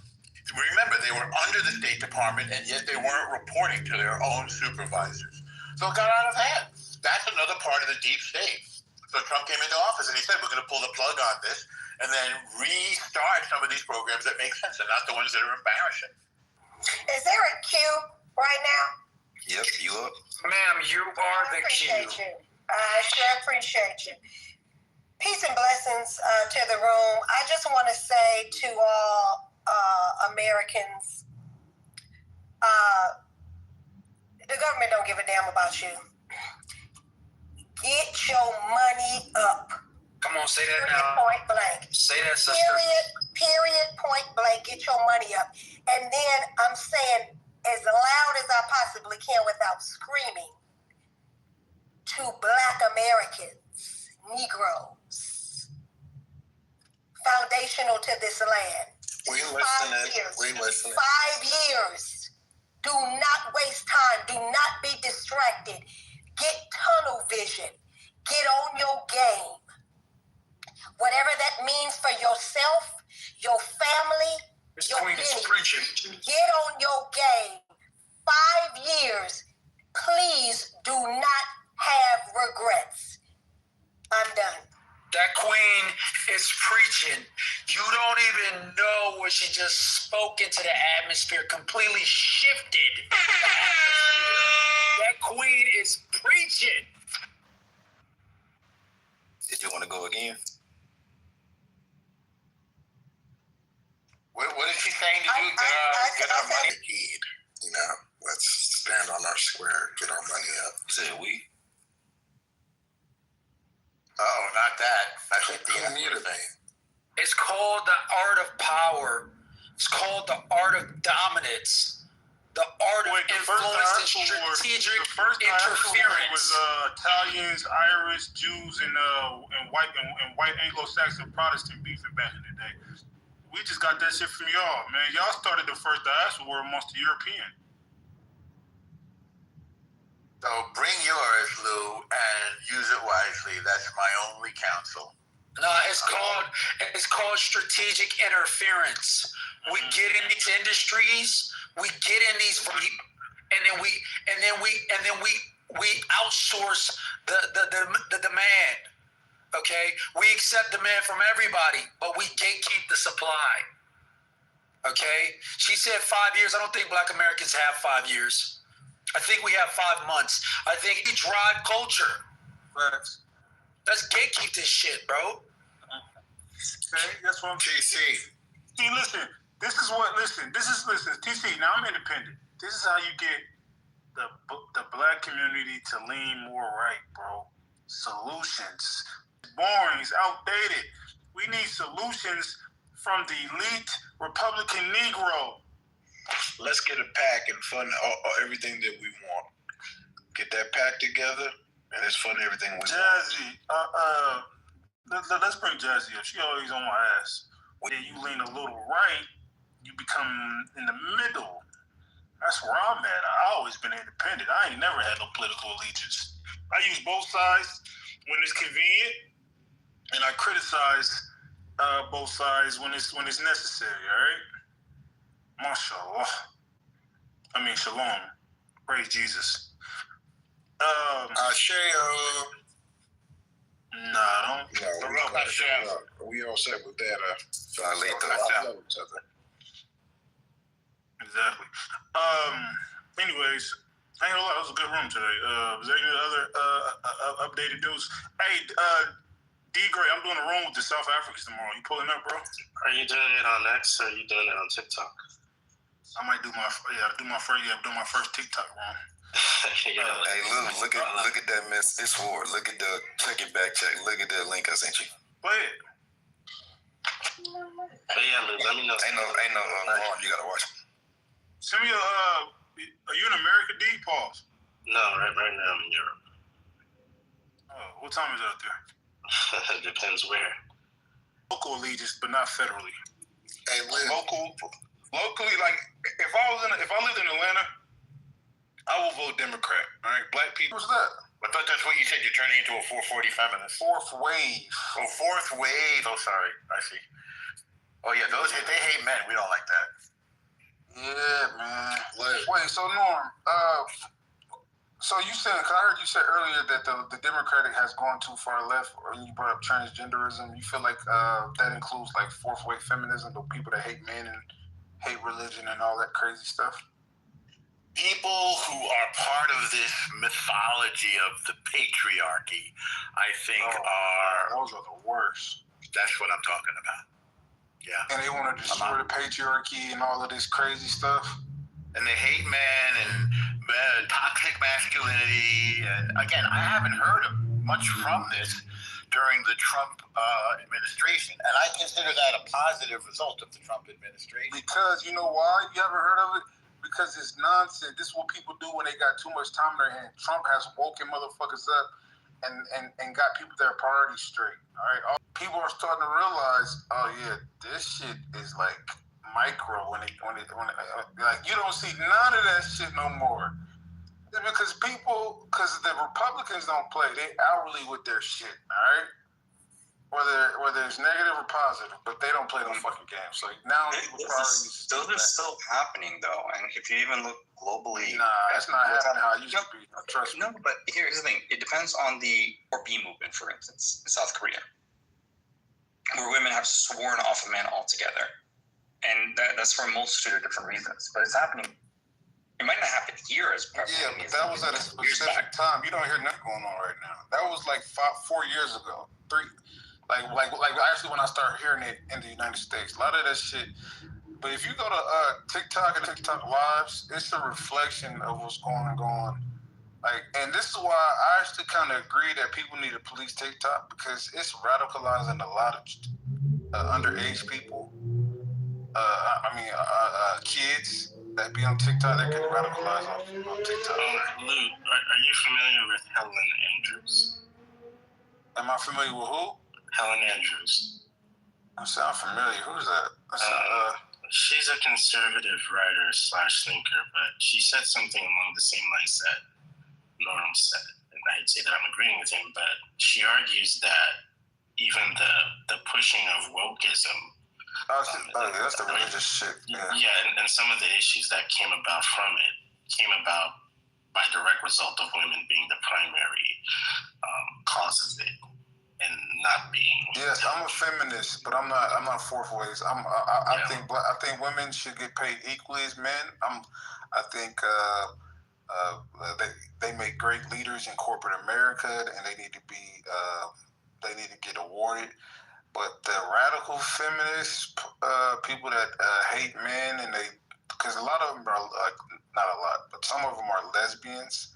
So what they do is they'll try to like dirty Mac, right? So they'll try to like bring up the worst examples in men to try to get women to turn lesbian. So it's like a new way of dirty Mac. I also add this to it though, due to the fact, and like you said, I support women and everything they do and everything else like that.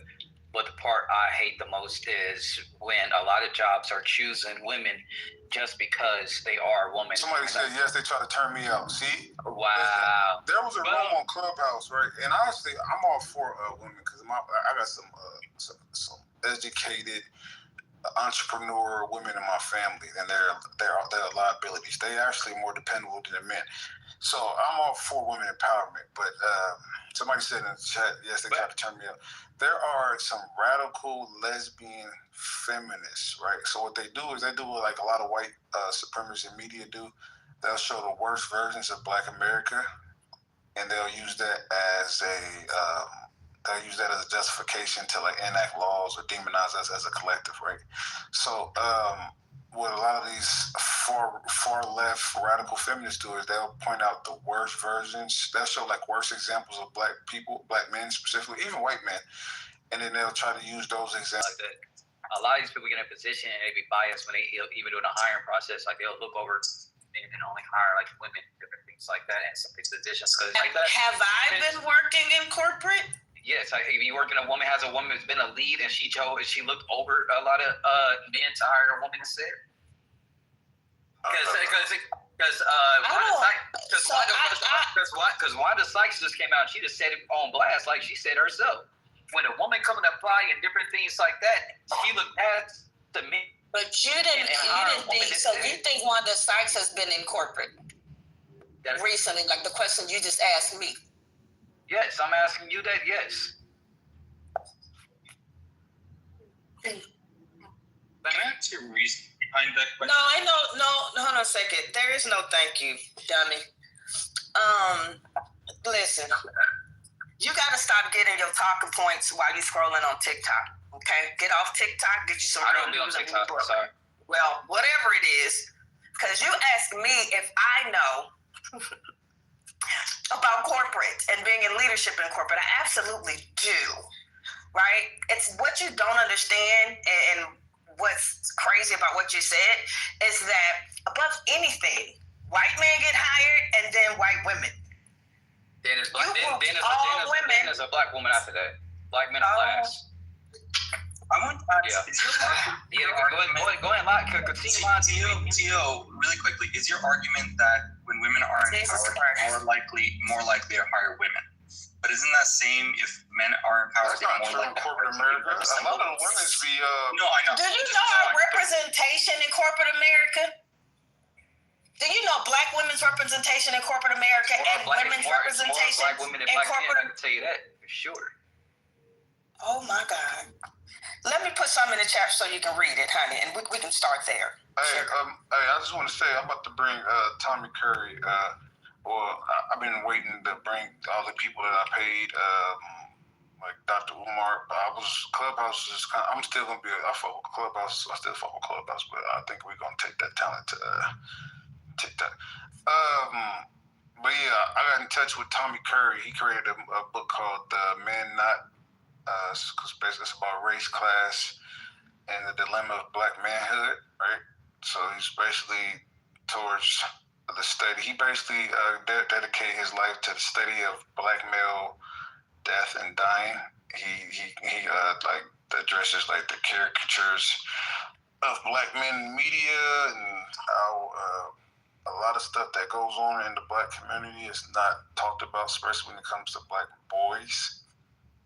Is anybody here familiar with Tommy Curry? Nobody? Oh, wow.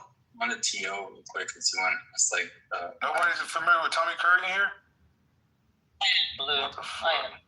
Just because I was, I studied the manosphere, so I'm. Well, he's not manosphere though. They point to his work a lot. Yeah, they do, but he doesn't bash women and all that crazy stuff. Yeah. But yes, but they refer to his work because he's an American scholar. He's an author and he's a professor of philosophy. I forgot what college what college is he at? I gotta look it up. But based on a TO, I think he was saying like why Black men are more like less likely to be in corporate. No. Is there? You wanted to respond to? Okay, do you think? Is percentage like okay? Would it be that because, and I'm checking the numbers right now, 64.1 of Black women are more likely to have bachelor's degrees, and 35.9% for Black men. And for master's degrees, 71.5 for Black women versus 28.5 for Black men. Not to say that, men are more likely to get vocational training as well. So when you talk about corporate, you're more likely, you're looking at bachelor's and master's programs. He's speaking of like C-suite, I'm assuming. There are less women in the C-suite in corporate America, period. I can't believe we didn't. I thought that was general knowledge, but apparently it isn't. Not women or men. He's specifically mentioning Black men versus Black women. He didn't specifically Everything speak of Black men. He didn't, of course, because he had scholarship. I'm saying, and what he actually... And I thought you said that Black men are underrepresented compared to white. That's exactly what I said. That's exactly what I said. I'm responding to. That sounds accurate to me. Oh, God. Thank you. Good time, because Black Wait, can you restate it so that... What is the representation by gender and race at the C-suite level? Please tell me that, T.O. Hello? Rather than asking a question, so we're just gonna... Why don't you just make your point rather than asking a question? I don't need you to tell me how to speak, white man. Chill out. I'm not telling you how to speak. I'm making a... Then I don't need... You didn't give any of these men a suggestion on what to say, but you felt the need to tell me what to say. How misogynistic of you. This is a... I do not need your assistance. I didn't ask for it. I think you do. I think you're communicating ineffectively. No, I think you need to move out of the way before I come for you. Yo, El Normo, shut the fuck up, bro. Like, you didn't police not one of these men. That dumb shit T.O. said, you let that ride while the rest of you continue to make up shit behind what he said. With no scholarship, no facts, no nothing, and you want to police what comes out of my mouth? No, you didn't, and I asked for facts. I asked for facts. I'm not... You know what? I'm not talking to you. Yeah, Nora, move out the way. You're not worth it, actually. You can talk to the men. Y'all can have a conversation because no one will eat. What is the representation by gender? I'm waiting. T.O., you there? No, Norm, you ain't got to be his lawyer. Elders on T.O. You want to do your thing? Do your thing. So he made a point that it by education. That sounds plausible to me. I don't know if you're disputing that, but it sounds like a fair point.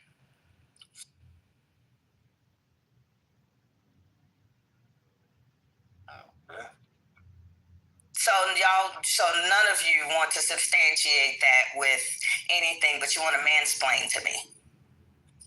Got it. So he's mansplaining because he's stolen? No one ever seeing any links, huh? Do you see any? Chad, my response is that it might not be down the line of gender only, where Black women are more likely just hire Black Anyone women. else see a link? But it's also because there's probably academic qualifications are... No, I don't see it. Do Black men make more than Black women? Controlling for what variables? If Normo is speaking to me, please tell him to mute up. Do Black men make more than Black women? Or do Black women make more than Black men? I think... Well, then, I guarantee you Black men make more than Black women. So if Black men... Because they're men. If Black men... Let me finish what I'm saying. No, interrupting, not letting me... All right, next person cut chat off and move you down. Let her get her full thoughts out, and then y'all can respond. Anybody come up with Shut your weak ass up. Move me down, little nigga. All right, I don't touch you, pussy ass nigga. I know you like... Oh, my Lord. Look how the men get so mad. Fuck your auntie, nigga. I know you like your auntie, nigga. Come get it back in blood. All right, chat. I'm down. You know what's crazy is the men have been speaking for hours. Okay? And we haven't had the vitriol, but a woman starts speaking, and I gotta get attacked. This is wild. If men make more money if Black men make more than Black women do, and Black women are more educated than Black men, then tell me who is more than likely to be at the top. That's a very more black men. No. Let me break it down. If education was the sole equalizer, we would be making more than black men, because that's what you and Tio just said. So if that was the sole variable, then you want to let me finish or no? Let her finish. Dr. Vonna, shoot no, them why in y'all words. triggered? Go ahead. I'll let y'all go. I will be the gentleman and let you all go. No, go ahead, ladies. Sean, show something. Go ahead, Sean. Just finish what you were saying. That gender wage gap says something different. Y'all even got the right to vote before white women did. So let's be clear that the system is set up to elevate men first. It has always, it has always been set up that way. And the fact that you all are telling me that there are more black women in C-suite positions than black men is wild. There's no data that supporting education actually proves my point. But go ahead, fellas, y'all got it. Name there, Bertoni. I never said anything different about gender inequality when it comes to pay. I just said representation. That was it. You can still have representation and still have inequality in pay. So I'm siding with you kind of here. Not really, I'm just explaining that it's not only just because women hire women. And I was trying to make the argument that there could be also because of lack of representation that traditionally people in power, maybe have been white men, may have more likely hired white men if that argument was being made, that people are likely to hire people that are similar to themselves. And so that was just my argument. That was the representation, not income inequality. I think income inequality is real. Women do get paid less than men, and that has to be something that is bridged. Black men hold 2.5%, somewhere around their C-suite positions. Black women 1.6%. So no, they're not more black women in executive corporate positions than black men. It's just not true. Thank you, big bro. There's no version of that that's true. It's not an opinion. Can I just read it real fast, if it's okay? I'm gonna go back down to Let's stick to the topic and move down. And interview. No. See, y'all didn't do that when the men went down Noble Library. Okay. Or black women make more than black men. Okay, then where do we go from here? I'm trying to understand why it matters. Yeah, I'm trying to figure out how we even got here. It's a difficult topic. If I can just read this real fast, you look across the various racial groups in America, the TCD did not hear McKinsey in 2022. Black women were being promoted into C-suite roles at a higher rate than black men.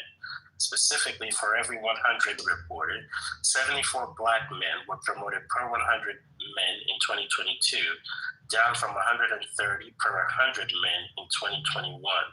So in terms of recent promotions, black women are seeing a faster relative advancement, but when you look at who's actually is in the C-suite, not just promotion, black executives are still a very small portion. The Washington Post found that only 8% of C.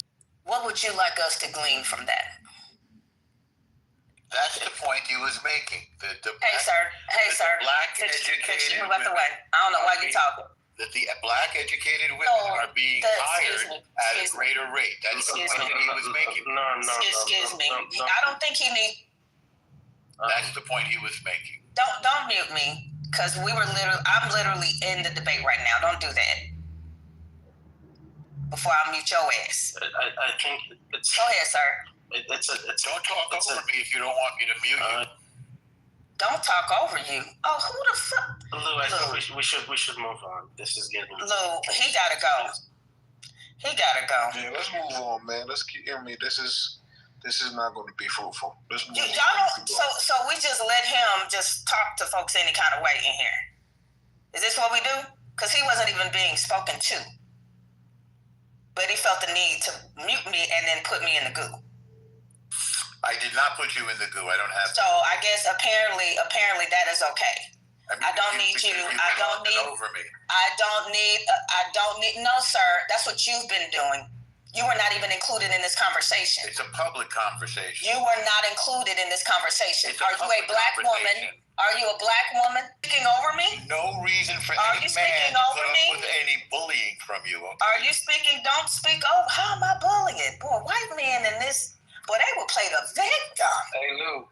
You know, this is a good time for you to demonstrate what you was talking about earlier, you know, using influence to, like, control systems and shit for our advantage. Now would be a good time to use that.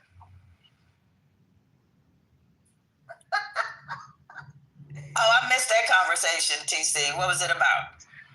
Lou was praising the Jews for, you know, using their influence to be able to control systems and shit. And I just was a great opportunity for him to give us a demonstration on what that looks like. Since hell normal doesn't know how to shut the fuck up. So I was just curious. Hey, y'all see how normal he's raising his hand, but it's black? Yeah, we don't want to do it. Yeah, I noticed that. I want to know more about this. Hey, Normal, we're taking lessons out of your book, brother. Stay your ass down. Okay, I respect that, DC. That's the right thing to do.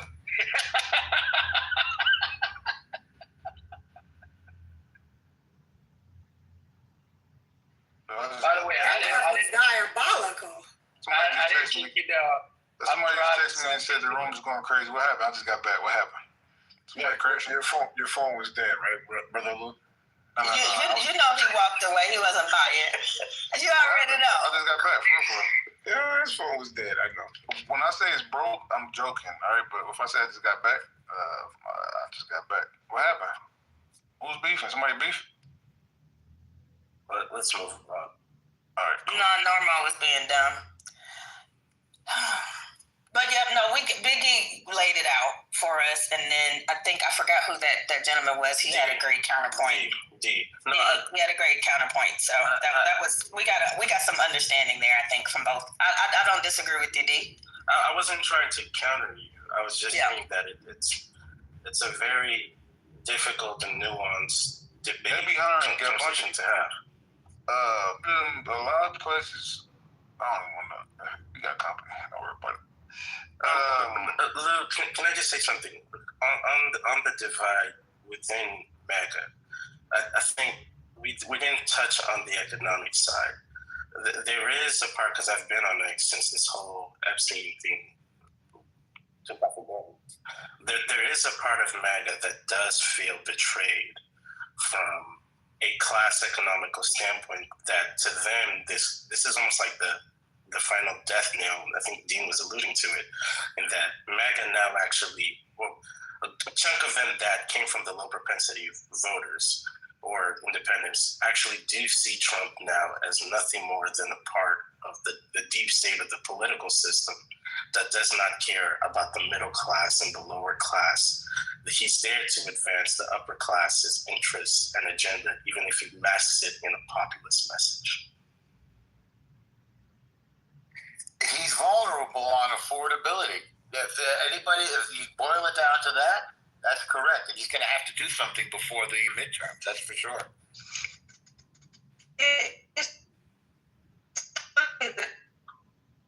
You're in the Matrix, huh? Annette, you're in the Matrix. You're right, Debbie. I agree with you 1,000% in that.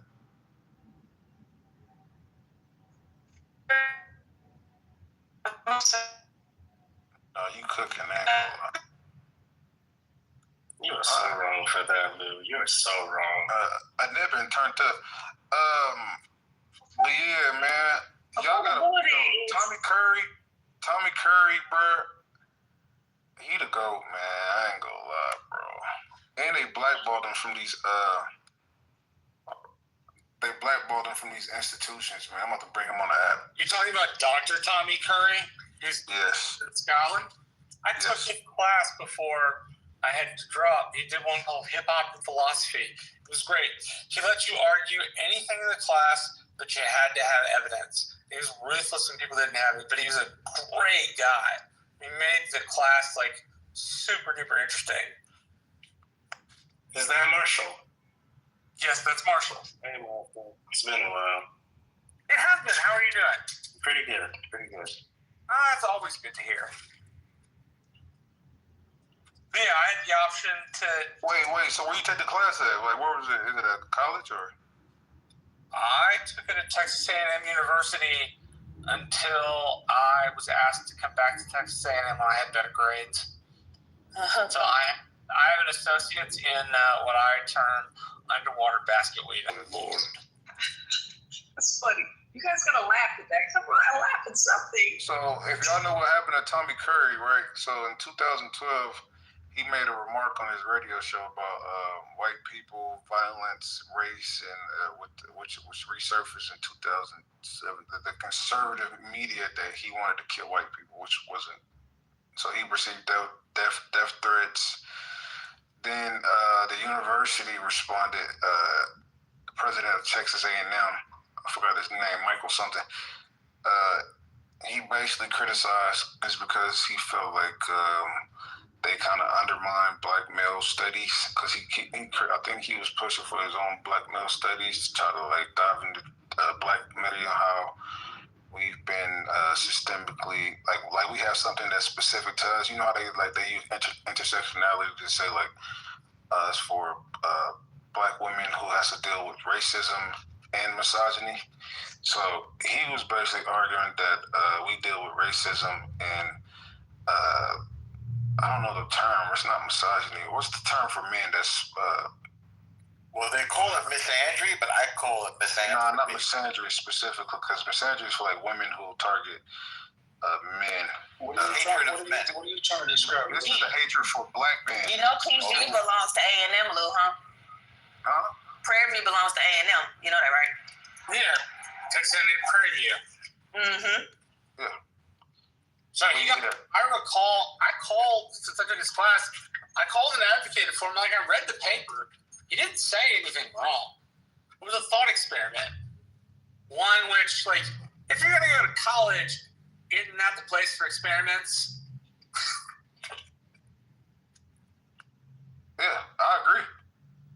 1,000%. So we're talking about like race misandry. I'm sorry, what? There's not a specific term except for like racialized misandry, maybe. Yeah, racialized misandry, exactly. That's the term. That's not the actual term, but yes, that's yeah. So he basically talks about shit that specifically have that's what he called it, racist misandry. Yep, I'm just looked it up.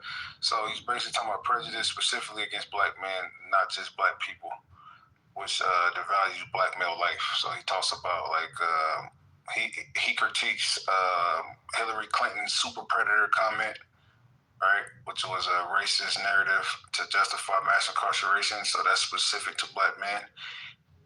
He talks about how black men are used as caricatures in media as like super like sexual deviants and shit, and how they use that second wave of the Ku Klux Klan. That was a really good movie. Yeah. Wait, what? Yo, that's crazy. It was talking about raping white women. Like, how's that a good movie? This is Pepe talking, right? He's like, he's our designated racist. Pepe has traumatic brain injury. He's a former boxer. He has the brain the size of a gnat. Just ignore this racist N-word Tourette syndrome, Luke. Jesus Christ. Exactly. I love that. Whoever said that, I love you. Oh, I think Pepe is in the room. So Birth of a Nation was that propaganda. The Satsuki Katayama is a very nice politician here in Japan now to make the economic system clear. Okay, you can remember the Satsuki Katayama more. Satsuki Katayama more. Who's that black man? Somebody playing is it South Park? Somebody playing South Park? Hold on. I love YouTuber. Who was that black man in the back in that picture? I couldn't even see. I had to click on the picture. I thought it was just all a door. Who's that black man? What are you talking about, Lau? Yo puedo hablar español contigo, friend. Oh shit. Get him, girl. Are you AI? Who the nigga in the back? I'm crying. I can't talk with autism person, okay? Dang, not autism got a shot. That's fine. I'm trying to talk with the other country's people. Somebody said, y'all do me a favor. Anybody go on her pictures, the third picture over, and zoom in on her teeth. I just want to. So, bitches. Hey, bitches. Black bitches. Lou, each one is different. Hey, That's black amazing. bitches. I don't care about a bitch. Black bitch. I don't care about a bitch. Wait, what? Because you a yellow bitch. All right, PTR. Why you can understand who I am? PTR. Why? You are autism person, okay? You can't. She don't understand English. English. Understand the word. That's crazy. Baby, English is crazy. English is wild. That tooth is gone. That tooth is dead. She don't understand a toothpaste and toothbrush. That's what she don't understand. It be like that in a lot of countries. All right, I don't want to make fun of her. Shout out to my Japanese folks, but you a piece of shit for coming from. She didn't say black bitches. She didn't say that. She was speaking Spanish. Black, white. Was that Spanish? Yes, the Asian lady came here and talked to us in Spanish. That was funny. You should have called her away. I ain't gonna lie, bro. That's entertainment, right? Bro. If y'all look at the teeth on the far right, we got black. Oh my god, that shit looks disgusting. That baby. Oh man. What in the fuck? I'm sorry, I had to let her go. Y'all remember that cartoon? They call me Yuck Mouth because I don't brush. Yeah, hey. I had to let her go. How's about a little kiss? Or y'all may be too young for that. Yeah, you're right. We're about that age. I had to let her go. Let's talk to some new people. We got all the pink tickets in the chat. Herbert, pull up, brother. Herbert Scott, I just invited you up. Wait, is that a white man with a Nigerian mannerisms? No. Where you from, brother? I'm from the U.S. Nigga, what? What part of the U.S.? What part of the U.S.? What? That's giving Charles. Sorry, let's bring Ali up. Ali, my diary, pull up, brother. Let's talk to some new people that I haven't spoken to. Johnny, pink tickets only pink tickets. Hey, how you doing, Queen? Where you from? Oh, a doctor to be. Hey, how are you? Okay, femininity, Dr. to be. What type of doctor are you planning on being? So I'm interested in tooth specialty because it relates to. I'm interested in tooth specialties because it's personal. It's related to a past, something that I went to. So the first one is forensic medicine. The other one is neurosurgery. Oh wow! Do you know who Ben Carson is? Yeah. Do you look up to him? I wouldn't say I look up to him, but I'm familiar with who he is. Definitely, he does. He done a lot of good things in the neuro. Didn't he do I think he did the first successful Siamese twins or something like that. I don't remember. But yeah, shout out to you. Where you from?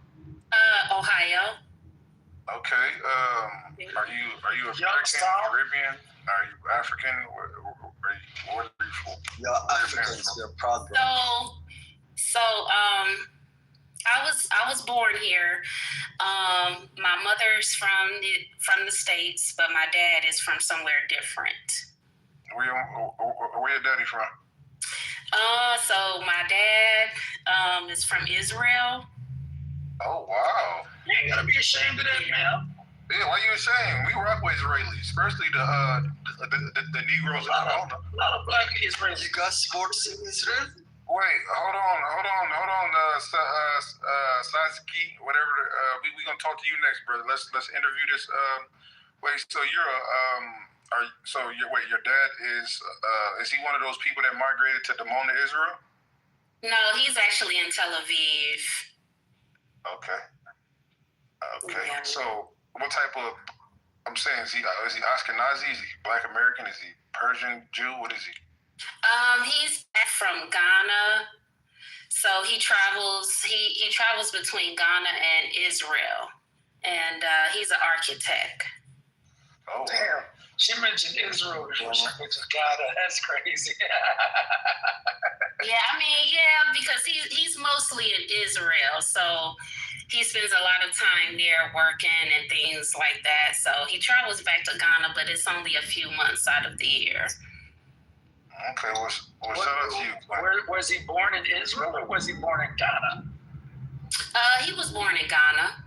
Yeah, so he got in. He's gotten in. He just got dual citizenship with Ghana and Israel. Mm-hmm. Interesting. Well, shout out to you. I'm gonna follow you. Shout out to you. Wait, so where your mom from? Her peoples, and where they from? They from here. No, I'm saying what state? Like, is that South? Like, what part? Ohio. Okay. Yeah, everybody's from up north. Okay, well, I hope you succeed all of your endeavors. Peace and love. Okay, you too. Thank you. Make sure y'all follow this queen. All right, let's pass it to Sasuke. All right, you said in the chat. You said you bitch ass motherfuckers. Y'all voted for Trump. What do you mean by that, brother? Okay, first of all, my brother, my name is Sasuke, and I live in France. Okay.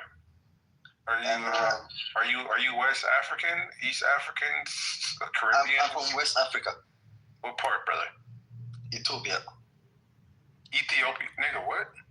Oh, East. I don't speak English very good, you know. That's nigga, what? So he's from the western part of East Africa. For Trump, and you can't even make a distinction between East and West Africa. You from West Africa, Ethiopia, my dude? Bro, I don't speak very good English, you know. That's why. Let's great English, brother. Let's keep going, bro. Let's keep going, okay? My question is. Wait, hold on, no. That's not how it works. What type? Are you Tigrayan? What type? Yes, Trinidad, bro. Yeah. You what? Yeah. Okay. I speak to the. Okay. First of all, I just read Malcolm X biography book, and I don't know why, but I always get influenced by you, Black Americans, right? So you get what? Influenced. Influence. No, like I know your story, right? Because I love to read. Okay. So you like us. So you love us, right? Bro, y'all love the light skins. I get it. No, not her. I love Rihanna, but she's not Black American. But I love Oprah. Oh, we love Oprah, brother. Yes. I love Denzel. Denzel, okay. He's from Africa. He's still in the 90s.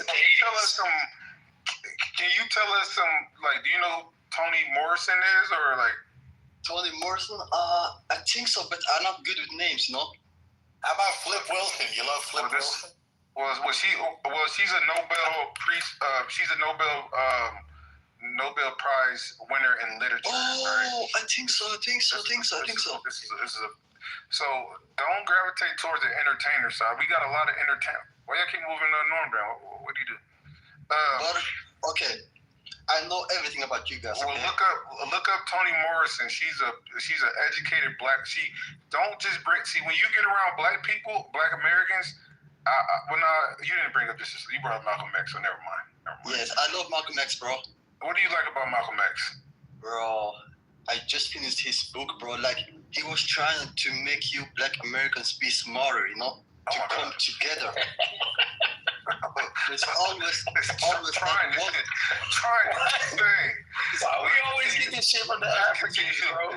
Let's get It's always that one. No, this is in good faith. No. I know somebody that got bad faith coming in with bad faith. He just said he's always trying to teach you Black Americans to be smarter.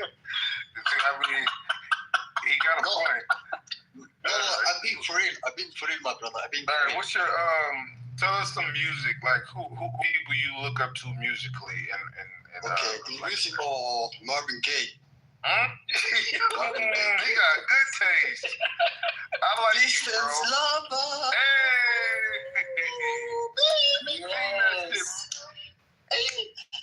It On, boy. That's my sing it, bro. Sing it. Do your thing. Let's get it on. Come on, baby. Let's get it on. You know what I'm talking about. Come on, baby. Hey. Wait, they don't have a baby in Africa? What happened here? Okay, no, let's go to the conversation, bro. Do you know any modern Black Americans like post 2005? 2005.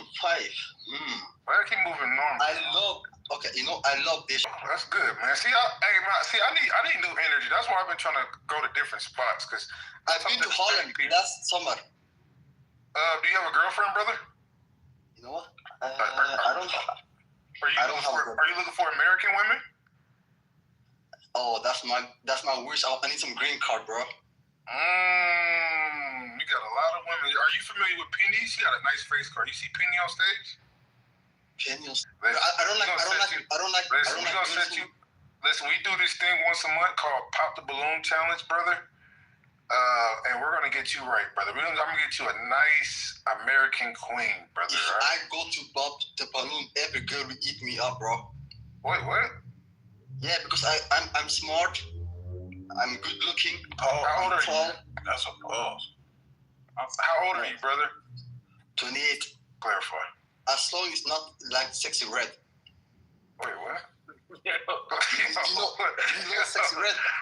Nah, who the fuck is that? Who's Sexy Red? Who's that? My coochie pink, my booty hole, bro. That bitch. This is what we're exporting to Africa. This is what we're exporting to Africa. Yo, it's crazy, man. Yo. She's crazy. I don't like her. Peach like that. That's crazy. You Black American style. Black American queens, bro. I crash out. Matter of fact, she Nigerian anyway. This woman that was just. Oh yeah, that's perfect match. I know. I don't like no Chinese dog eater, bro. What the fuck? Damn, bro. Why you racist? No, this is crazy. No, I'm not racist. Like Chinese love Chinese people. Black people love black people. You know. Real talk. I don't eat no fucking noodle. You passed the vibe test, bro. I like you, bro. You cool. Okay, let's come to the real test, okay? Nigga, what? Let's talk about why I'm up here, okay? Oh, okay. You got an agenda. Okay, let's get to it. Okay. Why can you? Okay, here comes the cash app. Brother, please let me say this. Minnesota's a nice. Let him land. He about to I will go to each fucking state and I will kill every Uncle Tom. That's the start of. Wait, what's the Uncle Tom in your definition? Black motherfucker who thinks that he's a ginger. No, that's not Uncle Tom, brother. No, Uncle Tom is one of black guys who thinks he's not black, but he's a white guy, right? Well, do you know Uncle Tom was somebody that actually, there's a misconception about Uncle Tom, brother. What is Uncle Tom? You think Uncle Tom is a sellout? Yes. Oh, wow. Am I not wrong? No, I'm not right. Should I tell him or? No, tell me, brother, tell me. Have you ever read Uncle Tom's Cabin? Yeah, I was going to reference that. No. It was an anti-slavery novel. Okay. Yeah, Uncle Tom was actually a person that was saving black people. Not before you go to save black people, that's going to be fundamental foundational reading before you attempt to come to America and save black people. Yeah, there's been a misconception about. You get my point, right? Oh, wait. Let me ask you a question. So, then you're Tigrayan. Yes, I was born and raised in France. Okay, and you think you're gonna? So you read one Malcolm X autobiography, and you think you're gonna? No, that started when I was 18 years old. Brother, let me ask you a question. You're gonna come to America and save Black Americans from who? From Uncle Tom's and who else? White people? From white? Yes, exactly. And the Jews, I'm gonna be the black Charlie Kirk. Don't bring Jews in this. You said what? I'm gonna be the black Charlie Kirk. Oh, you're gonna be the black. So you're gonna be the black version. So basically, what Charlie Kirk was for white conservatives, what you're gonna be for Black America, correct? Yeah, because he was all talking bullshit. He was talking like from his chest, you know. Nothing he was saying was facts. Well, I'm gonna give you. So I think you should start on the south side of Chicago. Have you ever heard of O Block? It's like a Hell no, I'm not going to O Block, bro. Yo. Damn. Where do you get your news from? I thought you wanted to save us, bro. No, bro, let me start from the first step, bro. No, but you said you wanted to be Charlie Kirk, so I was trying to give you a Charlie Kirk outcome. Go to Why is another black guy killing another black guy? Hand in my heart. You guys would be the best. Would be the best people ever, huh? Yes, you will take over America, basically. But every time a black successful is up and coming, rising up, you take him down, kill him. Why? Why did you guys kill Malcolm X? Now, what made your parents go to, instead of going to a black oasis like Africa, what made them go to France? Because and we for the French.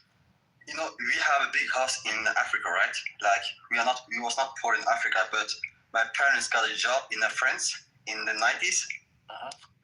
And basically, you got that je ne sais quoi about you. Do you know what je ne sais quoi mean, brother?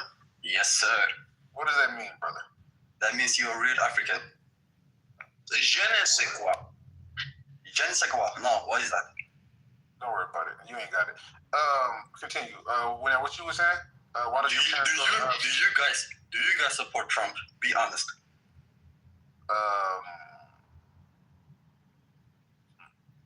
Some of us do, some of us don't, brother. Okay. To all the black guys, the people who support Trump, tell me one reason why you support Trump. Who's the?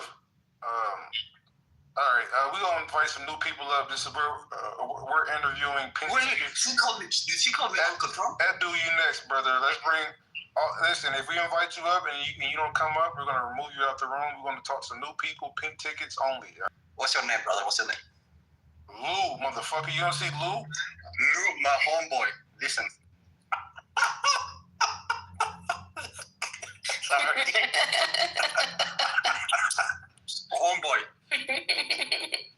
Who the fuck laughing like that?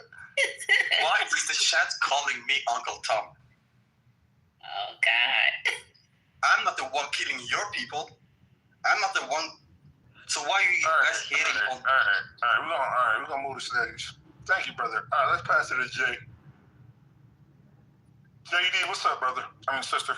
I'm sorry. Georgia Peach. How you doing, Queen? She might be on the phone. Okay, let's pass it. All right, we need some new people. If I invite you up, let's only pink tickets. Harry Balzac. Pause. Oh my God. Let's bring you. Okay, you don't want to come up? All right, let's pass it. All right, let's invite. Who else up? Harry, come up, man. Come up and tell them where you're at. You're good. Yeah, it's a safe space, bro. All right. We like some Israelis over here. Craig,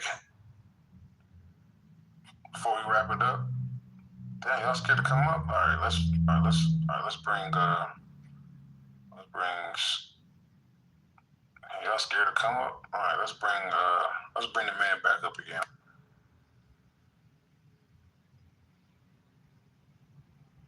What's up, homeboy?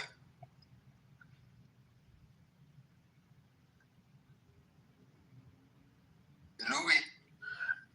He keep calling you Louis. What's up, homeboy? What's up, homeboy, Louis? Listen, I've been to Harlem last summer, right? Tomorrow is early. We're gonna end the room early. I think Louis is French. I gotta do something. That's why I did the room early today. I wanted to update it. Hey, follow the house, brother. All right. California? Yes, sir. I'm gonna be there next summer, bro. 2026. What they gotta do with me? You gotta show me around, bro. Show me Compton. Show me Long Island. Yeah, that's Long Island, all right. No, I'm good. I'm good on you, all right? Don't take me to Diddy, bro. That's it. No, I'm good, brother. I ain't trying to meet up with you. All right, Bake, what's up, brother? Where you from? How you doing? Hey, guys. Okay. Got the soft voice. Where you from? I'm from Norway. You from Norway? Yeah. She's my girlfriend. Are you his girlfriend? No. He's telling me now. Can you stop, Sasuke? Yeah, get the fuck down. What's your ethnicity? And do you speak French? Oui. Are you Ethiopian? Like, what language was he speaking? No, I speak Norwegian and some Swedish. Oh wow. Okay. This your first time in IGB? Yeah. Cool. Now what's your ethnicity? Iraqi. Oh wow. MashaAllah. Yeah. Someone said, what do you think about the Somalis in Norway? They are so cute and so nice. Like little puppies? Yes, it's so cute. Oh. I love them. Yeah.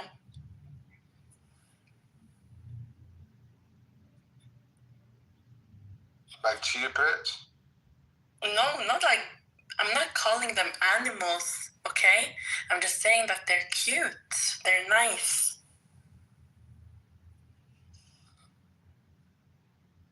What noise, nigga? Alright. Well, you don't, Erica? No, I can't. Why? Because I've been to Iraq and they don't allow me. Oh, Iraqis is banned from the United States? Oh. Yeah, so I can never go to Miami, LA, Texas. To South Africa. I just want to let y'all know. We're doing a co-collab room. Oh, it's not tonight? No, it's tomorrow. We're going to do the room early. We're going to do a room early. Yeah, I have to do a podcast, record a podcast at 6:30, so. AM? Oh, PM. So I can do it earlier. Oh, yeah, that's perfect. That's perfect. It's okay. Tomorrow. Lou, you good with this rain? Huh? You good with the rain outside? It's crazy. It's like this in Vegas, too. No, I'm just going to go skiing to the middle of the week and forget about it. Hey, Lou, what time is the room tomorrow on TikTok? And 10 a.m. But I'm gonna do a room early on Clubhouse, and then we gonna transition pause. All right, bet. All right. Who else? Bro, it's me again. Oh my god. Oh my god. All right, let's end it with Tim. All right. Someone just say Israel love Africans. What a Tell bullshit. me, shut the fuck up. Ethiopian? Hold on. I missed him. Like, where is he from? He's Somali. I swear to God, he's Somali. He's Somali? He's from Somalia. Somali? You're not funny. I don't speak. Bro, she's my ex, bro. She's my ex. That's why she's mad. I swear to God, I'm not his ex. She's mad because he can't fit. Why don't the new people ever come on stage, though? They just be in the... But I'm new. I be seeing pink tickets in the audience. Like, old Clubhouse, bro, we used to have 800 people in the room. It used to be hella new people every day. Yeah, but let me say something, bro. Nobody's speaking here. Let me speak from my chest, Louis. This nigga keep calling me William McCray. Bro, are you gonna crash? Can you take Bakke up? I will take your asshole, girl. No. No. Can you take...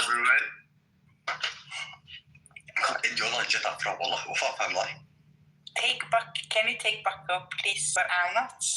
It doesn't matter. You look like one. But I am not. You got a beard. You got hair on your chest. Is this Muslim mingle? What the fuck is going on here? No, bro, she's a terrorist. I'm not Iraqi. That's the problem. It doesn't matter. You look like one. That's all that matters. I am not one. Your hair is just Iraqi bitch terrorist. Oh my god. Oh no, you took it, bro. Let me your dumb stupid ass down. He's crazy. Alright. I'll see y'all tomorrow, man. Appreciate y'all Negroes for sliding. Who wanna do the room? I'll transfer the room to wherever y'all wanna go. If not, hold on, Lou. Text me though. Text me so I can know. Alright, bet. I got you. All right.